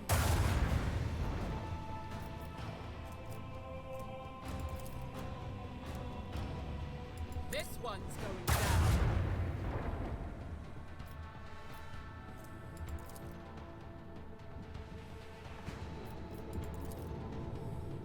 Another salvo! Detecting a vulnerability in the enemy's defenses.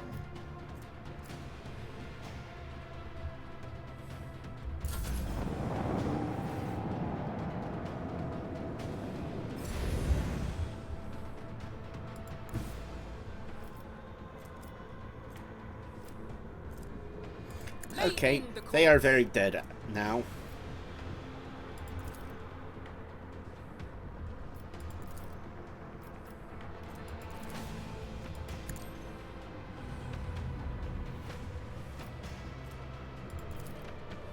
Macro cannons volley! Another enemy sundered by the void.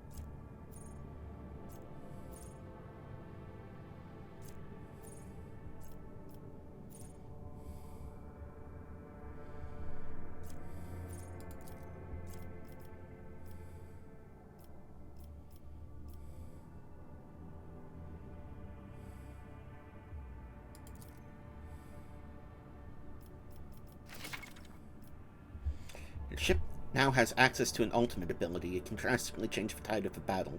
And try using your ultimate ability and seeing it for yourself. Ultimate abilities are powerful.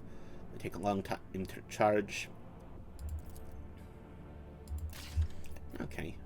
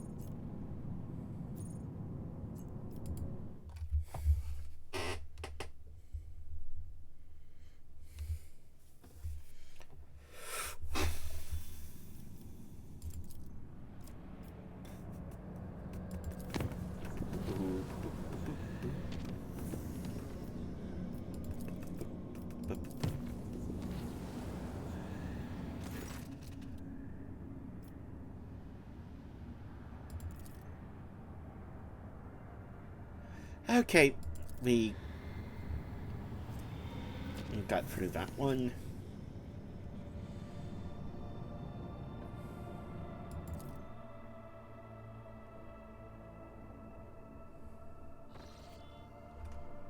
Lord Captain, Master Helmsman on the line. I can report that the quest for the capital world of Von Valancius dynasty is finally at an end. Dargonos is straight ahead. We have received countless greetings. Your subjects would like to know when their mistress will be arriving. The merchant captains taking refuge in the orbital docks of Dargonos race to send you priceless welcoming gifts, hoping to buy your favor and make an impression on the rogue trader.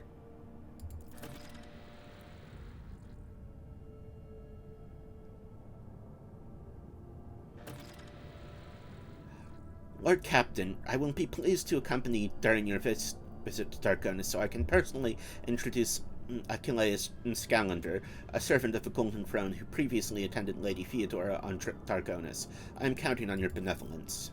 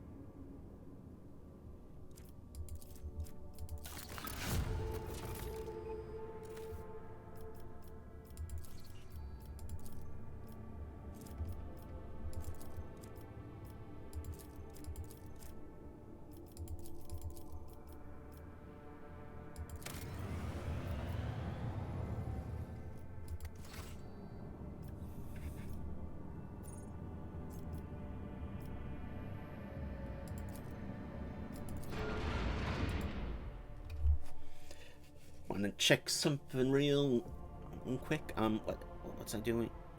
Oh yes. I'm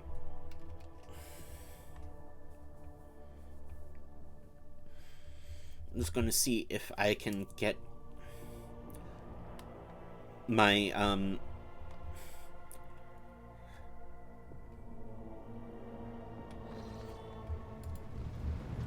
my rep with the explorators up.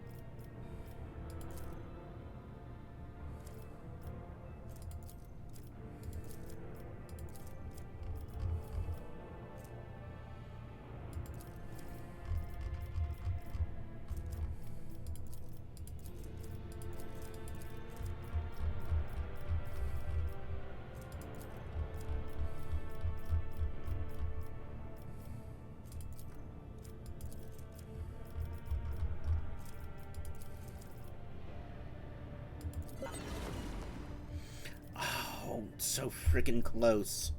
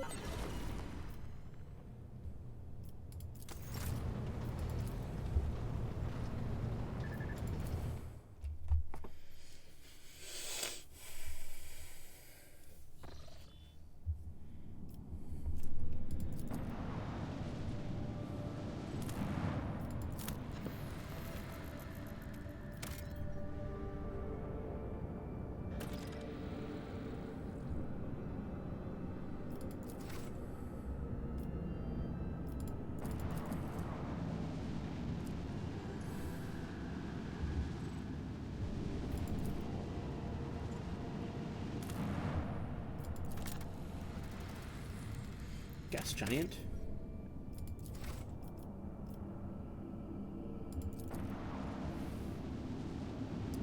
This Mechanicus ship.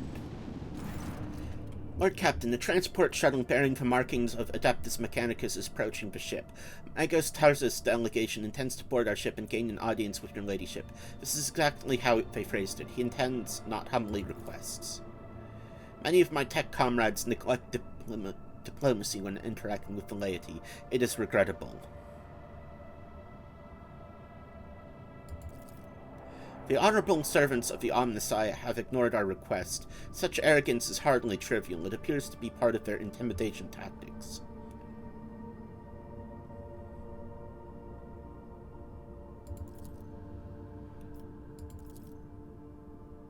Requesting permission to be present at the audience granted to my tech comrades.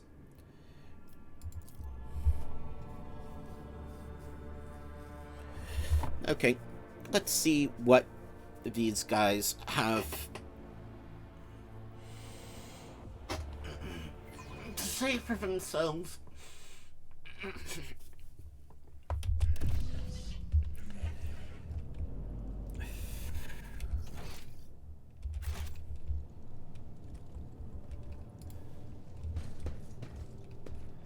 Oh, hello, Opticon 22.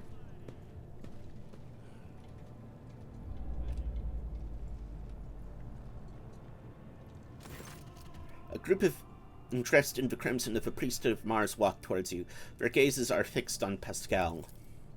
You note that the group is not monolithic. Some of its members are more heavily armed and follow large tech priest clad in battle armor. Others keep a respectful distance and cast inquiring looks at their own leader, whose hunched posture belies his tall frame. And despite the hooded face, you recognize him as Opticon 22, whom you encountered on Footfall. The enormous tech priest points his hand at Pascal and lets a booming roar not unlike a factory alarm. It makes your very bones vibrate. Herald servo skulls marked with the emblem of the cog fall in his wake. They blare shrilly, Thou shalt not suffer a heretic in thy forge, for rust begets rust. Pascal Hanuman, in the name of the Adeptus Mechanicus, you are under arrest.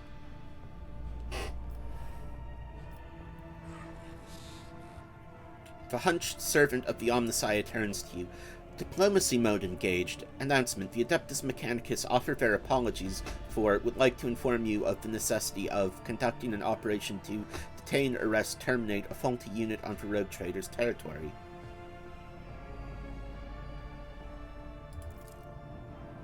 You identify the rare armor and the enormous tech priest is wearing as a Secutor's bladed mechanized suit. It carries the imprints of many battles and has markings that announce its status as a relic. Some of the armor's damage looks fairly severe to the point of endangering its operation. The slivers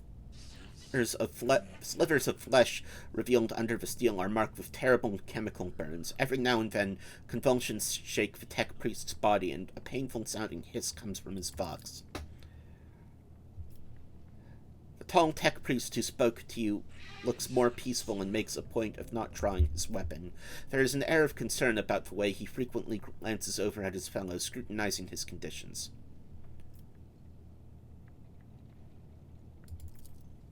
This heretic is accused of stealing personal identification codes, spreading tech heresy on the world of Kiavagama, and making an attempt on the life of a servant of the Omnissiah.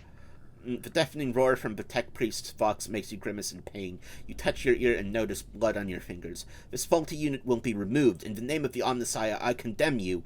Lightning flashes across the warrior's armor. Agony resounds in the blare of his vox horns. In contrast, Pascal speaks quietly and coldly. You are malfunctioning, tech comrades. I deem your logical conclusions questionable.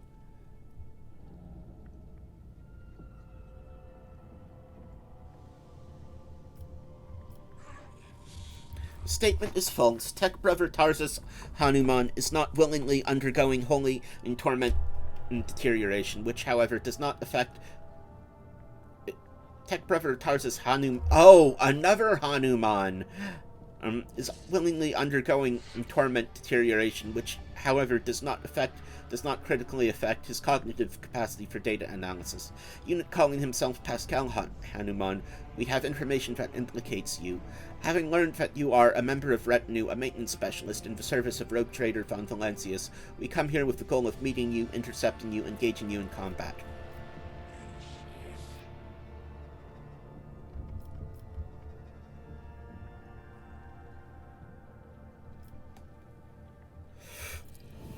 Confirmed. According to the archive entry 1E99237, Magos explorator Tarsus Hanuman and servitor served on, maintained the ship, identified or classified in the capacity of a reliquary caretaker.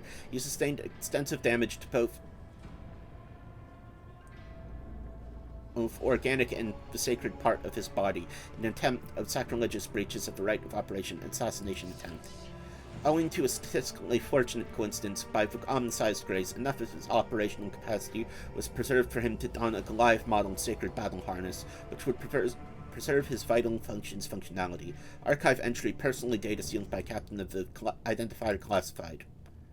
The sound from the tech priest's vox is like the moon of a bending steel beam. The moan of a bending steel beam. The moon of a bending steel beam?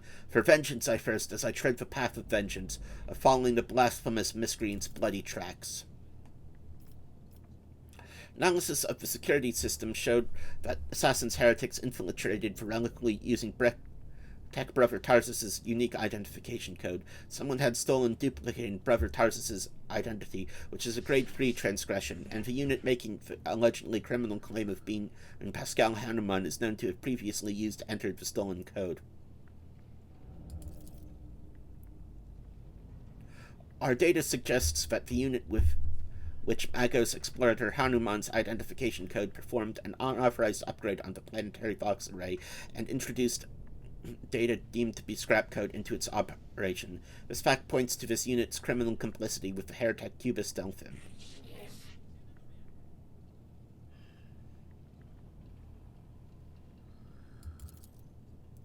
I deny these charges. I never plotted against my tech comrade. My cognitive purity vows were never distorted. My unique identification code was never stolen. I am the true Magos explorator Hanuman, and I am not guilty.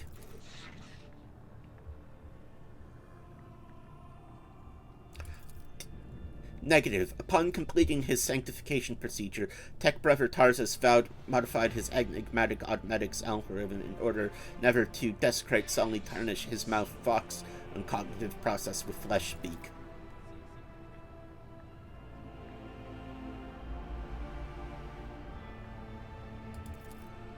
This statement is true.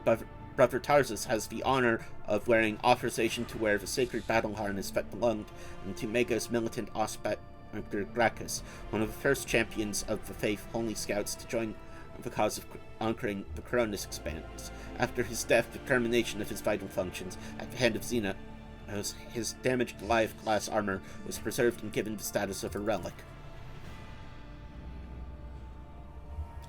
The Adeptus Mechanicus regard this act as voluntary martyrdom and self-destruction for the glory of Deus Mechanicus. This battle harness is classified as cogni armor. The machine spirit living in it is strong and wise, but it took major damage in the course of Mago's Gracchus' last battle. Besides sacred litanies and imperatives of service to the Omnissiah, the armor broadcast a continuous signal of suffering and agony in Detect Brother Tarsus' mind. Request approved, ready to work in cooperative mode.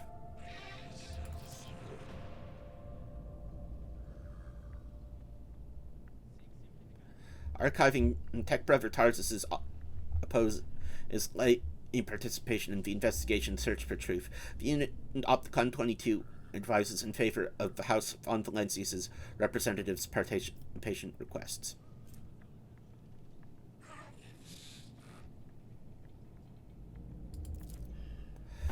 Request for cooperation reviewed and accepted. I request Tech Brother Tarsus' consent to the co-participation of representatives of the von Valancius dynasty in the investigation proceedings.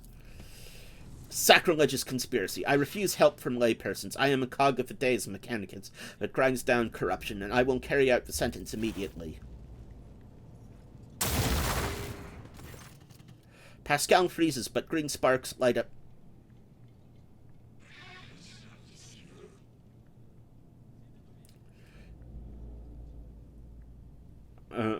In his visor. He extends hands towards Tarsus and replies in a calming, clanging voice, "Let the cycle be discontinued."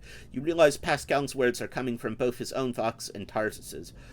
Then every sensor on the executioner's battle harness lights up at once, blindingly, and the wounded armored Leviathan lets out a deafening roar of pain. Attention! Priority notification. Service units of Kappa Thread and Supply are unauthorized to confront the Rogue Trader. Command, retreat and reinitiate negotiations.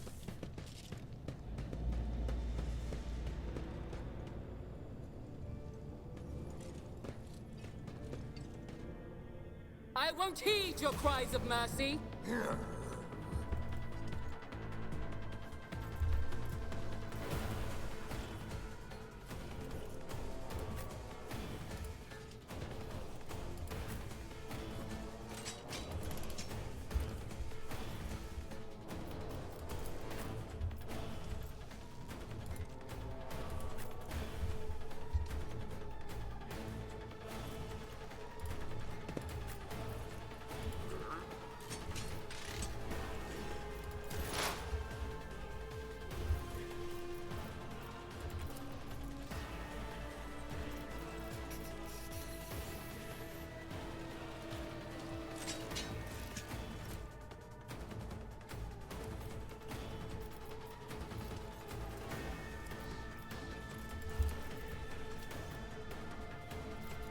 All too easy.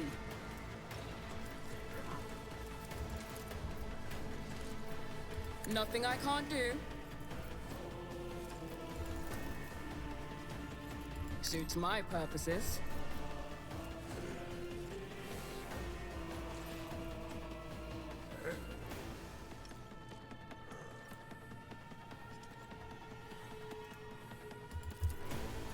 Not a problem for me.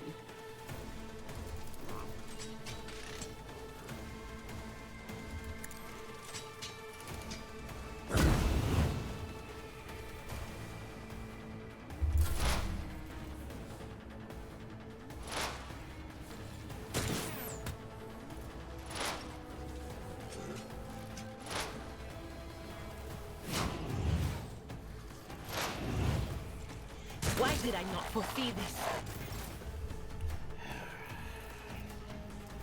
I'll do it. God Emperor, move through me. Be the fire in my heart.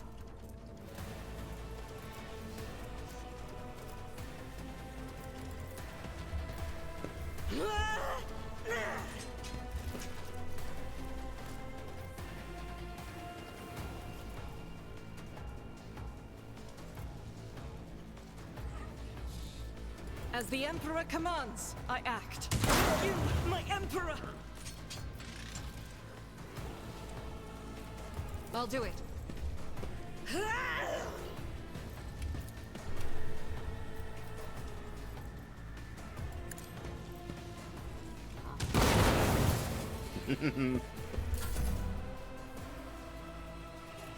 Nothing.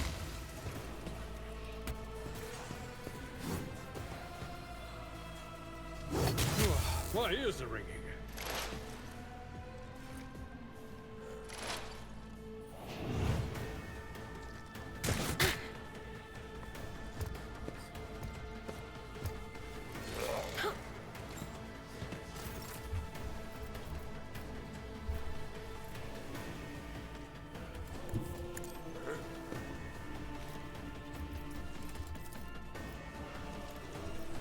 If I may.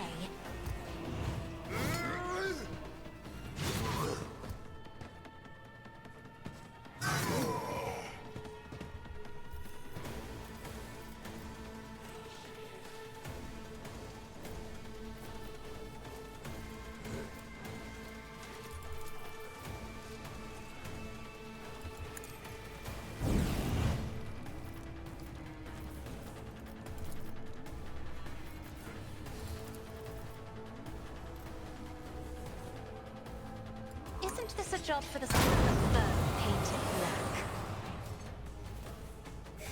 Nice.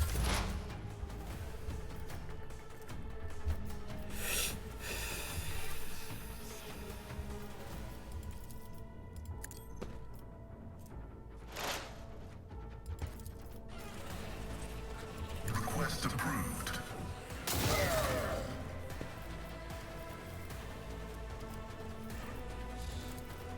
My vow is to serve.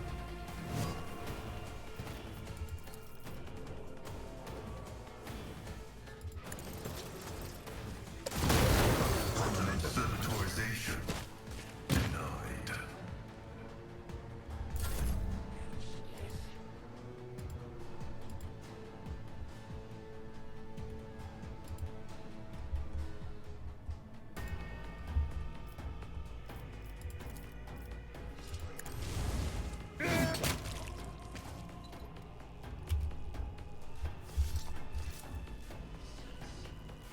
I will do my duty. It will be done.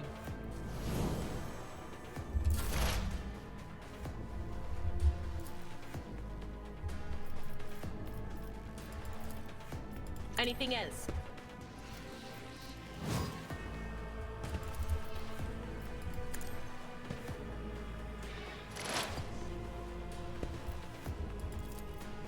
On it.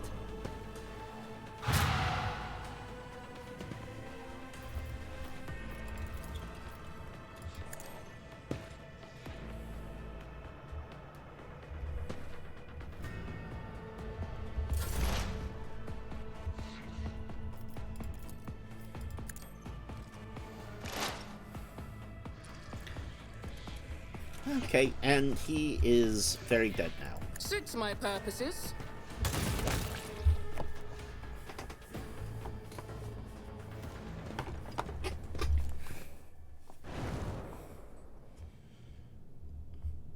Requesting cessation of hostilities.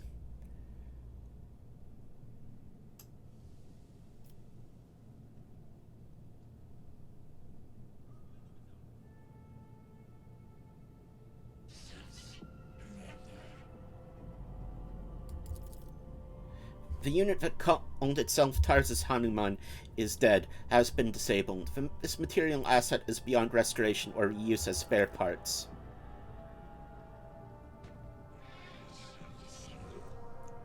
Despite his misconceptions, he was a servant of the Omnissiah. Unable to fulfill request, the Omnissiah granted me an epiphany, and I muted the maimed machine spirit that was filling Tarsus's mind with fury. I do not fully understand the manner of my appeal to it. The situation perfectly mirrors the incident on Bricad Minoris, where I appealed to the machine spirit of a malfunctioning mechanism and laid it to rest. I also regret having a negative assessment of this event. The Adeptus Mechanicus still accuse the unit identifying itself as Pascal Hanuman of criminal theft of a unique identification code. Unlike Tech Brother Tarsus, I am not authorized to immediately execute the unit, but neither am I authorized to drop the inquiry. There are no apostates among us. The piercing voice from the Vox synth is more overwhelming than Tarsus's thunderous roar. Tech Brother Tarsus and the machine spirit that lived in his battle harness succumbed to the suffering that beset them. Their judgment was rash and erroneous. Now their torment is over. I declare them martyrs, and I am requisitioning Tarsus Hanuman's neural augmetic for the purpose of preserving its blessed memory.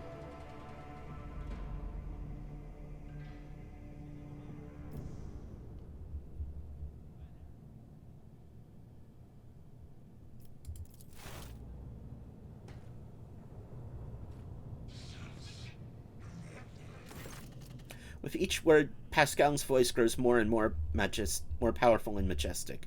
You saw the agony your tech brother Tarsus was in. His unbridled, pain-spurred faith intimidated you, yet you were silent. Reverence stopped you from raising your voices to proclaim that the machine spirit which his mind had merged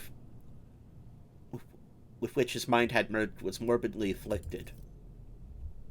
The imperative of reverence had paralyzed your will, and you watched a tragedy unfold in silence. The sixth universal law states that comprehension is the true path to knowledge, yet the procedural cycle has robbed you of your comprehension. Therefore, let the cycle be discontinued. There is a clang as Opticon 22's knees presses to the floor. Crimson hooded heads are bowed. Let the cycle be discontinued.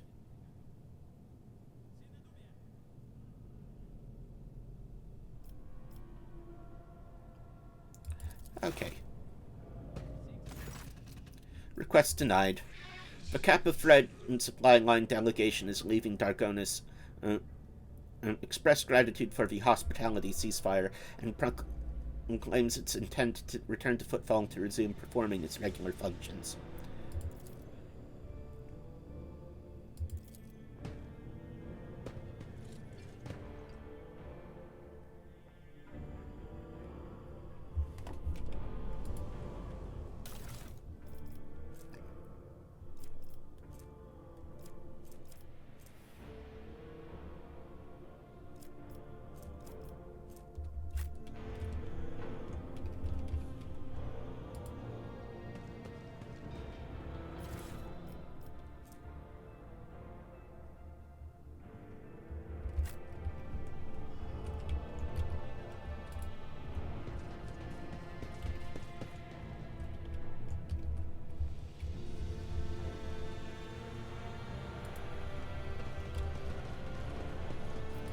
Okay, that was interesting.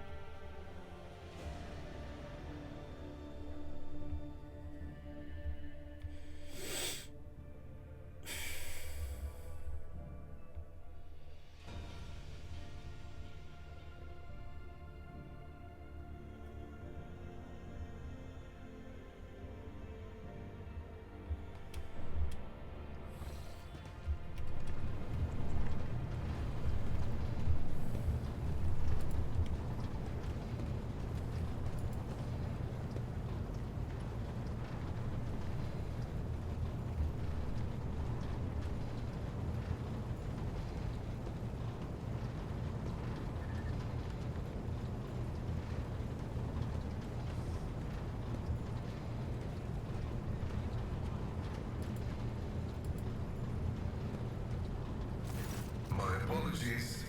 19% of my processing power is engaged in the analysis of my tech comrade's memory. My response time may be longer than usual. The data is scarce. His identification code is the same as mine, and his memory contains data confirming that the assassination did take place. Unfortunately, some of his memory was damaged by pulses broadcast by his battle harness. I can assert with some confidence that he was who he claimed to be, and that he served the Deus Mechanicus earnestly and eagerly. My study of the minds of the tech comrades, Abel, Tarsus, and Demence, has revealed an anomalous similarity between the patterns of damage their memories sustained. What I attributed to cognitive idiosyncrasies, synaptic damage, and the distortive action of scrap code may be the result of a different kind of influence. The undecryptable data fragments in their memory arrays are mysteriously symmetrical. This is all very weird. Notwithstanding his permanent state of agony, he was not cognitively dysfunctional. His desire to immediately destroy the object he had deemed profane was partly dictated by his engrammatic augmentics, which were receiving imperatives from his battle harness. In light of the oddness of our matching identification codes, I find merit in his hypothesis as to the existence of a clandestine malevolent agent or conspiracy operating inside our fraternity. Yeah, this is getting weird. But, like, why are there so many Hanumans? No data available. I will hypothesize that the assassination was instigated by an enemy of the Blessed Amanat's doctrine.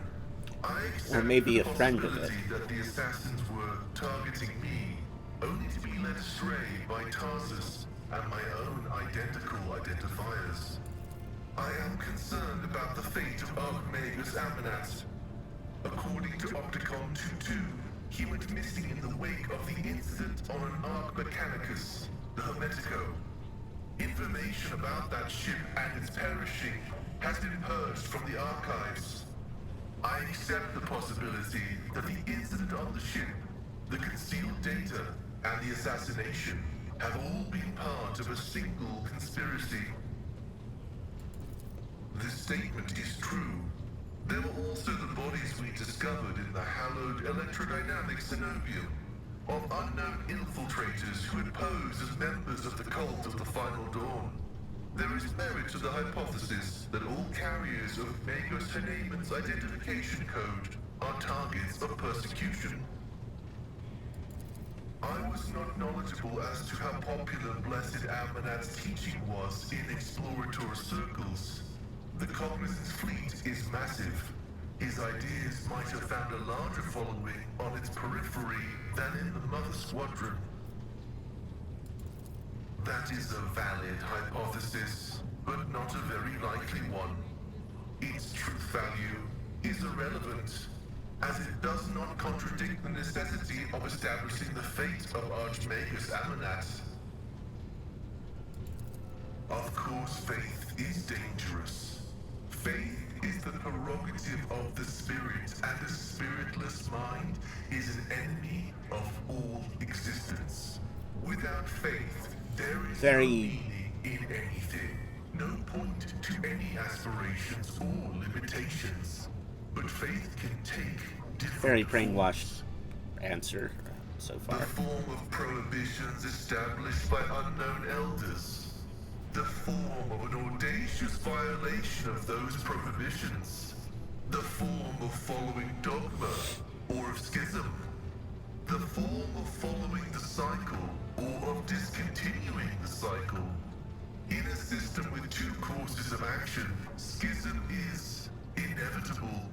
And only one of these paths will be true, as truth is discreetly separate from untruth.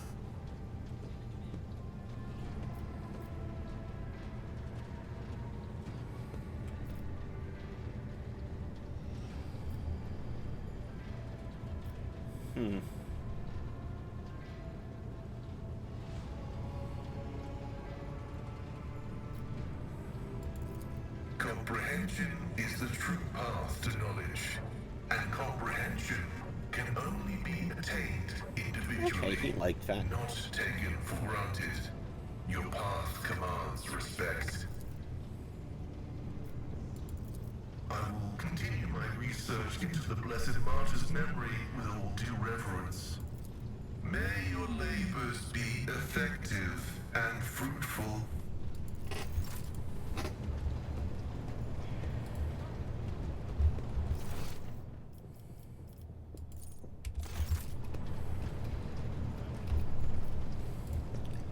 Oh, Yurliet's hanging out with Adira. Is she? No.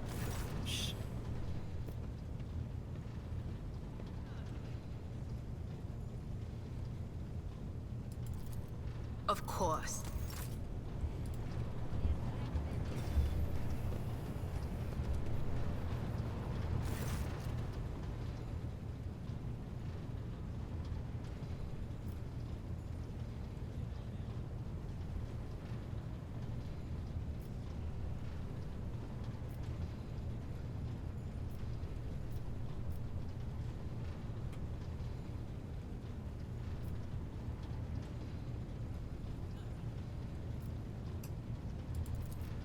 The outcasts my path led me to had a saying.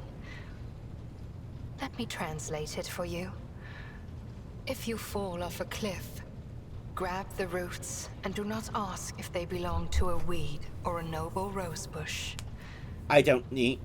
Yeah, that's pretty You are the clear. root I grabbed, Elantak. Because I fell off a cliff.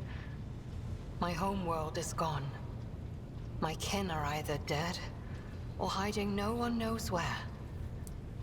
By joining forces with you, I may be able to nurture a seedling of the truth I so deeply yearn for. Is that snake venom seeping from your lips?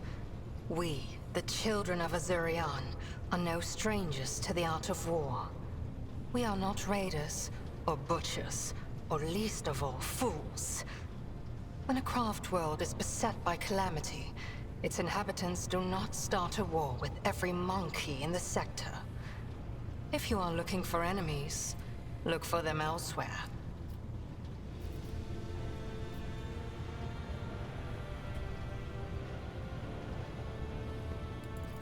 Is idle curiosity a defining feature of the monkey?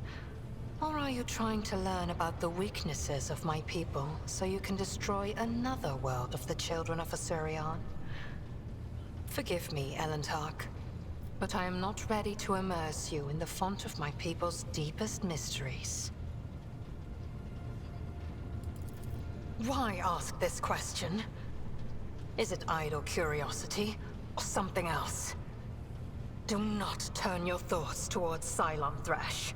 Whatever your motive, she is downfall. She is hunger. She is the enemy of all that is good in the universe. She is an enemy to the Eldari, and I hope to you as well. We are as different as starlight and its reflection in a muddy puddle, but we share a common enemy. Constancy is our strength. As you wish, Elantark. The Lilithon is purifying herself of the corruption brought by the servants of Cylon Thresh. Gardens and birds, animals and people. Many are gone forever, and even more are corrupted beyond healing. But the Lilithon is stronger. This world will live. My kin are probably still looking for a means to enter the webway. May the Lilithon spirit aid them in this endeavor. Beyond the gate lies salvation, and perhaps even knowledge about the fate of Krudarok and the remaining survivors.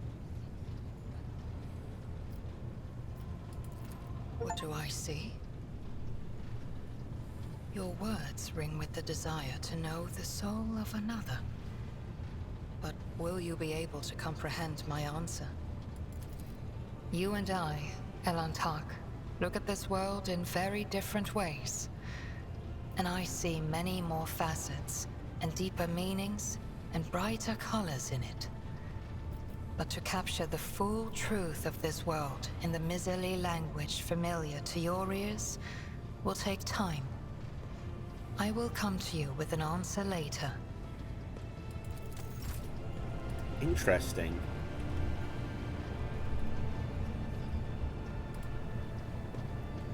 Lord Captain. Lord Captain.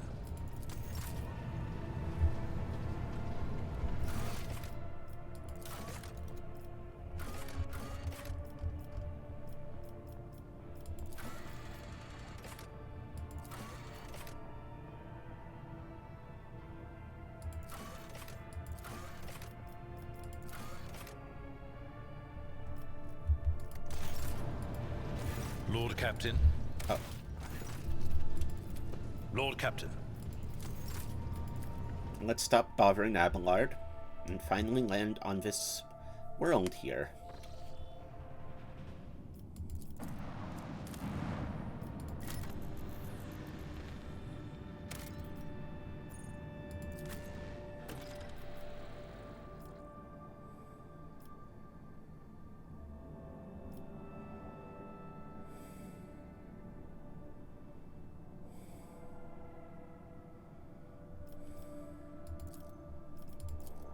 Let's take Heinrichs. He wants to come.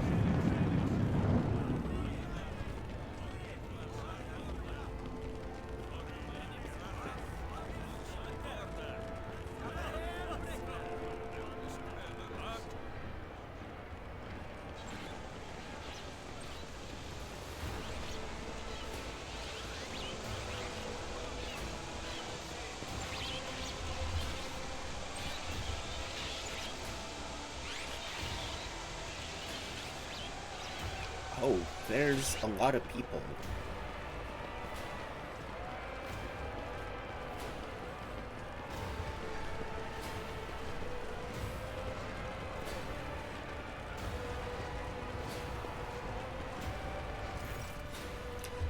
Clementina Wassarian. The Emperor protects. Welcome home, your ladyship. The stately woman in a long, full dress uniform makes a grateful curtsy. Her short, graying hair does not obscure her stern features. I am Clementina Wassarian, Court Chancellor of Valancius dynasty. On behalf of all Dargonis, please accept the deepest condolences on the untimely passing of Theodora von Valancius. Her departure is a terrible blow to us all, but as one star expires, other always flares to life, and although still overcome with bitterness and grief, your subjects hope that you will become the Trade Dynasty's guiding light in these trying times. Clementina? Abelard offers a reserved nod. She nods in return, and the lines on his brow soften ever so slightly. Oh, what the fuck are you?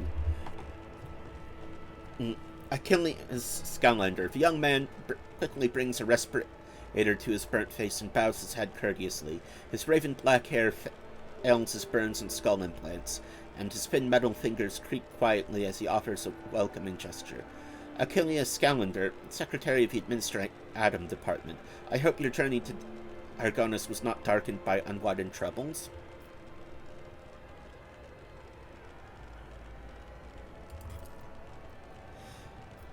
And may he remain merciful to us till the end of time.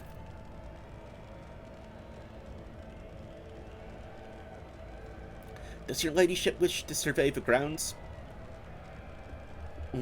Or perhaps we could state your curiosity by answering your questions you might have. Governor Urban Drivestem has been notified of your arrival on Dargonis and will visit the palace shortly. The preparations for the official visit are well in hand, but your ladyship still has plenty of time before the meet.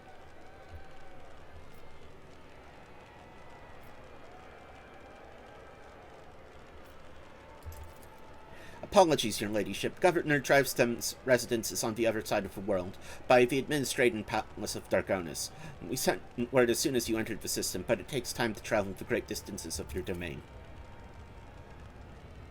Chancellor Wassarian appears unruffled, but you cannot shake the thought that the governor's lateness is a subtle political gesture designed to test the limits of what is acceptable when it comes to interacting with the new rogue trader. I'll ask Abelard about this. They are very close, just down the hall. That is also where the study and audience chamber are. Achilles' face brightens with a pearly light smile, restoring some of his former good looks. Lady Theodora's study remained locked since her last departure, but on account of your arrival, we've arranged for it to be tidied up. It is ready whenever you need it. I apologize for my bluntness, but I have a request to make. Perhaps, before the meeting takes place, your illustrious Lord Captain could spare a few minutes for a conversation with me.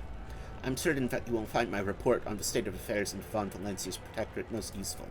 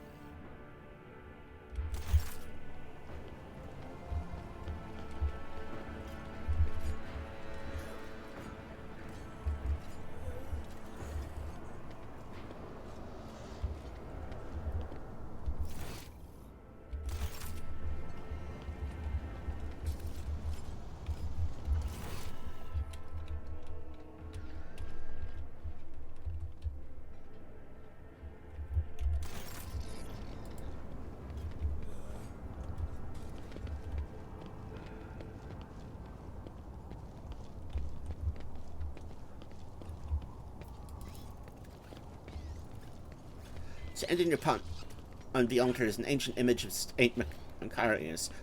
Its regal frame covered in marks. The relic was claimed in a battle on a remote and forgotten world.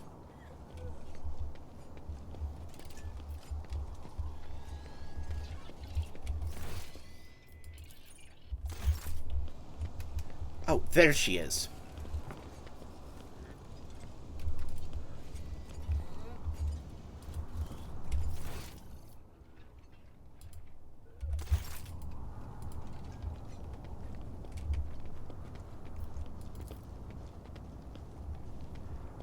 Black lists the name of each of the rogue traders to have led the Von Valancius dynasty, dating back to the day the capital world was founded.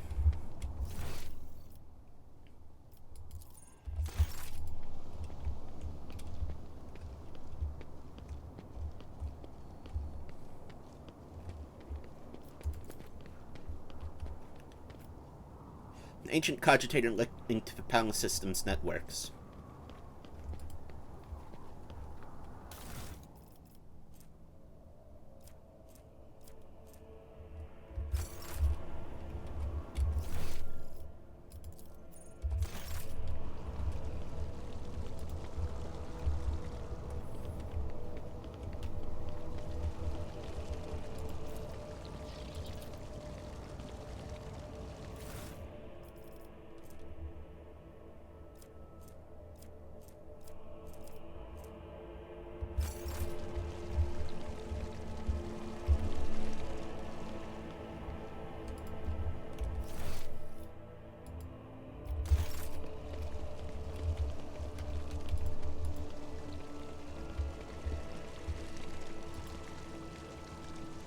Such illustrious society, such well-heeled nobles indeed. It would be worth visiting Dargonus even without getting to know you, Shireen. The world offers so many huge scope for doing business.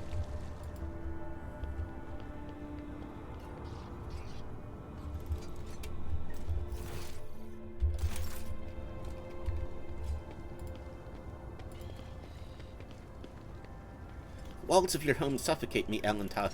I long to leave this twisted world at the first opportunity. A living fruit tree bearing in the heart of the hive world is a fantastic sight. They probably use a lot more water to tend this tree than the average Dargonian citizen can hope to receive in their daily ration.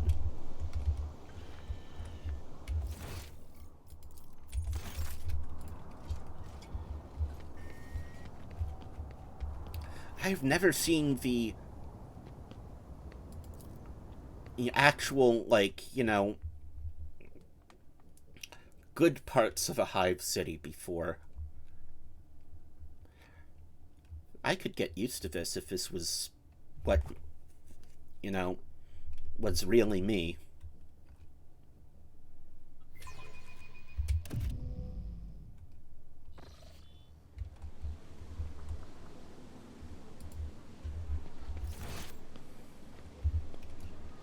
Welcome, your ladyship. Let me inform you the location of the chambers on your dynastic estate.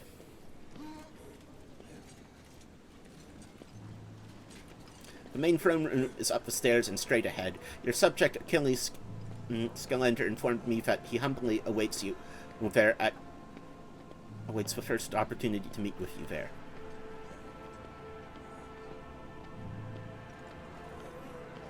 Your ladyship wishes to rest after a long journey, then your personal chambers are up the stairs and on her right.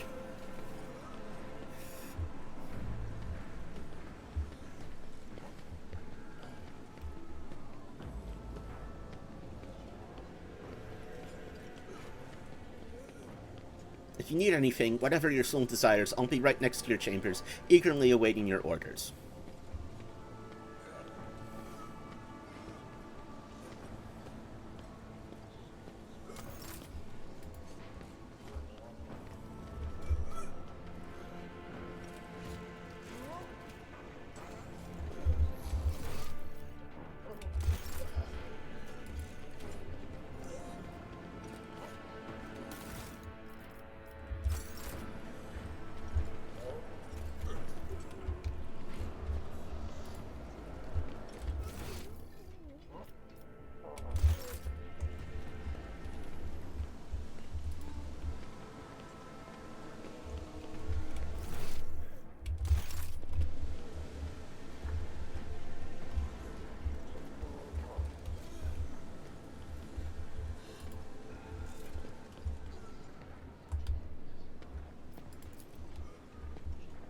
According to the inscription, this is a gift from House Gaprek to the von Valancius dynasty.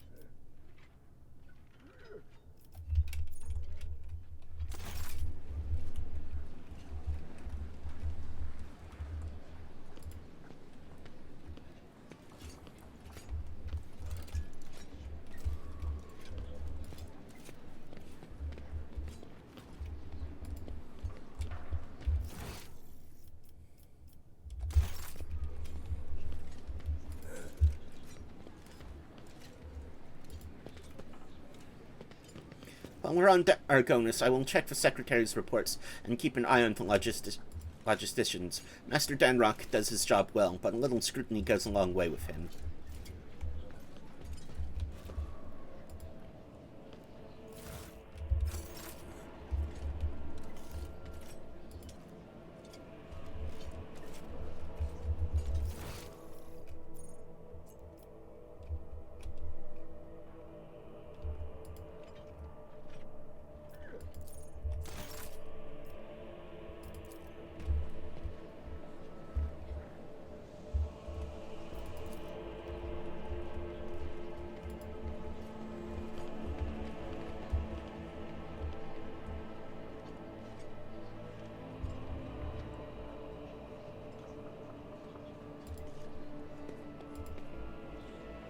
Lack of observers on this world has led your nobles to become extremely complacent.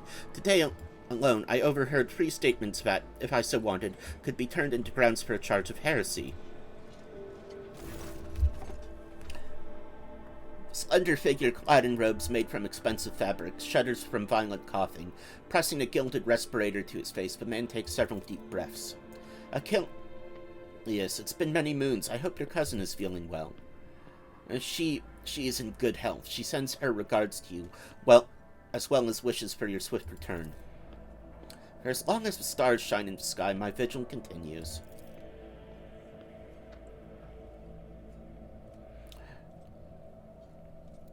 So it does. Your insight deserves credit, rogue trader. Then again, I expected nothing less from Theodora von Valancius' successor.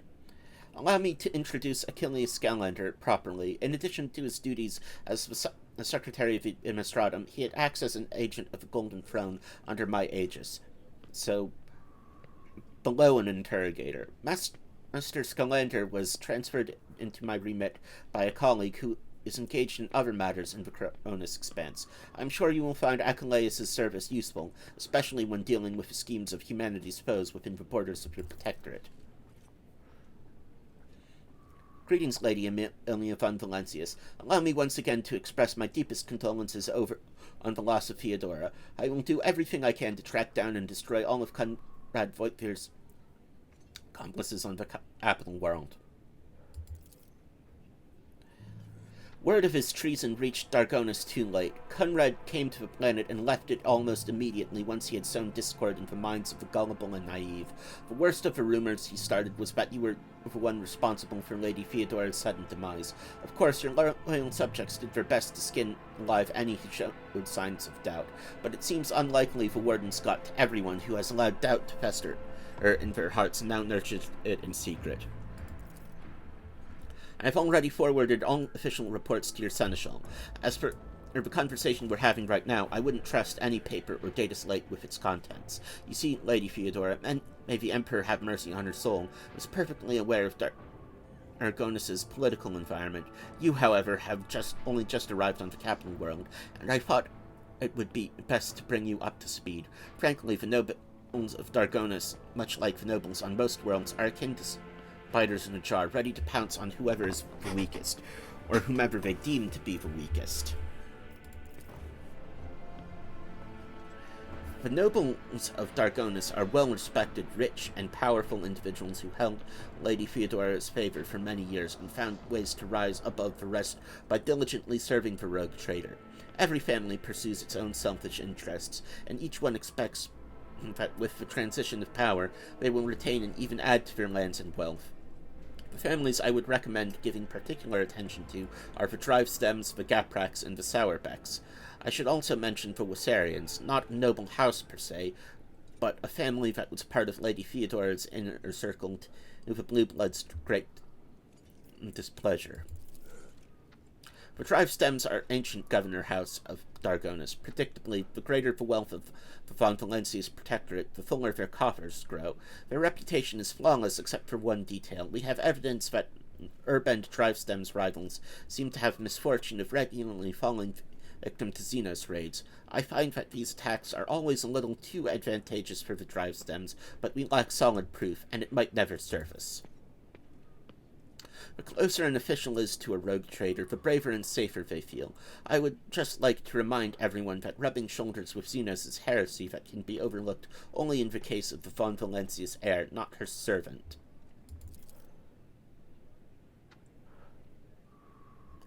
The Gapraks hail from a remote world, and among their distant relatives there are many servants of the Omnissiah, and the house itself is close to the cult of the Adeptus Mechanicus, both in spirit and in their business connections.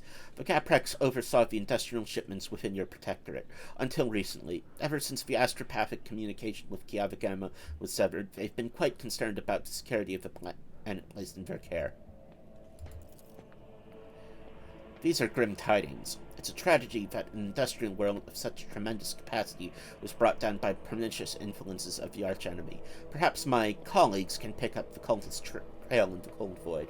Of course, it would be a small consolation to all of us. Religious and hard-working, the Sauerbecks own many enterprises, including distillation manufactorums that produce promethium. I must note that lately members of the Sauerbeck family have been prone to overly liberal statements about the von Valancius dynasty. They believe that Lady Theodora is a bit too keen to leave her worlds without proper oversight. Lasarians are a line founded by Lady Theodora's seneschal, and as such are nominally considered nobility, at least from the standpoint of the Imperial Navy, from which Lord Abelard hails. On Dargonus, however, their position is precarious. Firstly, they never were granted an official title, a process which has been impeded for decades by the old houses of Dargonus, and secondly, the other families do not see them as equals, but more as upstarts clinging to the rogue trader's favor. Lasarians are responsible for the capital realm's fleet, and the majority of the cargo shipments on domestic routes. There was, your ladyship, and this time it concerns the main reason for my presence on this planet, Xenos and the threat they pose to both you and humanity as a whole. The last few months have been difficult for the people who report to me, my eyes and ears scattered through the Koronus Expanse, warp disturbances, astropaths overcome with madness, ships disappearing in the immaterium. Many of my observers and contacts have gone dark or have been killed by some calamity or other. Still, I managed to establish communication with some key individuals who were able to warn me about incoming threats, including Xenos raids. It is within my power to supply you with intelligence on where and when the Xenos will strike next. I do not doubt that Governor Drivestem will beg for you for protection against Xenos, and in this fight the information from my contacts will serve you well. I beseech you, Amelia, if I ever report a threat looming over a ship or planet, do not dismiss it. Sometimes it takes an intervention from the rogue trader and her mighty void ship to avert disaster. About 5 years ago, there was an accident. Several tanks of promethium exploded in the storehouse at my estate, and I was buried alive under the rubble. The Emperor preserved my soul, and the skilled physicians of Dargonus saved my body, except for my lungs, with which I had to part. I presume the incident was an attempt on my life, but the identity of whoever was behind it remains a mystery. Officially, I'm a secretary at this world's administratum department. Less officially, I'm afraid I can't disclose that even to you. In short, I collect and investigate reports of heresy taking root on upstanding planets of humanity. Above all else, I am concerned about the Xenos threat that hangs over the entire Koronus Expanse, including your protectorate. Sadly, my mission was complicated by the recent warp disturbances. I am still trying to re-establish contact with many of my agents. My knowledge is deplorably limited, your ladyship. All my attention has been focused on tracking Xenos activity. I'm certain that Master Van Calix can tell you much more about those heretics than I. The residents of the local systems are no strangers to skirmishes with enemies of humanity, but recently the loathsome beasts seem to have completely flown off the handle. We're receiving reports from ships that made it through the warp to Argonus. Both they and the colonies they departed from are being attacked. We have identified the breed of Xenos that pose this threat, the Drukari, humanity's ancient and insidious foes. Be vigilant on your travels. The Xenos will undoubtedly attack a rogue trader's ship, and should they find the circumstances in their favor. Unfortunately, in the host of humanity, there are those who are willing to grovel before our enemies in the hopes of valuable rewards. You may be interested to know that we are on the trail of such heretics. Overwhelming evidence indicates that a plundered void station in Landgren's belt is being used as a base by a band of pirates who are not above dealing with Xenos. I was unable to persuade the Chancellor of the need to dispatch a ship there, but perhaps you would like to pay a courtesy call to these scoundrels yourself.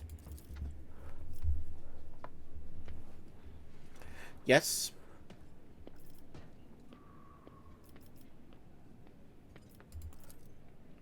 I can understand your desire as a rogue trader to have everything under control.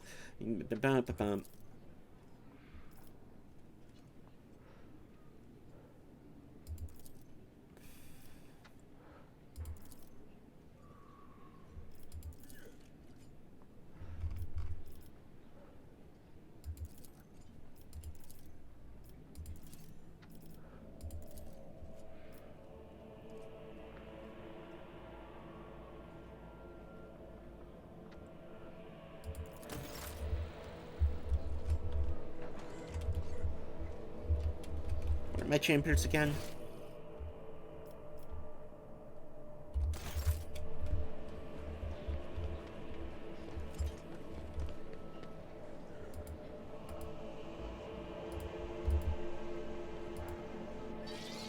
My appearance has caused a slight disturbance in the ranks of servants of the Omnissiah assigned to the palace. Analysis of the performance of rituals and maintenance litanies has produced a satisfactory result.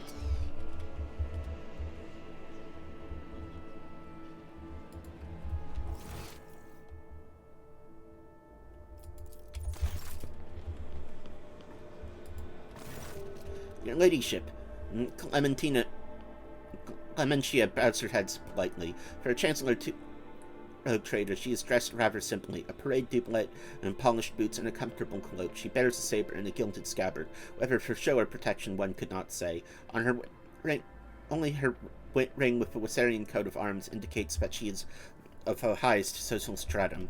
The governor is waiting on the periphery of the palace. Please let me know when you would like to see him.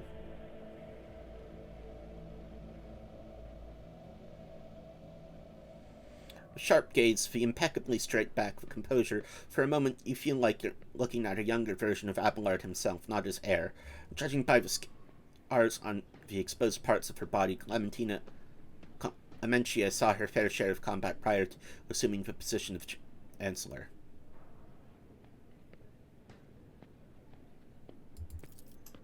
To put it simply, I am your trade representative. Any and all decrees, official communications, and meetings are first reviewed by me and then forwarded to you and from down the hierarchy. My purview also includes overseeing your ladyship's property, the palace, the estates, the many gardens, and other dimensions on Dargonus that you have inherited from Lady Theodora. And when you are present on Dargonus, consider me your personal secretary. All deals and important decisions are made here in the capital. Many years ago, an ancestor of Lady Theodora signed an agreement with the Adeptus Administratum, which allowed for efficient management of the world and the neighboring systems. In accordance with the decree, a share of the planet's population was assigned to the Administratum and converted into servitor scribes. They now toil across the entire world. Dargonus is also the seat of several noble families who run all the major planets in the protectorate. If I may express my not-so-humble opinion, they care very little about who exactly stands at the helm. Those piranhas think about their own profits just as much as they do the prosperity of the protectorate itself, if not more. And lastly, Dargonus has its own fleet, a luxury unavailable to the vast majority of other worlds in your realm. In addition to warships, the protectorate also employs privateer ships which are used to transport cargo between worlds.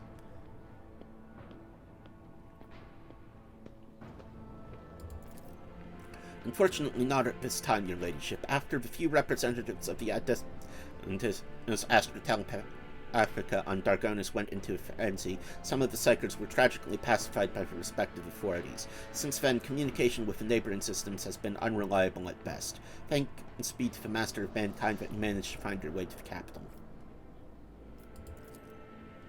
Apart from the disrupted communications, Dargonus was recently raided by the enemies of humanity.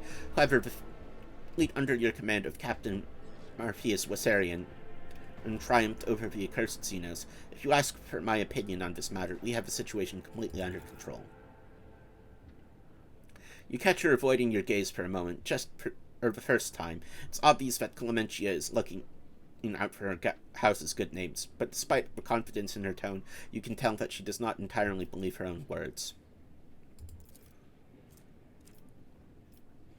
Urban Drivestem is a well-respected man, and not just on Dargonus, but throughout the Protectorate. For many centuries, his house has been supported by the capital's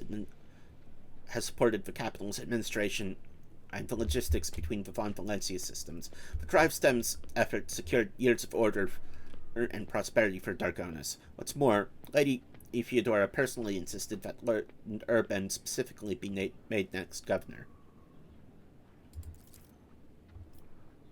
No, I don't believe I feel either, your ladyship. Her steely eyes stare off into the distance, her jaw clenching visibly. She speaks in a polite but clipped manner, clearly flustered by your insight. We have different views on how to run a world. We sometimes have discussions over the laws that are enacted, but we both work for the good of the von Valancius Protectorate. That much can be said without a doubt.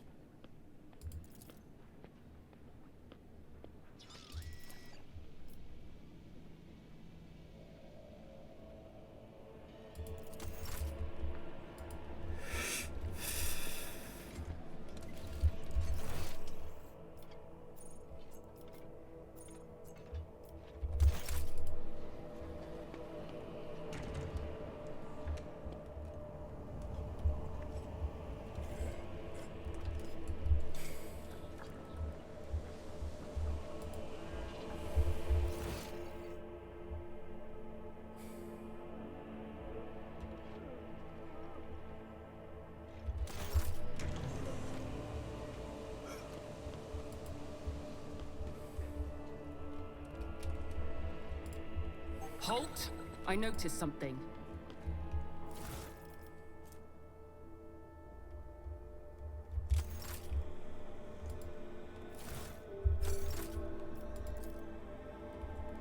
Leather covers bear the names of the authors, mostly philosophers and theologians from Dargon. The spines of the books are trimmed with gold. The remains of a plaque can be seen on the frame. Alas, the inscription is completely indistinguishable due to the patina.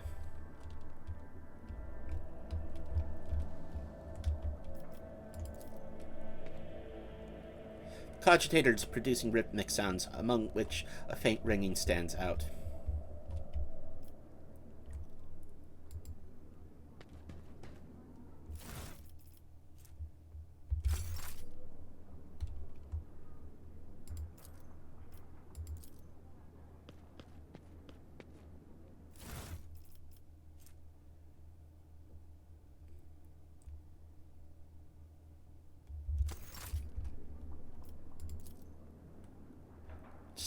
Early safe, equipped with several bizarre mechanisms.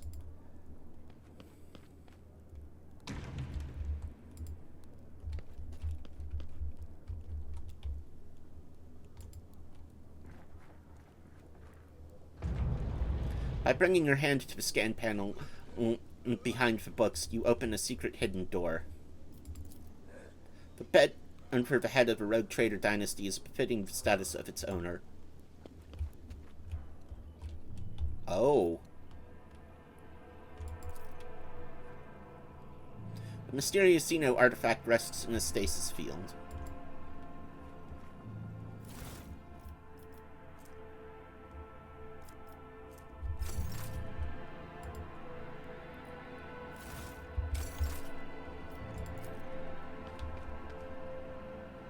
Shelves of the library are laden with dusty tomes. Your eyes linger on the works of several administrative adepts and the memoirs of some unfamiliar explorer of distant worlds.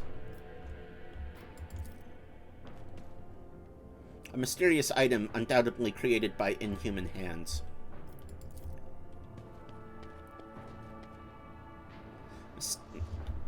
Another mysterious item.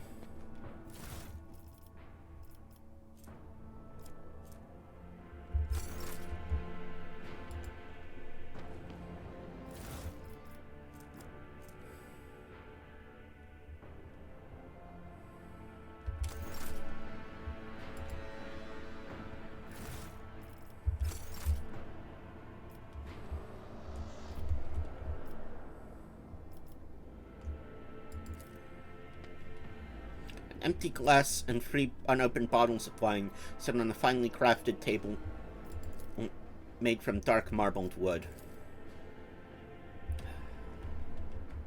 Dust has accumulated on the raised oil smears. If servants ever access this room, they do so very rarely. The rare books arrayed on these shelves with their lavish, almost pretentious bindings seem to be identical.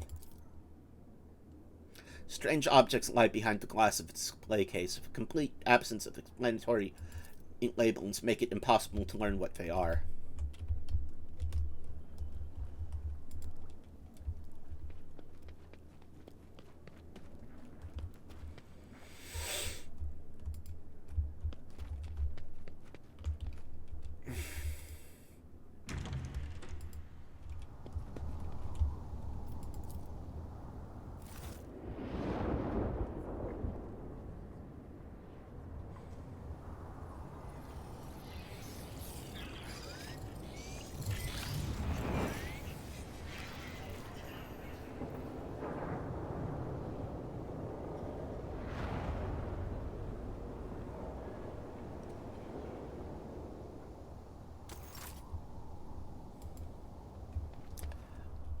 Okay.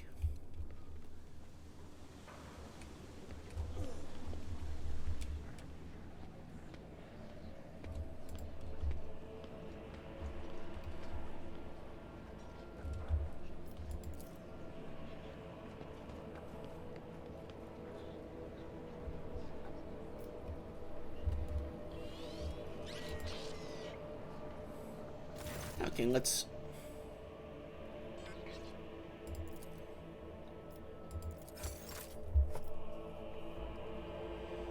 Amelia von Valancius, 20th in her line, rogue trader, keeper of the Sacred Warrant, and ruler of the Koronus Expanse.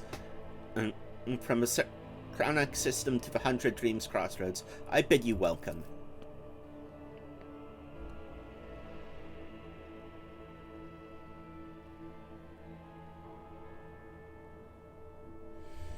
Urban Drivestem, governor of this great world, first and foremost, please accept my deepest condolences.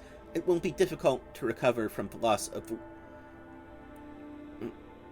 a woman as great as Theodora von Valancius. It pains me to think that she is no longer with us. The citizens of Dargonus and the entire protectorate grieve alongside you.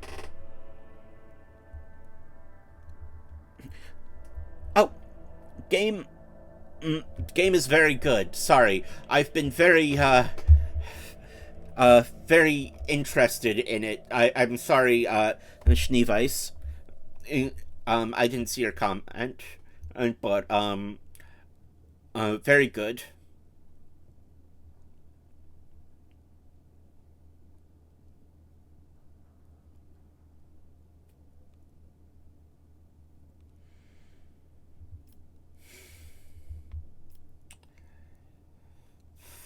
Eeny, meeny, miny. I don't really care.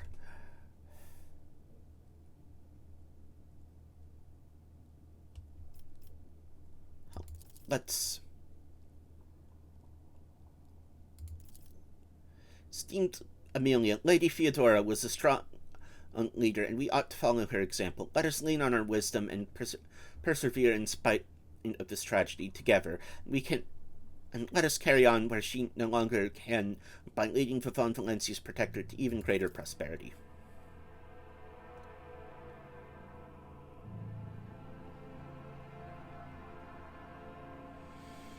Alas, it won't be an easy task to accomplish. Some time ago, the astropaths of Dargonus flew into a rage, and they had to be subdued. We are gradually restoring our ability to speak with neighboring worlds, but contacts are still weak, and the routes are tangled and no longer lead to the systems that the captains expect them to. Given the vast majority of the ships in the Dargonus Navy travel without relying on the services of navigators, without your engagement, the well-being of the von Valancius dynasty and billions of its subjects is presently at risk.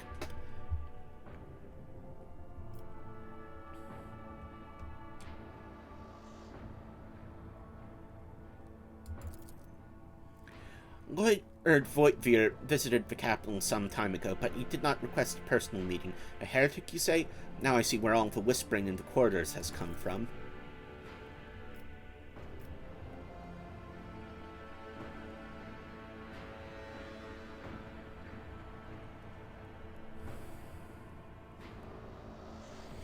I shall be frank with you, your ladyship.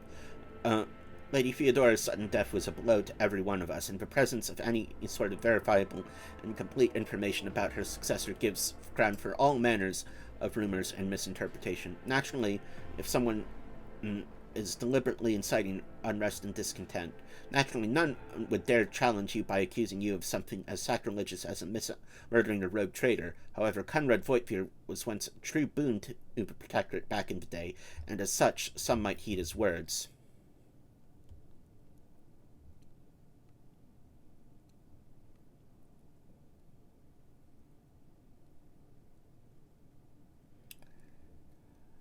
Let's go with Iconoclast. Why, Amelia, your desire is most commendable, but please do not forget, a ruler should never bow to their attendants, or some might see it as a show of weakness.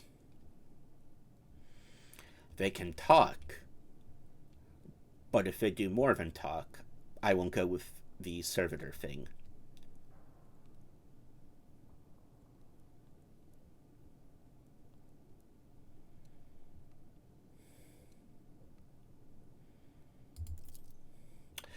This is a truly regrettable bit of news. What's more, leaving Dargonus has been forbidden for several cycles now. It seems the Sarian family has once again failed in their primary responsibilities.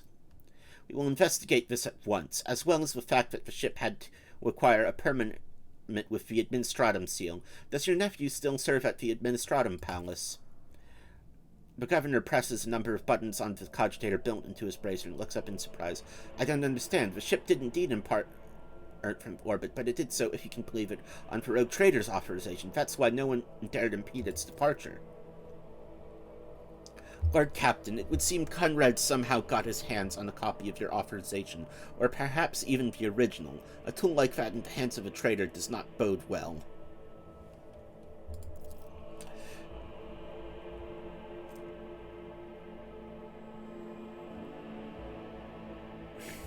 We are all troubled by the fate of the agri-world Janet, that supplied Dargonus and other planets with foodstuff. Empty stomachs can drive even the mildest rabble to revolt.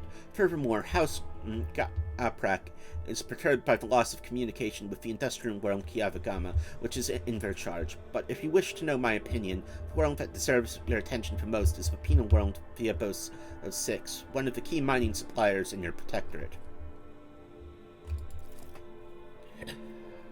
Drivestem's beady eyes widen with fear. Your ladyship, I beg of you, do not interpret my words as an attempt to influence your decisions in any way. You see, without Viabos 6, the manufacturers on your worlds will need to make haste to find new suppliers elsewhere and arrange for new shipments, and in these troubling times, they run the risk of delays and other tragic mishaps. My only concern is for the prosperity of the Valancius dynasty.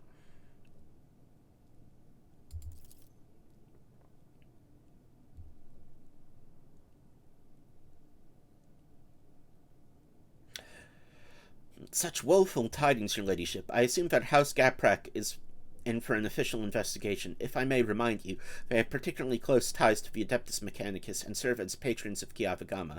Not to speak in defense of criminals, your ladyship, but from where I stand, the outbreak of heresy on Kiava could hardly have been perpetrated by a noble family who stands to lose the majority of their wealth should the industrial world fall.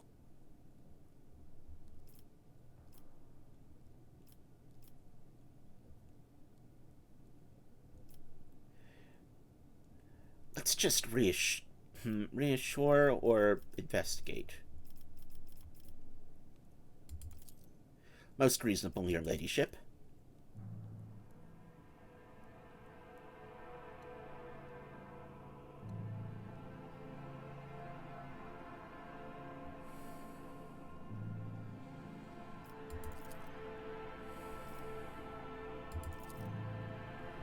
Truly, the Viat line is one of the oldest in Von Valancius' protectorate. If the inheritor of such well-respected blood could not handle whatever had befallen her, then the situation must have been extraordinary indeed.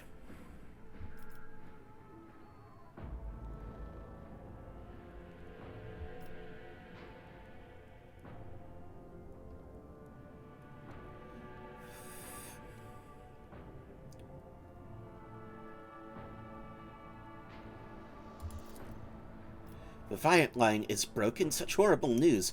Oh, it will shake many who are connected to the Viats and who are used to the immunity that comes with our class. Xenos, your ladyship, I don't rightly know where to begin. Otherworldly beasts are not an uncommon sight in the Koronus Expanse. They have been a menace to the worlds raging this side of the Maw for decades, but now these abominations are on the rampage. They show no sign of fear when they attack ships, either damaging them to the point where they become unfit for transport duty or outright gutting them. Only you have the power to stop this madness. We are in the process of restoring the astropathic choir of Dargonus. Luckily, we were forced to slay only some of the deranged psychers, although those that remain are as yet unable to transmit messages. I hope Master Scalander will keep his word and offer you his support in the war against the Xenos. According to his reports, the region of Viabos 6 has been of particular concern in the last few cycles, which is all the more reason to discover the colony's fate as soon as possible.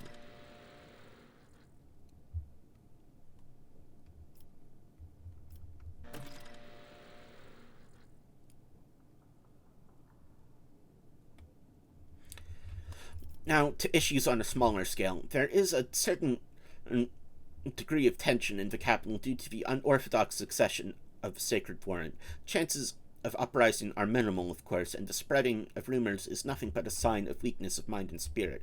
Nonetheless, I have prepared a list of minor houses that have demonstrated unseemly discomposures at your succession. What is to be done about them?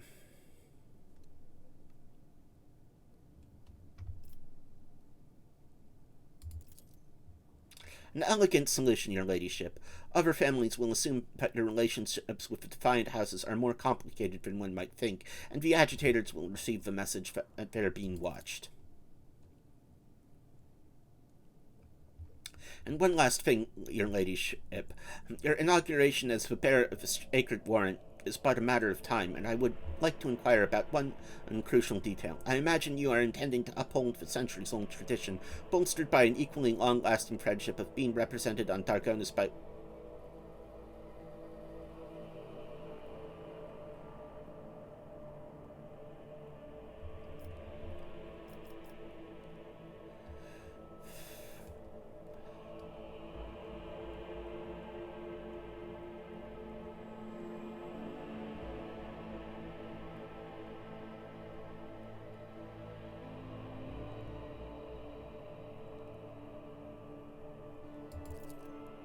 Lord Captain, to accompany you at such a critical hour is the greatest honor for the Valerian bloodline. Have no fear, we will not fail you. Forgive my boldness, but must I remind you that the Valerians, whose lineages trace back to a Navy officer, are not of the Dargonus nobility. Such decisions may have adverse subjects. Yada yada.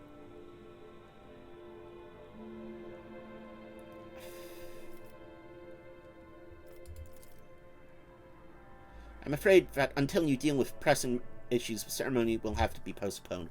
Many trade routes are still unavailable. The Central Worlds and the von Valancius protectorate are going through a crisis, and the warp disturbances, if void observers are to be believed, will prevent important guests from reaching the capital. Thank you for your time, your ladyship. Since duty calls, I shall take my leave. May the Emperor's grace be with you.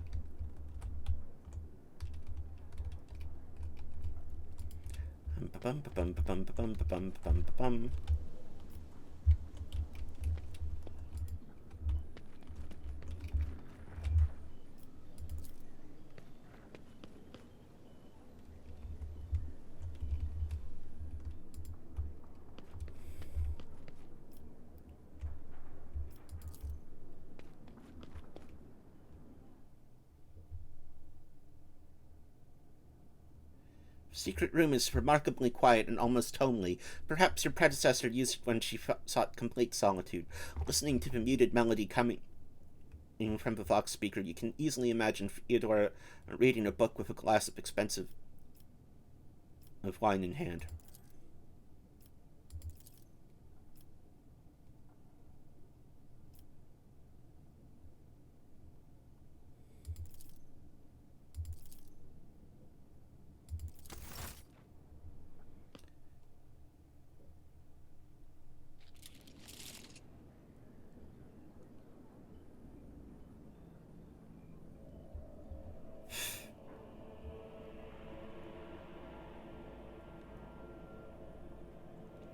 Oh.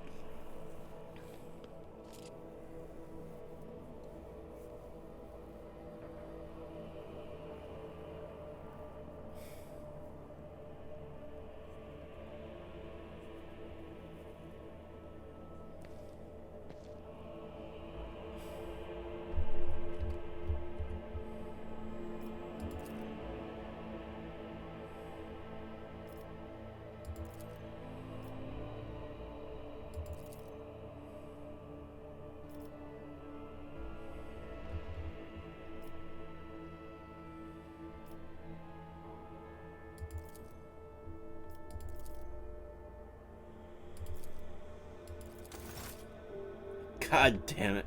Okay.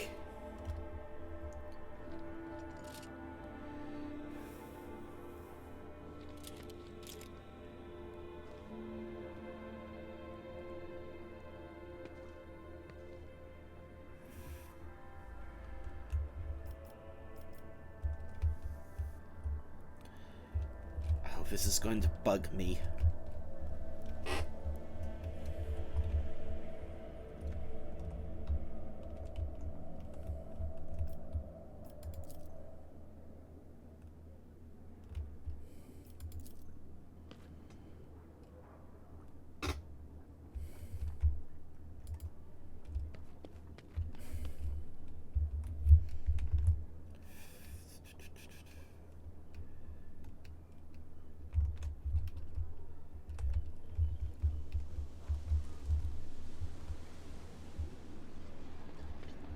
Let's see if, what's her name?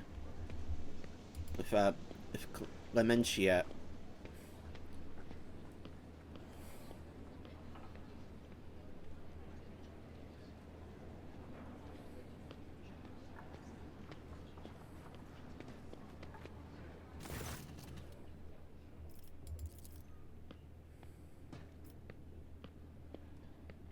Why, not at all, your ladyship. Secretary Scalander is an outstanding individual, loyal servant of the Valancius. Lady Theodora's...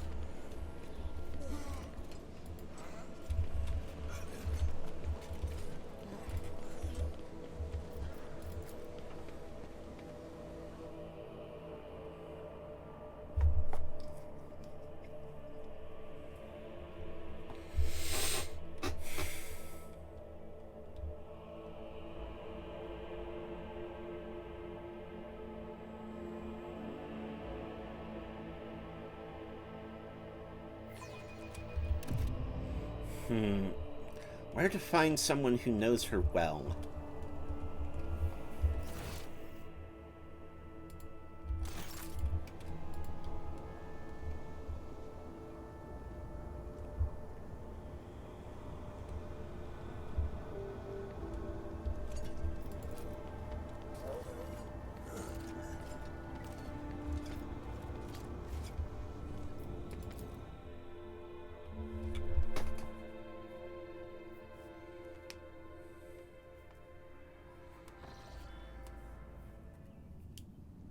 High Factotum Generous Stanrock. Terrible news from Dargonus, Lord Captain. The subsidiary hive city, Scipione 84249, has been destroyed in a series of cascading failures. Production has halted, and millions of people have broken their vows of obedience and are fleeing. Many of them are perishing into wastelands, overloading the transport lines leading to neighboring hives. The surrounding residential sectors are becoming increasingly agitated by the influx of refugees.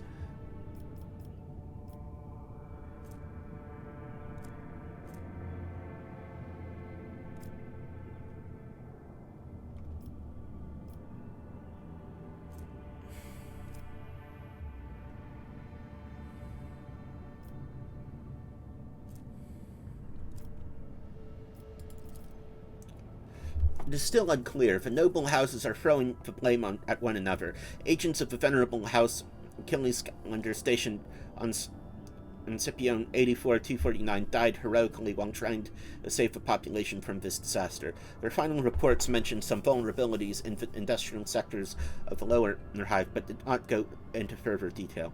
Additionally, all of your servants are currently busy with investigating the cause of the crisis, but are not doing anything to deal with its consequences.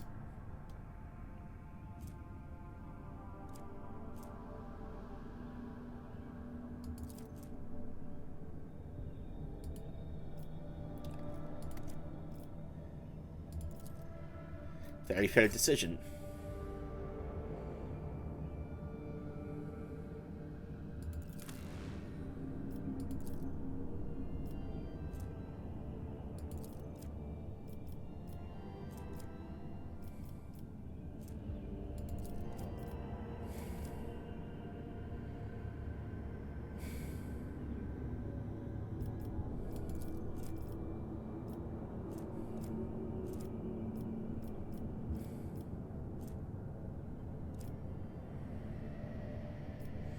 Okay, so what does this do?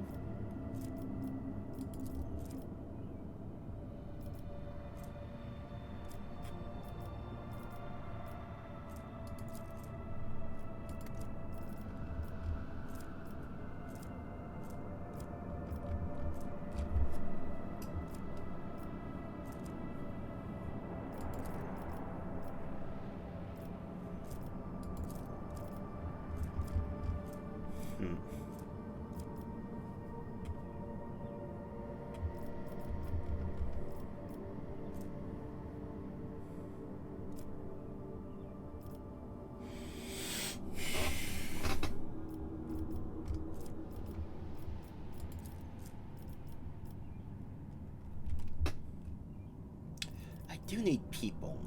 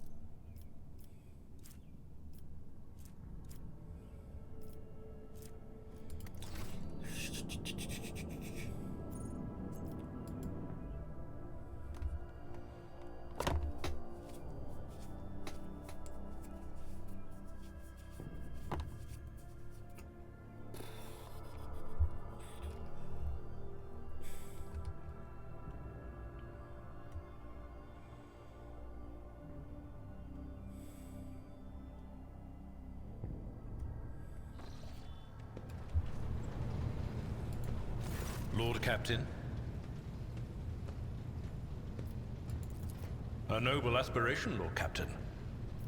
I am ready to acquaint you with all the particulars, as you wish, Lord Captain. Lord Captain.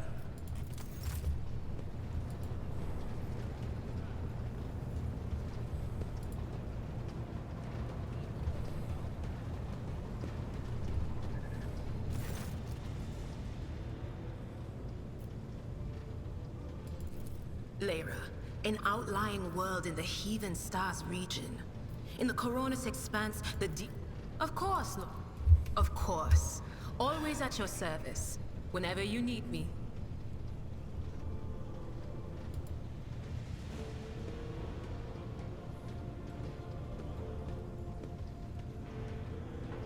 I just want to figure out...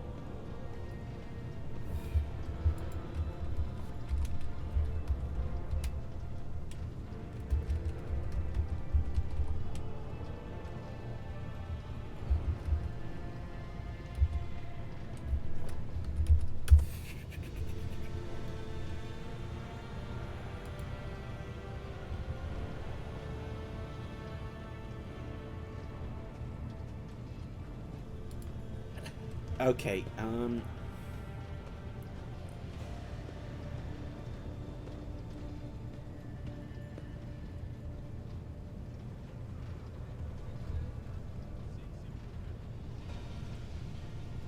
that's annoying. They don't have...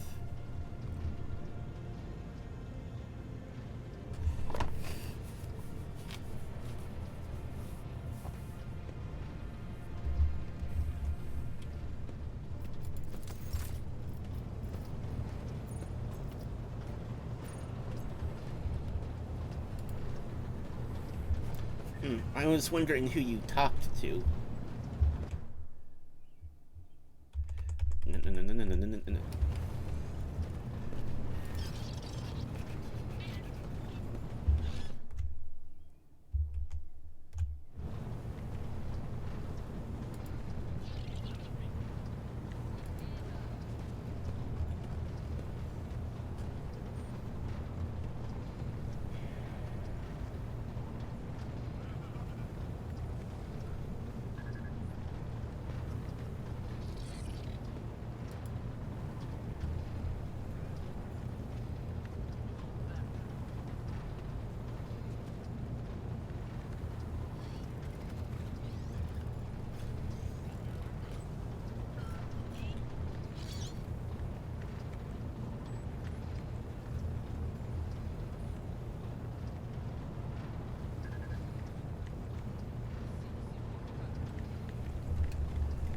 They just...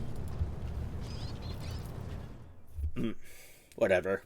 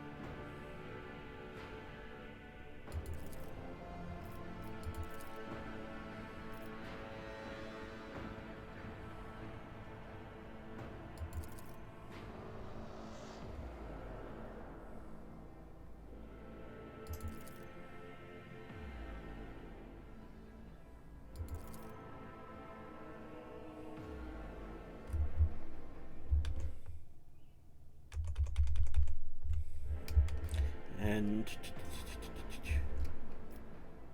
Symphony of Honor and Duty.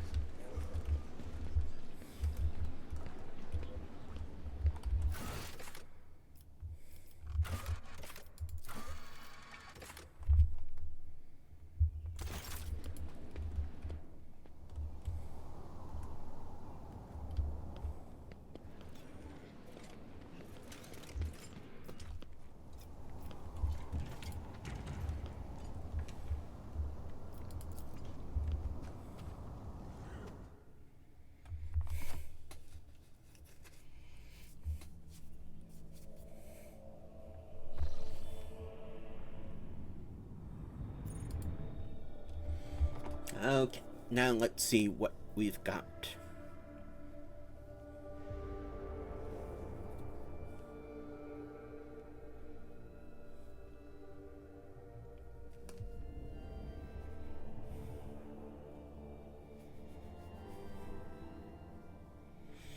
Let's see what data our predecessor had.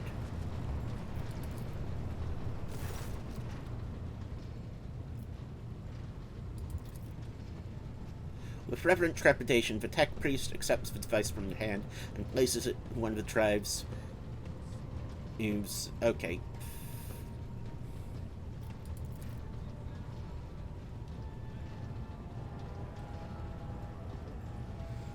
Machine Spirit has revealed the contents of the encrypted data, and I hereby pass it to you. This is where I reach the limit of my authorization, but you now have the option to review the encrypted data personally.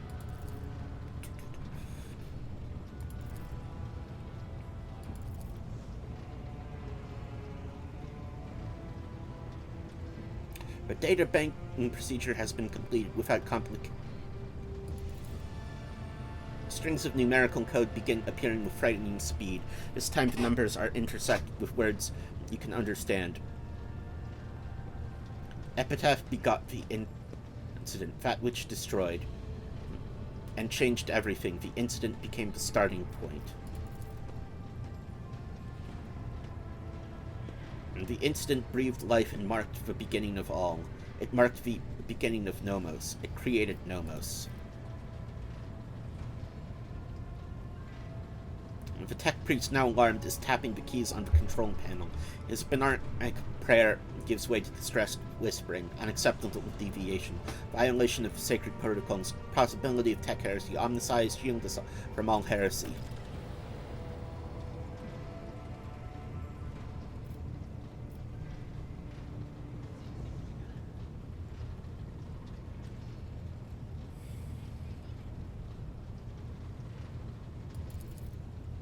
That is a mystery to me. If the mechanism is truly is tainted, then could it be? If heresy truly has taken hold of this machine spirit and scored the omniscience every tenant, then the spirit's madness could be such that it has chosen the name for itself, but that is nothing more than my hypothesis. Or could NOM-OS be reported to Pascal? My knowledge is insufficient to cleanse the code of this mechanism. I will inform the esteemed Engineer Prime of this disturbing development. Only he has the power to expel heresy from this corrupted machine spirit.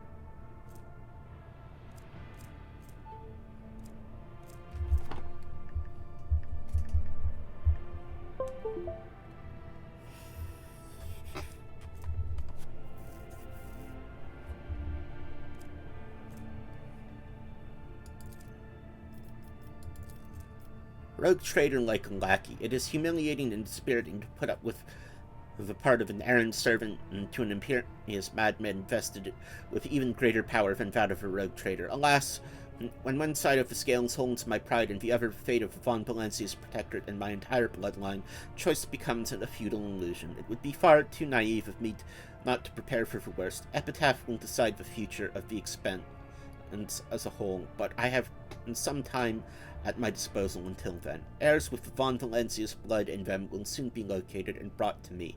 I cannot afford to delay the choice of successor any longer.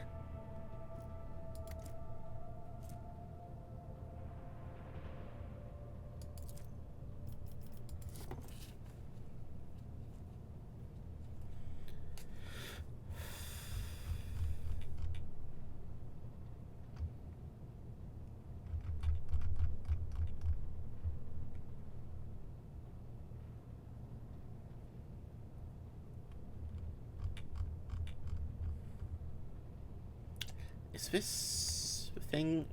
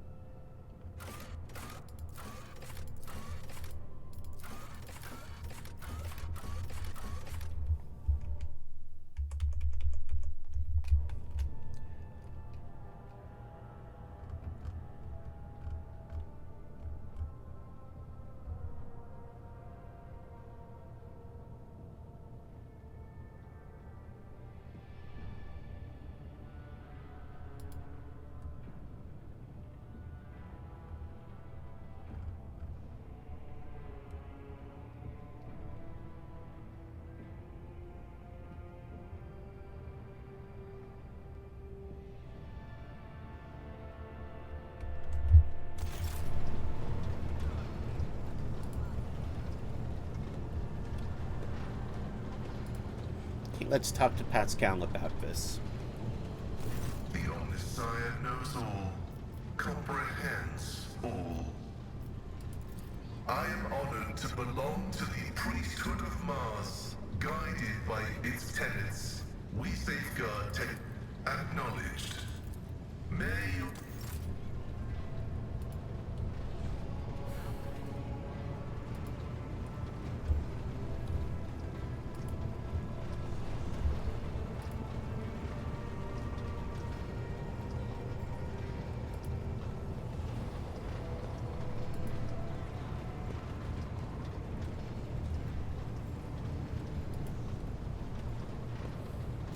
Elantark?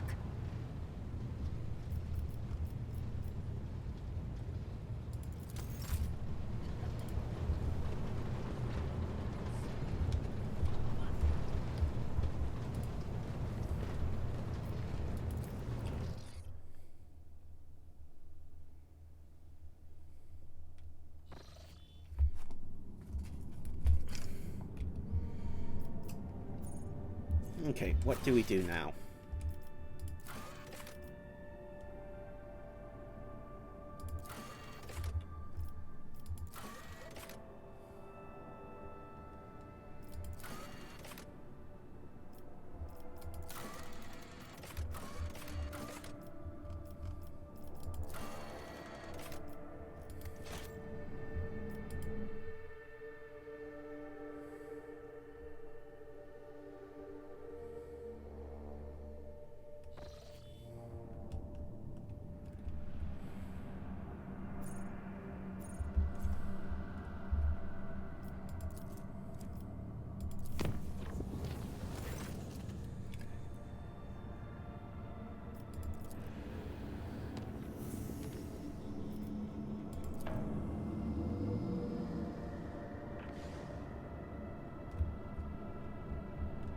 Oh, damn.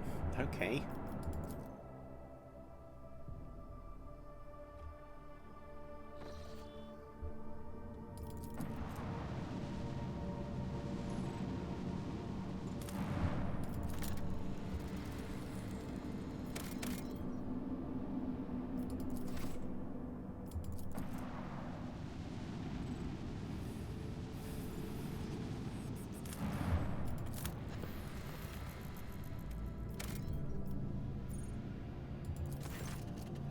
After analyzing the auger data, the officers were surprised to discover that the planet was once covered with oceans. Long ago, an unknown cataclysm caused the seas to dry out and turned the world into a lifeless desert.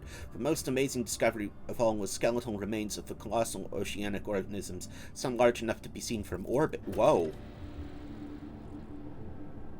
Okay, that's cool, but doesn't really get us anything.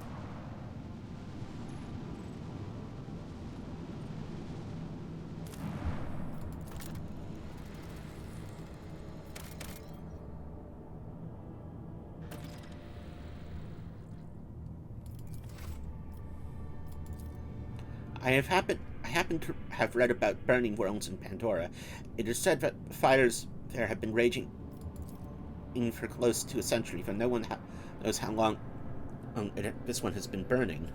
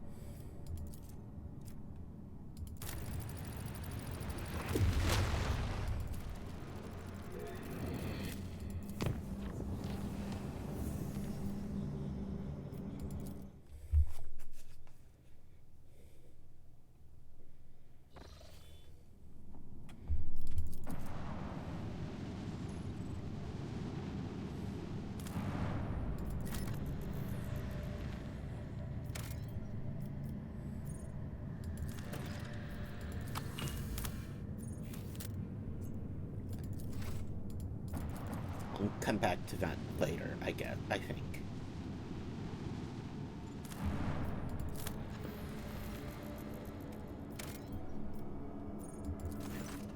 Small planet gently wrapped in amber forest greets you with ruby-colored dawn. Basil von dem Cleric, the local governor, gives the oak trader a warm welcome. After several glasses of Damascene, the sweltering ruler asks if Amelia von Valancius would like to keep him company during the upcoming hunt.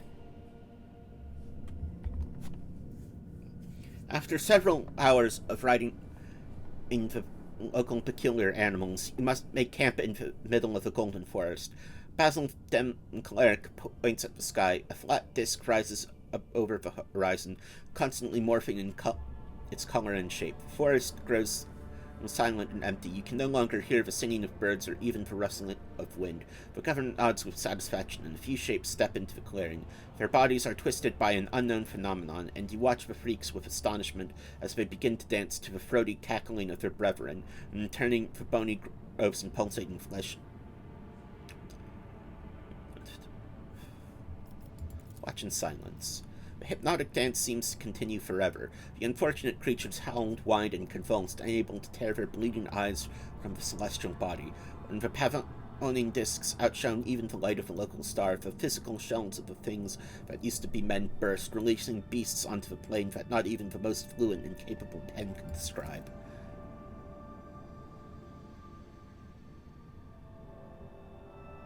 Basil dem Clerk excitedly explains that the creatures you saw are the children of the great king of distortion, and it is he who is the true god and patron of these fertile grounds. Once every cycle, his chariot shines its light upon the world and bestows transformations upon his most ardent followers. The rogue trader may become one of his heralds. The governor practically shrieks with delight, and more eyes open on his hands and necks to give you Closer look. You must speak with the god in the chariot himself and surrender to him whatever you value most in life. Senior officers observe suspicious activity emanating from the twisted celestial body at the heart of the system. The chaplain advises you to get ready for a potential encounter with the spawn of the archenemy, so it may be wise to reconsider unless you have holy relics, sacred worlds, or blessed effigies of the Emperor. Flame with a plethora of colors, the distorted and celestial disc trembles slightly beyond the endless windows of on the captain's bridge as the rogue trader ship approaches its center. Otherworldly voice, cold and enveloping, enters your mind. What could this puny wretch possibly offer a king?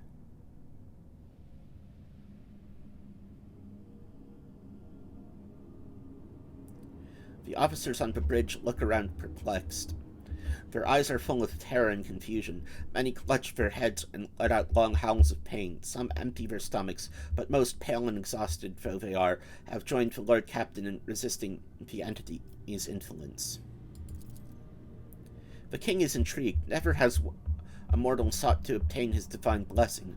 All you have to do is claim ownership of Amberworld and not interfere with the events unfolding on the planet. If the king is pleased with you, he may even let you collect tribute from his playthings.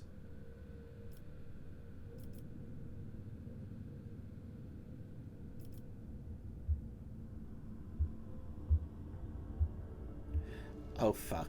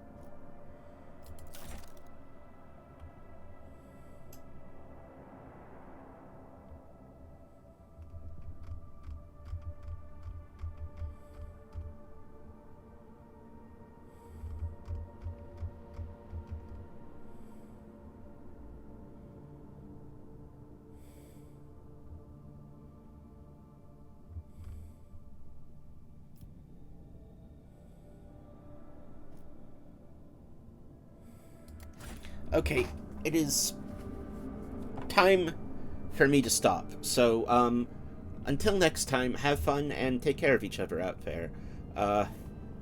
Good morning, I guess. I'll see ya. Bye.